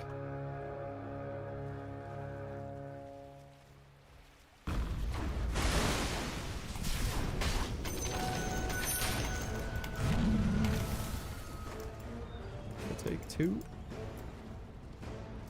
We take those. We take those.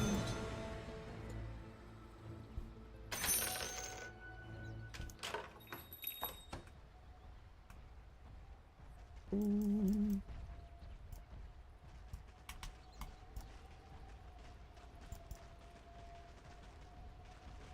Yeah, that's the thing I was trying to learn how to do.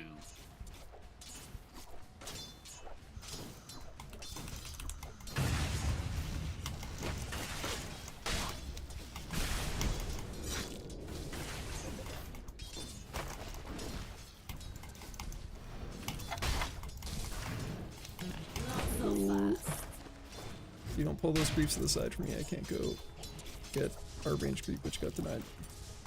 And they got our range creeps, yes.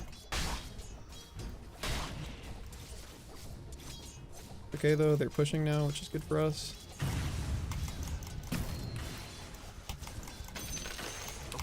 Ow.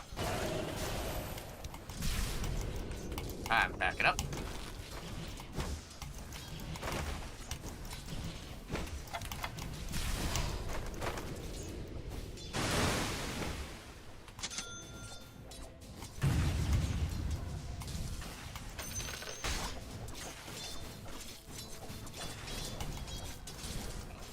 Nope. Don't want that. Don't want any of that.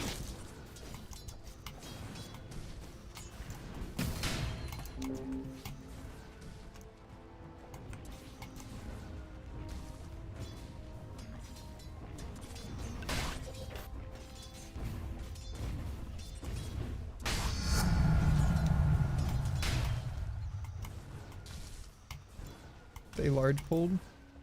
You want to try and contest it? Okay.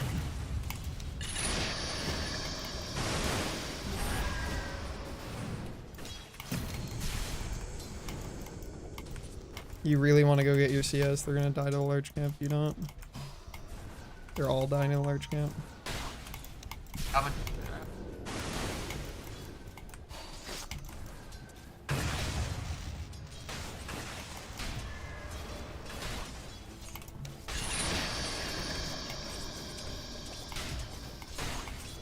First blood. First blood. And indeed, I am first in everything. He's gonna try and get Lotus. We should contest him for this. Walk in the pit. Walk in there. Hit him.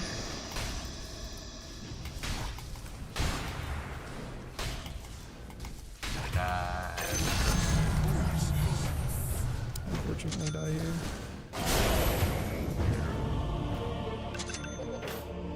Yeah, this is just you haven't bought yourself enough regen, so we lose. Yeah, I was. They bought more regen than you.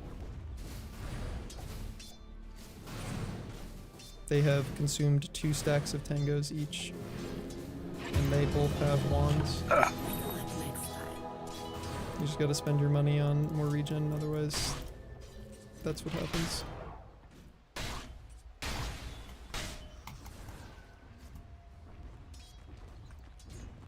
They're gonna small pull.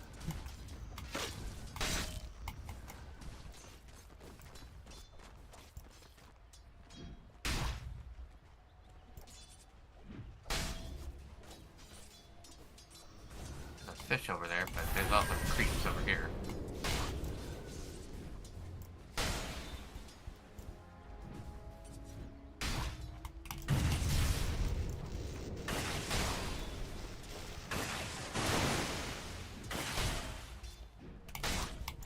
Let's beat this guy up.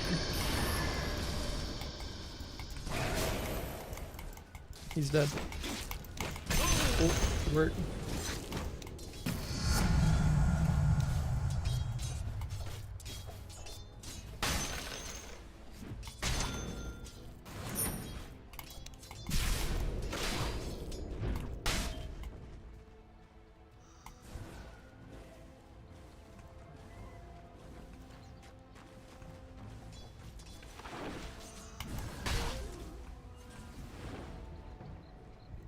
He's gonna come over and try and fight.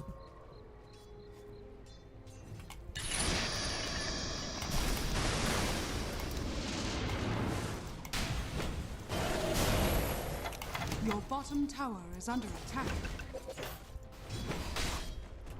I'm gonna sacrifice myself so you kill her. Dire's courier has been killed. Good luck. Again, you gotta put your items in your inventory. You have all your net worth in your backpack instead of sticks.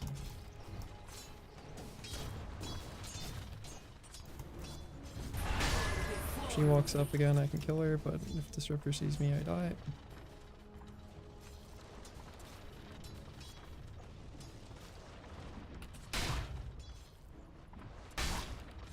Disruptor is gonna be pulling.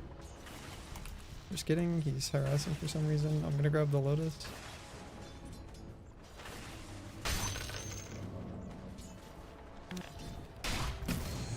Cool. Alright, if they walk up again and she has not healed with the self, we should be able to just murder her. Let's try and fight this large camp. Bring the creeps to the large camp if we can. I missed. We can fight her if she walks up again.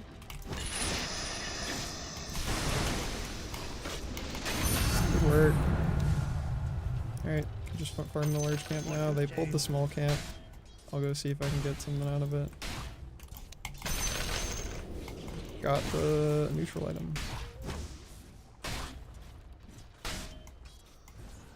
Sniped them.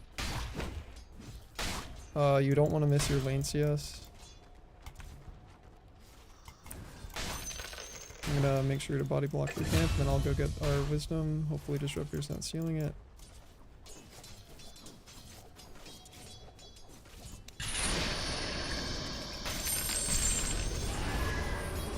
He might Your be middle tower based off is the under fact that he's still attack. missing.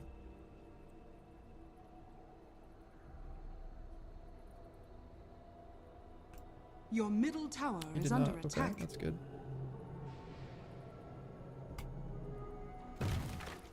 The second I hit 6, I can come fight mid.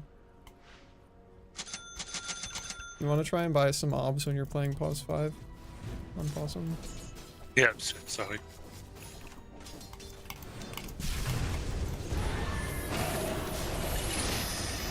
Ogre did come back here, but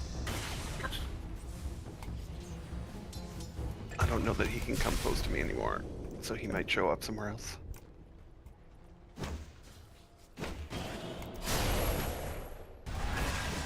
Kill Venge. Your top tower is under attack. Great. Again, mana counts as part of Wait, regen. stop. You're gonna die now because you didn't have enough mana. Your top tower Oh. is under attack. Yup.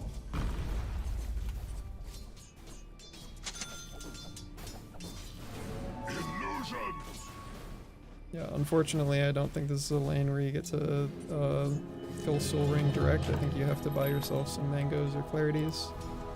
I'm gonna come top. Maybe we can kill the CM for sure.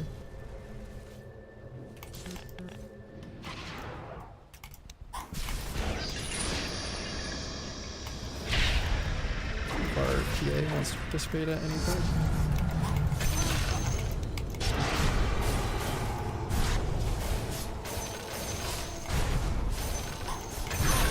Cool. Alright. Thank you. I'll go back through portal to get to bottom. Unfortunately, that means I cannot gank mid for another minute and a half. Fine. I must leave. I would say good games, but Yeah. I didn't play any. Don't lie to us. You'll get to play Fake one friends. someday. Goodbye. Have fun, Tony. Have fun raiding. The only problem with the Soul Ring is I was already like 99% of the way there on it. Yeah, well, that's what I meant, is that you needed to change your build.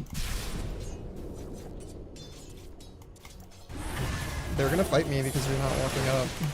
I'm probably gonna die now if you don't Ravage.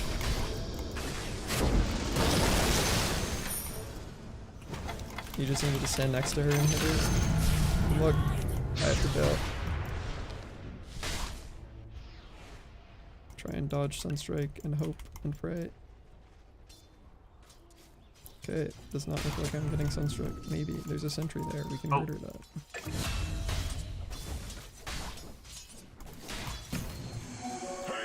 I have an ult in 20 seconds. I can kill somebody with Slardar or Huskar rather. You're going top. They're going through portal. Going I think top. on Disrupt. Or they're not. Never mind. Awesome. I don't have an ult for 7 seconds. If she walks up, we Alright, can they to backed this up large anyway. camp. We can kill her. Go go go go.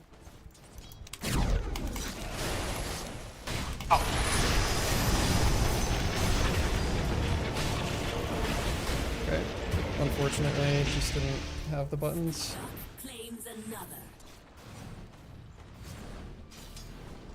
Yeah, so you have to just try and stand where you can hit people because you're melee. So if you walk into a place where you can't hit her, then you won't be able to contribute a lot of your damage.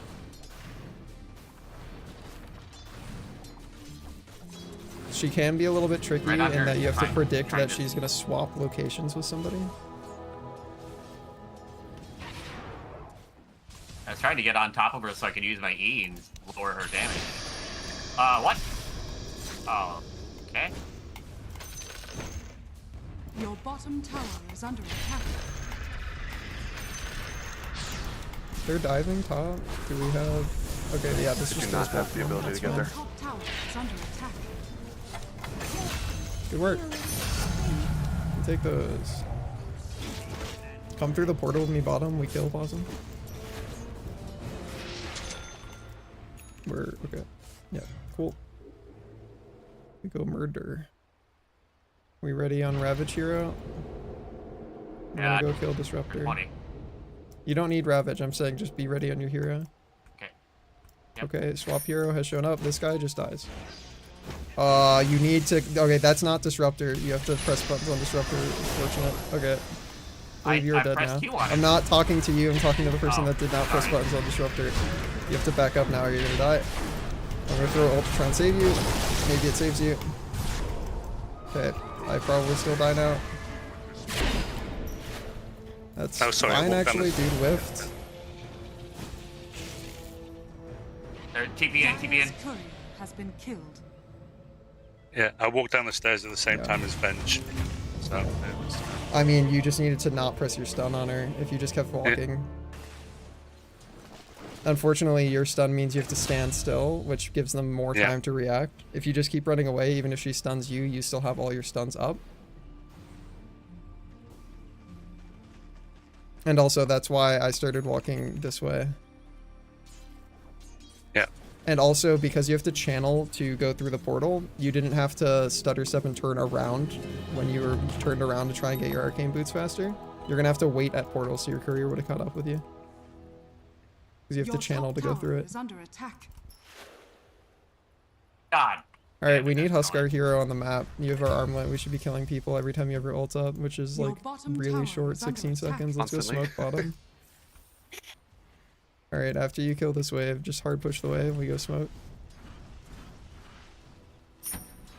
Careful you don't get sunstruck, yeah. Alright, we go. We're gonna kill him and get wisdom. Let's walk high Your ground as soon as bottom we tower can. is under attack. I'll wait for you guys to tighten up. I want to wrap behind tower.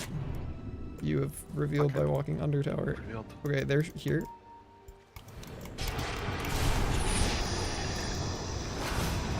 Cool. Cool, we go through portal, we do more top. We still have Huskar ult. Shadow Shaman can just be pushing bottom and drop your ult on the tower. You don't need to come with us. You need me up top? Nope, just hit the tower. Good to me. I'm coming. Work. Your middle Alright, let's go tower kill is Invoker under mid. attack.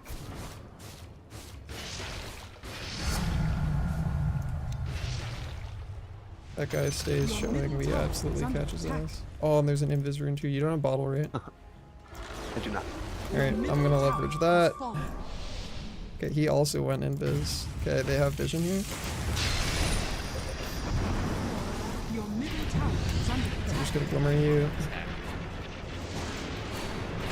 Unfortunate. Okay, they have TP'd 3 heroes. Did we drop Shaman ult bottom? Alright, we got bottom tower for that. Yeah, we just we need got our PA bottom to tower. farm with BF, and that should be, like, fine. Once you get your BKB, you become huge, so I would just say power farm BKB on Huskar. But I still feel like we roam and take fights and make space for PA, because this is, like, fine if she's getting free farm. We don't care about early kills. It really is Jedi. I miss back when it was infinite. Also, make sure you have dust if you want to be able to kill Invoker. Tidehunter hero should be here. You should not be farming our side of the map after we just took a tier 1. You want to farm their side of the map. I was trying my best not to get dead with the roaming that was happening. Yeah, because they came and showed 5 mid and they TP'd 2 heroes for that. So that means they couldn't have been down here. Dire structures are fortified. Your top tower is under attack. Don't think we get to do anything about top. Your top tower has fallen.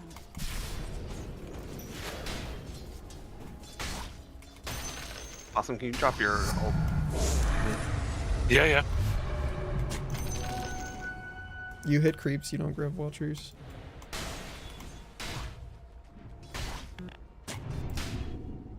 Your top tower is under attack.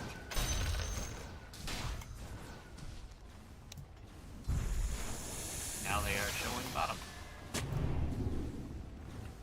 If they try and fight you here, I'm gonna walk in and probably chain frost. Yep. Okay, I'm walking at that deep. Okay, not if he goes back into tier 2.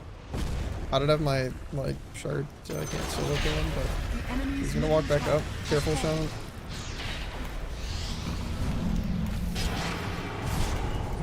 Your top tower is under attack.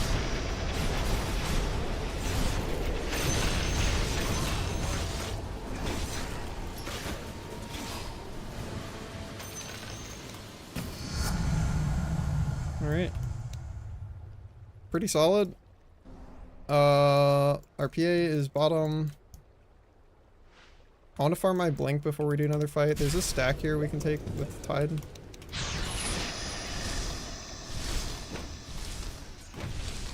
Right. I am currently standing on it. What's that? Cool.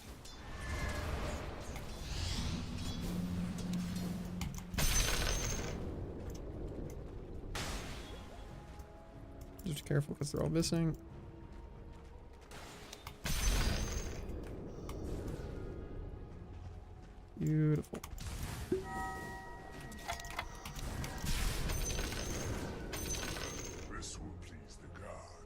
Again, there's 2 camps here.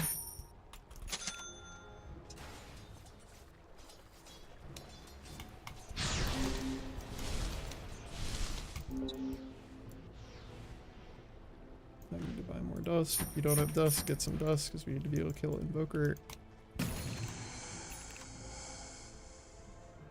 Huskar Hero, can you come through portal and take this fight bottom? Yes. Cool. So they are gonna come. I have another Chain Frost. I would love to do Tormentor bottom when 20 minutes happens. Yeah, they're coming.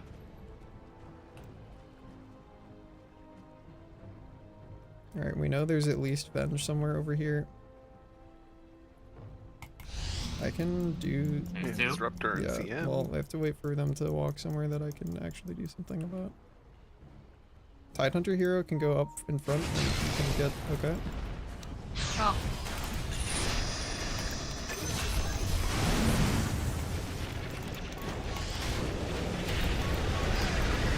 I just need to not be so like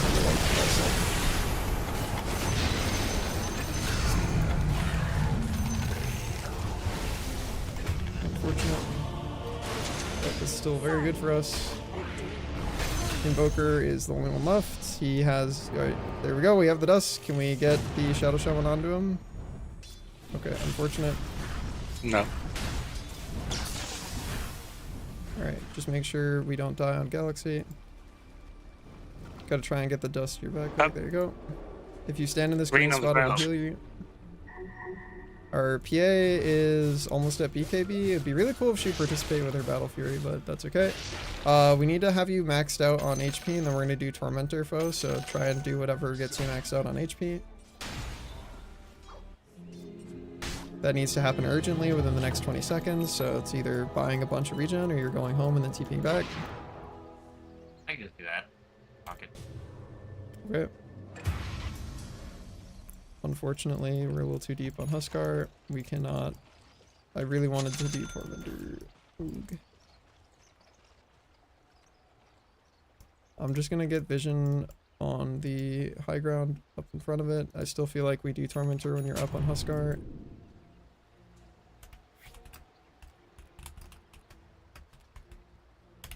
Wisdom's in 10. Yup. I'll sit on it.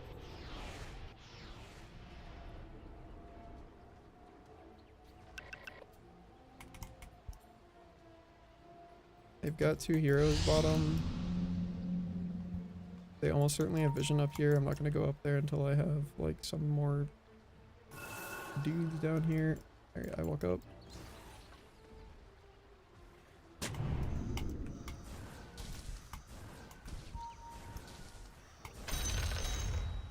Alright. Huskar hero comes down here, we do Tormentor.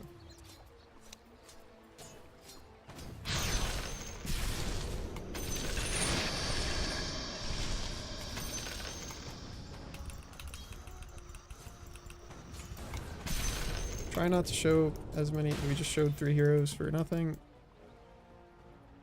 They know we have 3 down here. If they were paying attention, that means they're gonna come fight, contest for Storm, but they're probably not. But just try and keep in mind if you show heroes, that's information. Alright, let's go.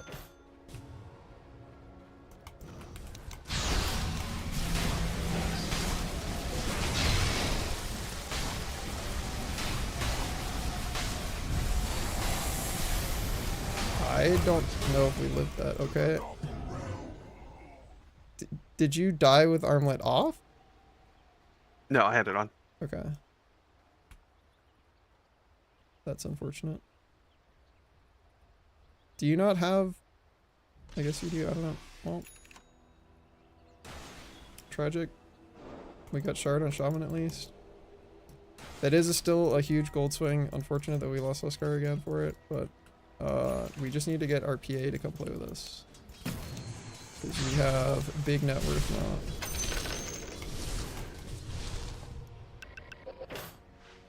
Do we have smokes on Shadow Shaman?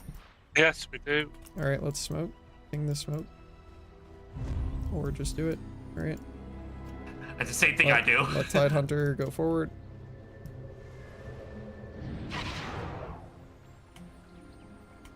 It's Shadow Shaman Smoke, so you have to get bumped by them.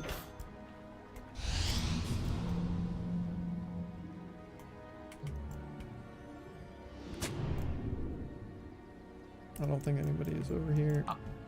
Yeah, no, I'm alone. Your middle tower is Oh, under no, attack. no.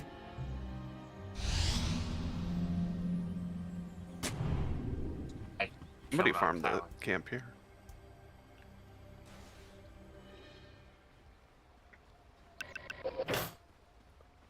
Okay. Here's Venge. Illusion. Illusion. Power Rune 4. Top. Also illusion. Other one's not. I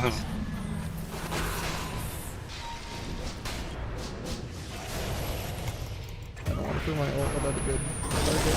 No.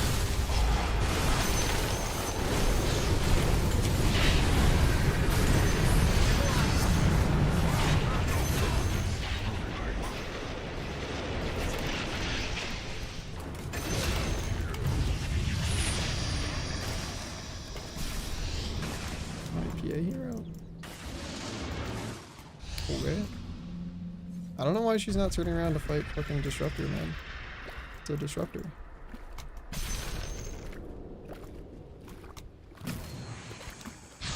On PA.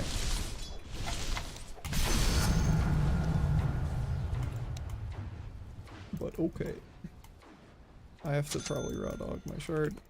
Unfortunate, but it is what it is.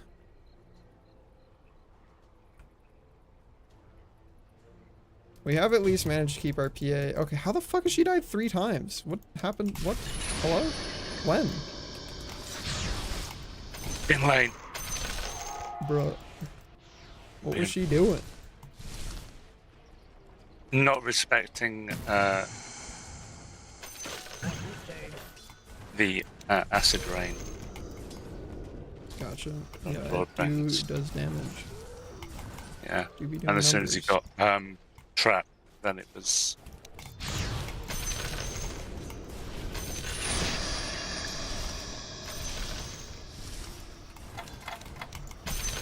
Disruptor mid.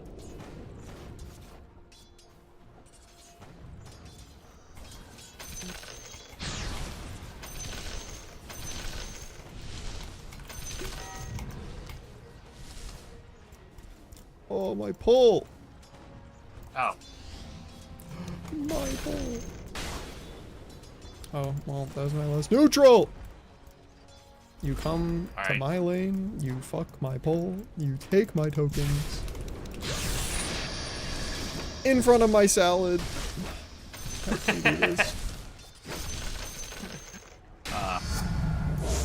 I fucked Let's your go fight people. Dude is right here, ready for fighting. That's his ult, just walk at him. I unfortunately do die to the double root, but that should be fine. Get Bracer in your inventory instead of Calling Blade, you'll have a lot more HP.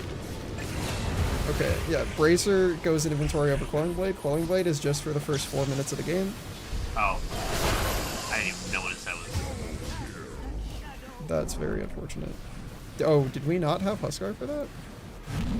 It's definitely nowhere near. Your top tower Unfortunate. is under attack. Yeah, I'll just play around. If we say that we're like going for a fight and we have Tidehunter somewhere and PA, you definitely want to be there.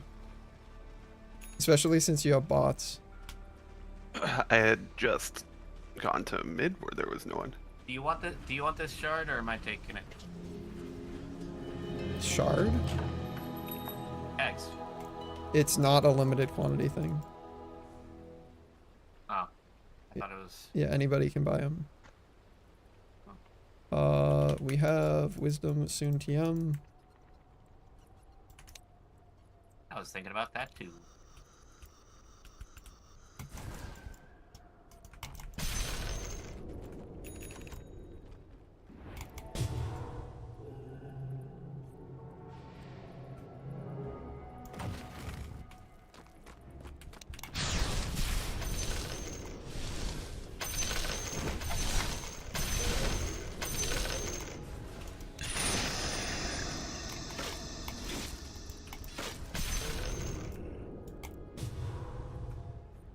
Alright, we don't have Ravage for 40 seconds, but after 40 seconds I want to try and be grouped up.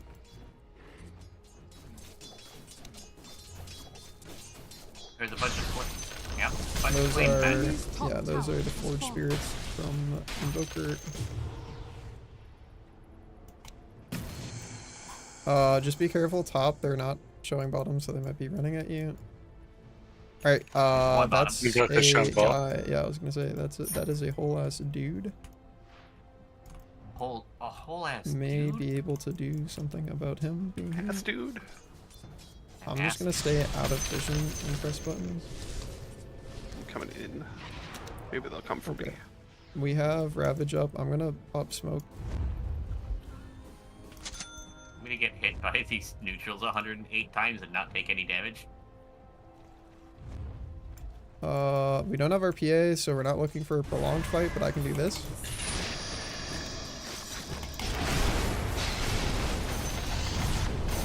Careful, the root coming, root is coming.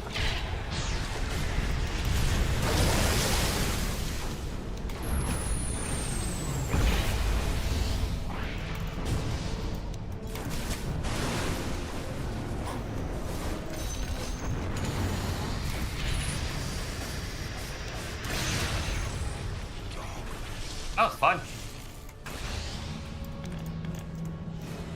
They have so many heroes that are still here and very killable. Where's my PA going, dude? There's a CM right here. I can get her, brother. Where are my goobers?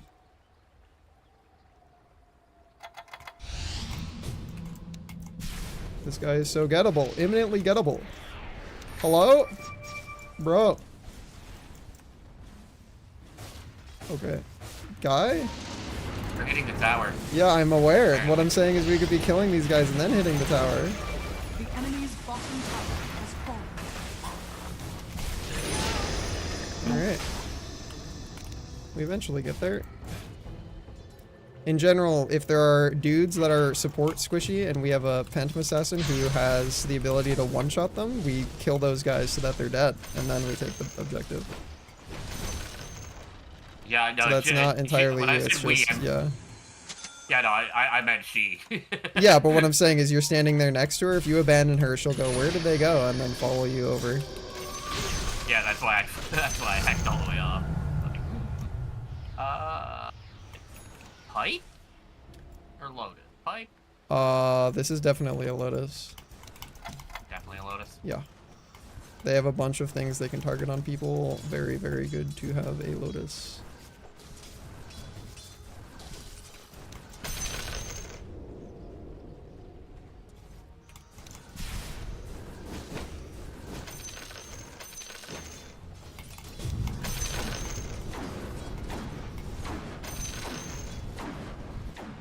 Just be careful we don't see people when they have at least that guy up here.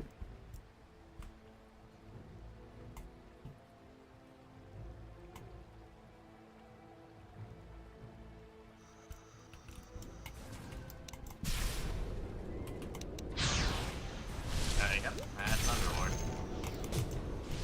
Pushing that wave out.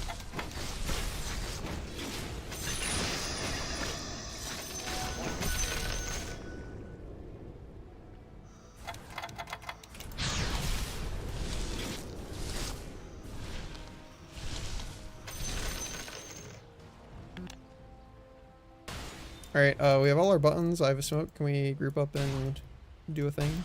Uh-oh. Nothing is being done on. I'm coming.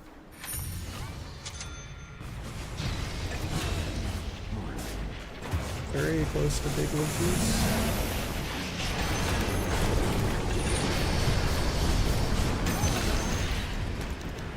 Unfortunate.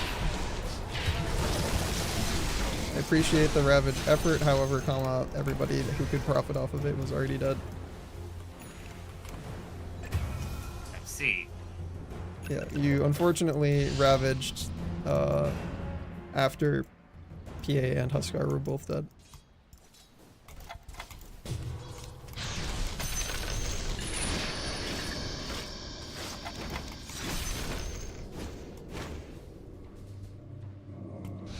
Your middle tower is under attack.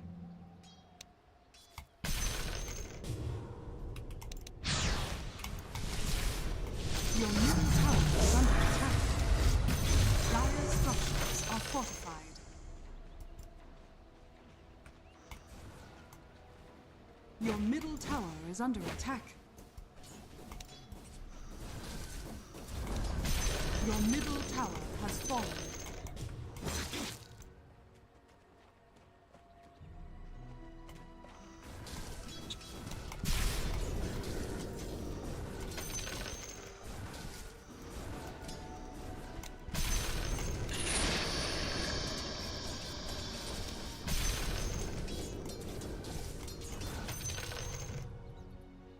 Okay.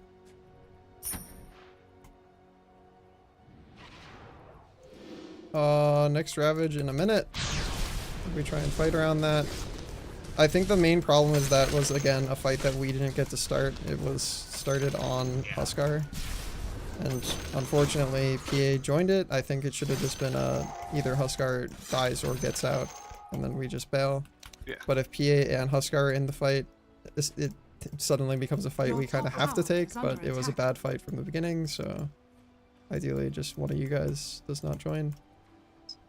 After I grab Wisdom here, we're gonna have 20 seconds on Ravage, so let's just group up and get PA in the smoke, and then we go Ravage something and win a fight. Your top tower is under attack.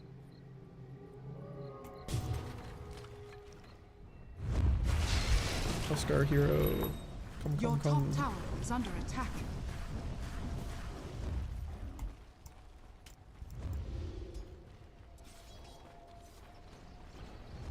Okay, we go like this.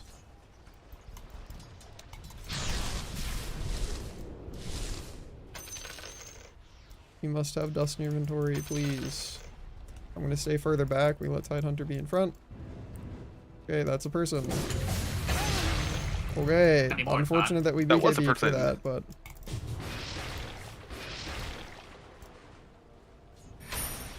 I'm still smoked, so I'll pop if somebody shows up.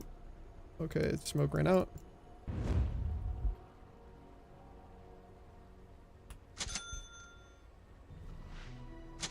Go fix mid. If you have a sentry, I'd be putting one on the low You're on ground fucking and button, then goddammit. dewarding up here. Okay. Yes, just ping me. Thank you for that. Cool. I'm aware that I bricked up. Uh-oh. Woman.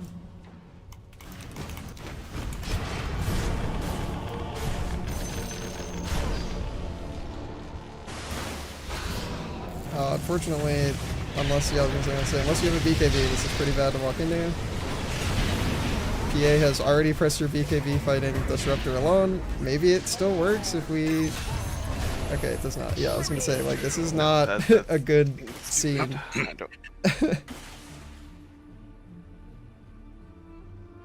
Okay. We can report PA for toxic chat. Relax, brother, you'll be fine.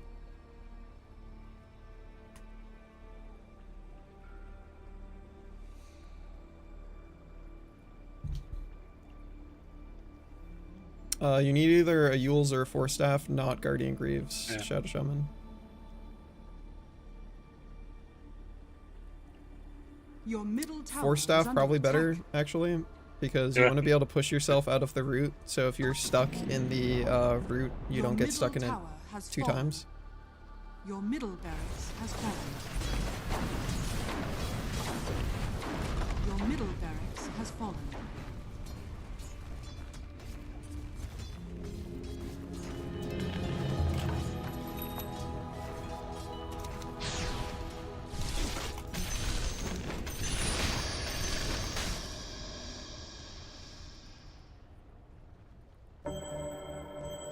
Yo.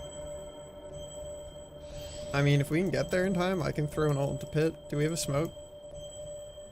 Yep. Smoke. Just pop it, pop it, pop it, pop it, pop it, pop it. Please press it. Press the smoke. Thank you. They out of the pit? Okay, they Yep. left. They probably have vision I up here popped. and they watched us smoke. Yeah. They might have counter smoked. Are you being ghost walked? No, okay. Okay, Nope. there's heroes.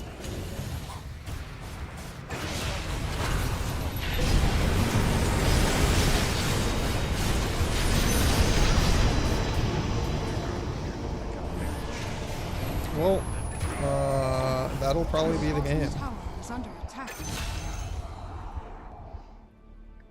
Did we not BKBs? What? We did BKB. What did you guys die to? Is under attack. Your bottom tower I watched is PA falling. crit a person to death. Did they die to like a And blade right mail or clicks. something? Your bottom tower is under attack.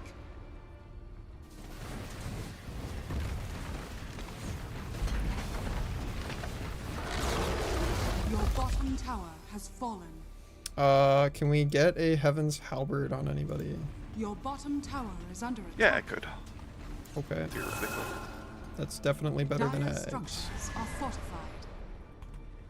Your bottom tower is under attack.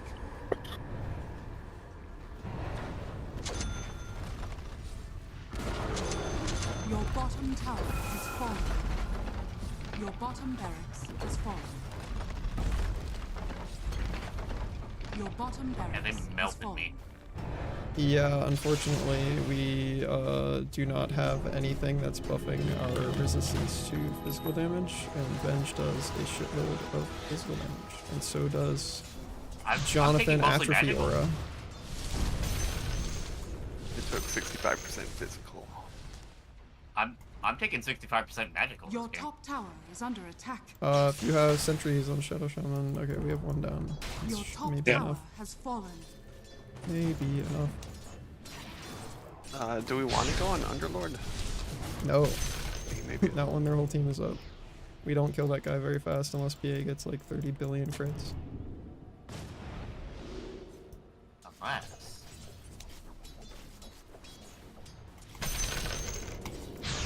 Just be very careful walking around low ground, because if you die, that greatly diminishes our chance of getting anything done.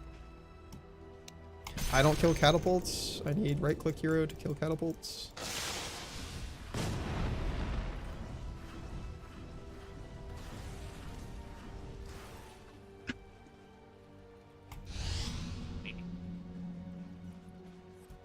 Yeah. Your Shan has fallen to the ring. Our PA went AFK, standing in lane. That's not good. Okay. She was just eating a bite of pizza, I guess. Coming back.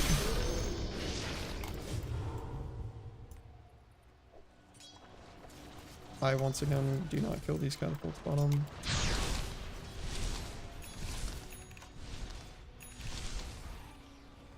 Looks like you killed it just fine. No, our creeps are just very, very slowly killing them. Your top tower has fallen. Your top barracks are under attack.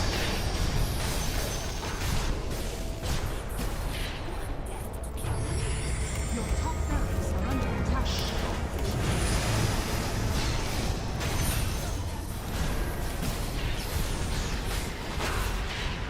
Your top She is dead. has fallen.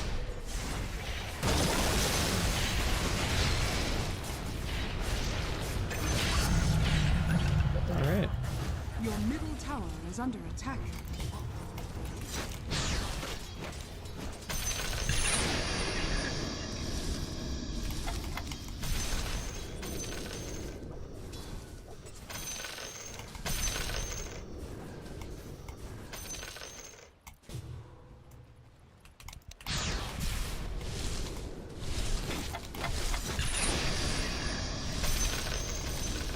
This just came up.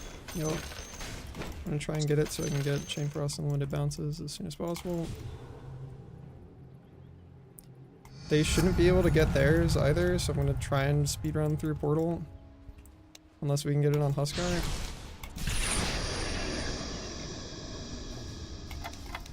Don't do it if you think it's gonna get you killed. BKB in 10 seconds. Okay.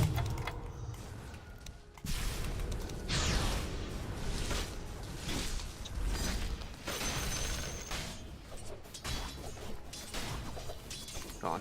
Fortunate.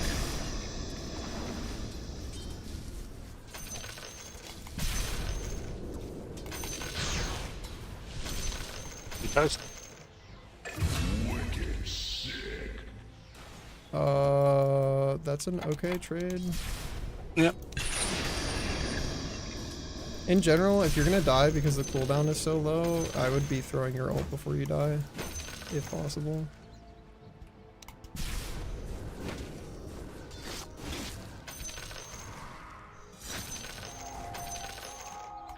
Load of money again.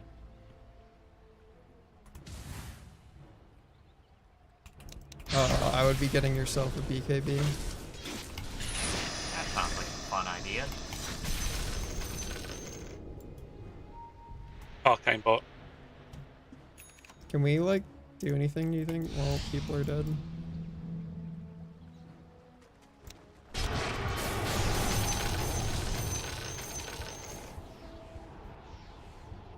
I am halfway to getting my level 25. I want very desperately.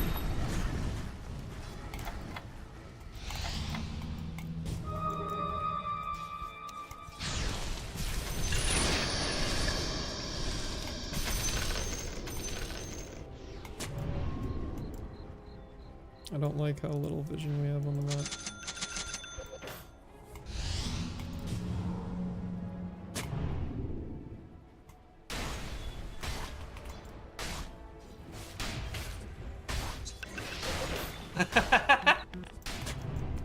Just foist a lotus upon me. Big one. I don't have mana, so I don't really need it. Oh, Invoker. I am stunned from full HP to death. Let's go fight. She just pressed all of her buttons. It's time to press Ravage. We have it.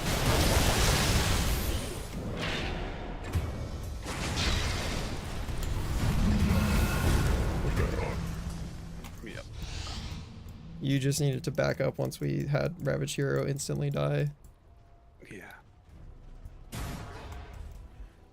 It is time to get out of base and try and cut waves. Mega creeps are a foregone conclusion.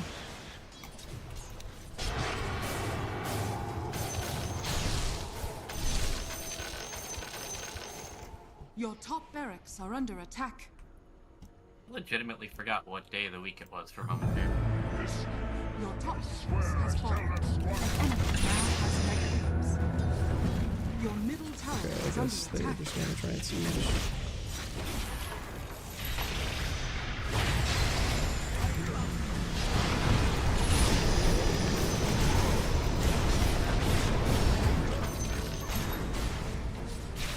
I got nothing. Yeah, we just needed PA to not be dead all the time. Your middle tower has fallen. Your middle tower has fallen. Your ancient is under attack. Radiant victory.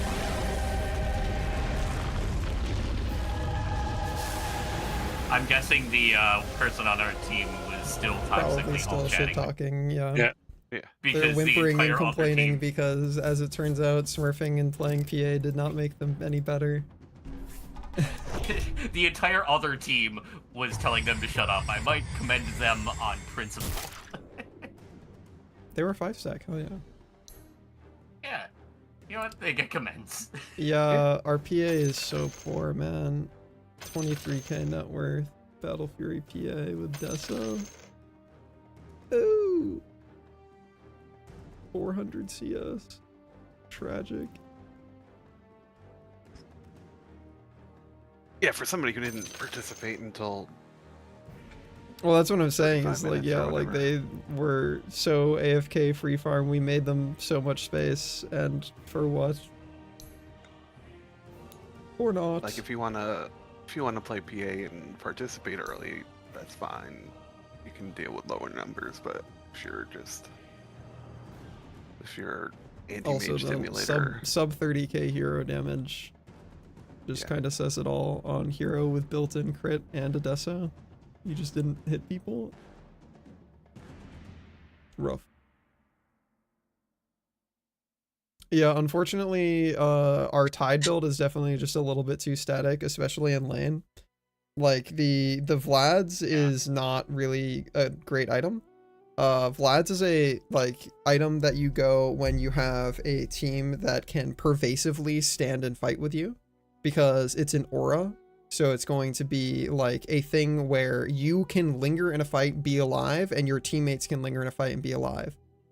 This was not that. This was fights are decided in like a couple seconds. Either we explode them because we have glass cannons, or our glass cannons shatter and they're dead. And then you're not that is 2,200 gold of aura that is not helping you live and not helping our guys live because they're already dead. Same with what I mentioned about the rushing towards Soul Ring in lane instead of buying like a couple mangoes or whatever. They were just buying more regen than you in lane. So they were constantly at higher HP, higher mana. And because you were trying to invest in the later parts of the game I'm not going to buy consumables, I'm going to buy my permanent items, you got all of your permanent items significantly slower than them because they got to win the lane by investing in some temporary regen. Okay. So in general, it is always worth buying more regen in lane to make sure, because you are so much scarier as a character if you're full HP, full mana, and you still have some resources left to heal.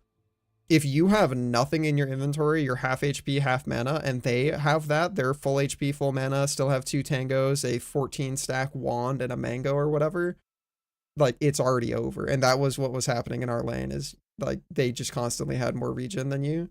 So you don't have enough ability, functionality, you can't press your buttons as much as they can. And they're just always topped up, so it's far harder to take good trades. Shadow Shaman items are mostly okay. I feel like you probably get the 4 staff sooner. I don't think you get to get an Aether Lens this game. The cast range is good, but extra 225 cast range isn't going to keep you alive here.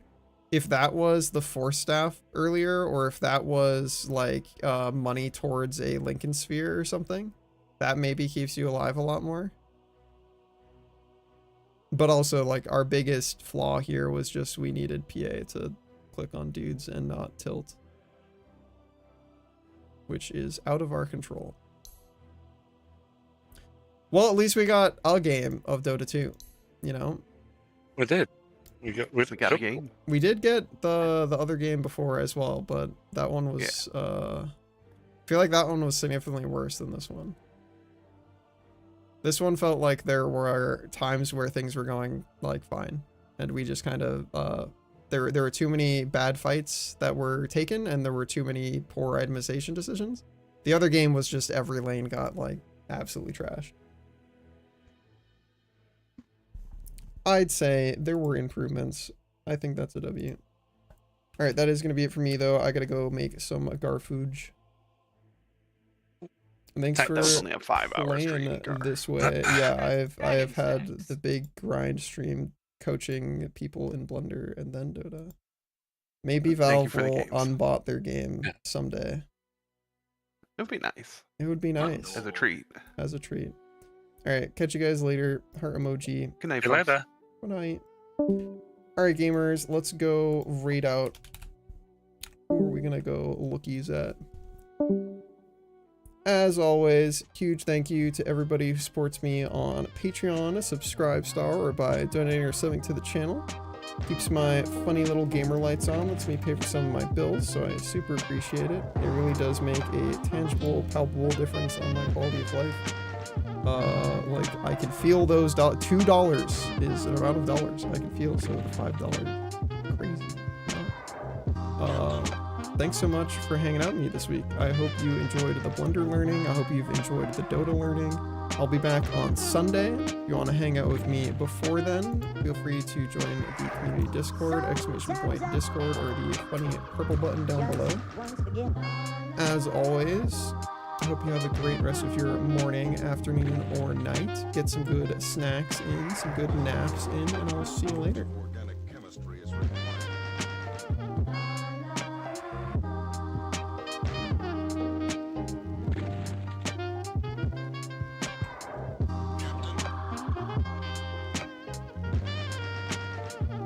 think about that, huh?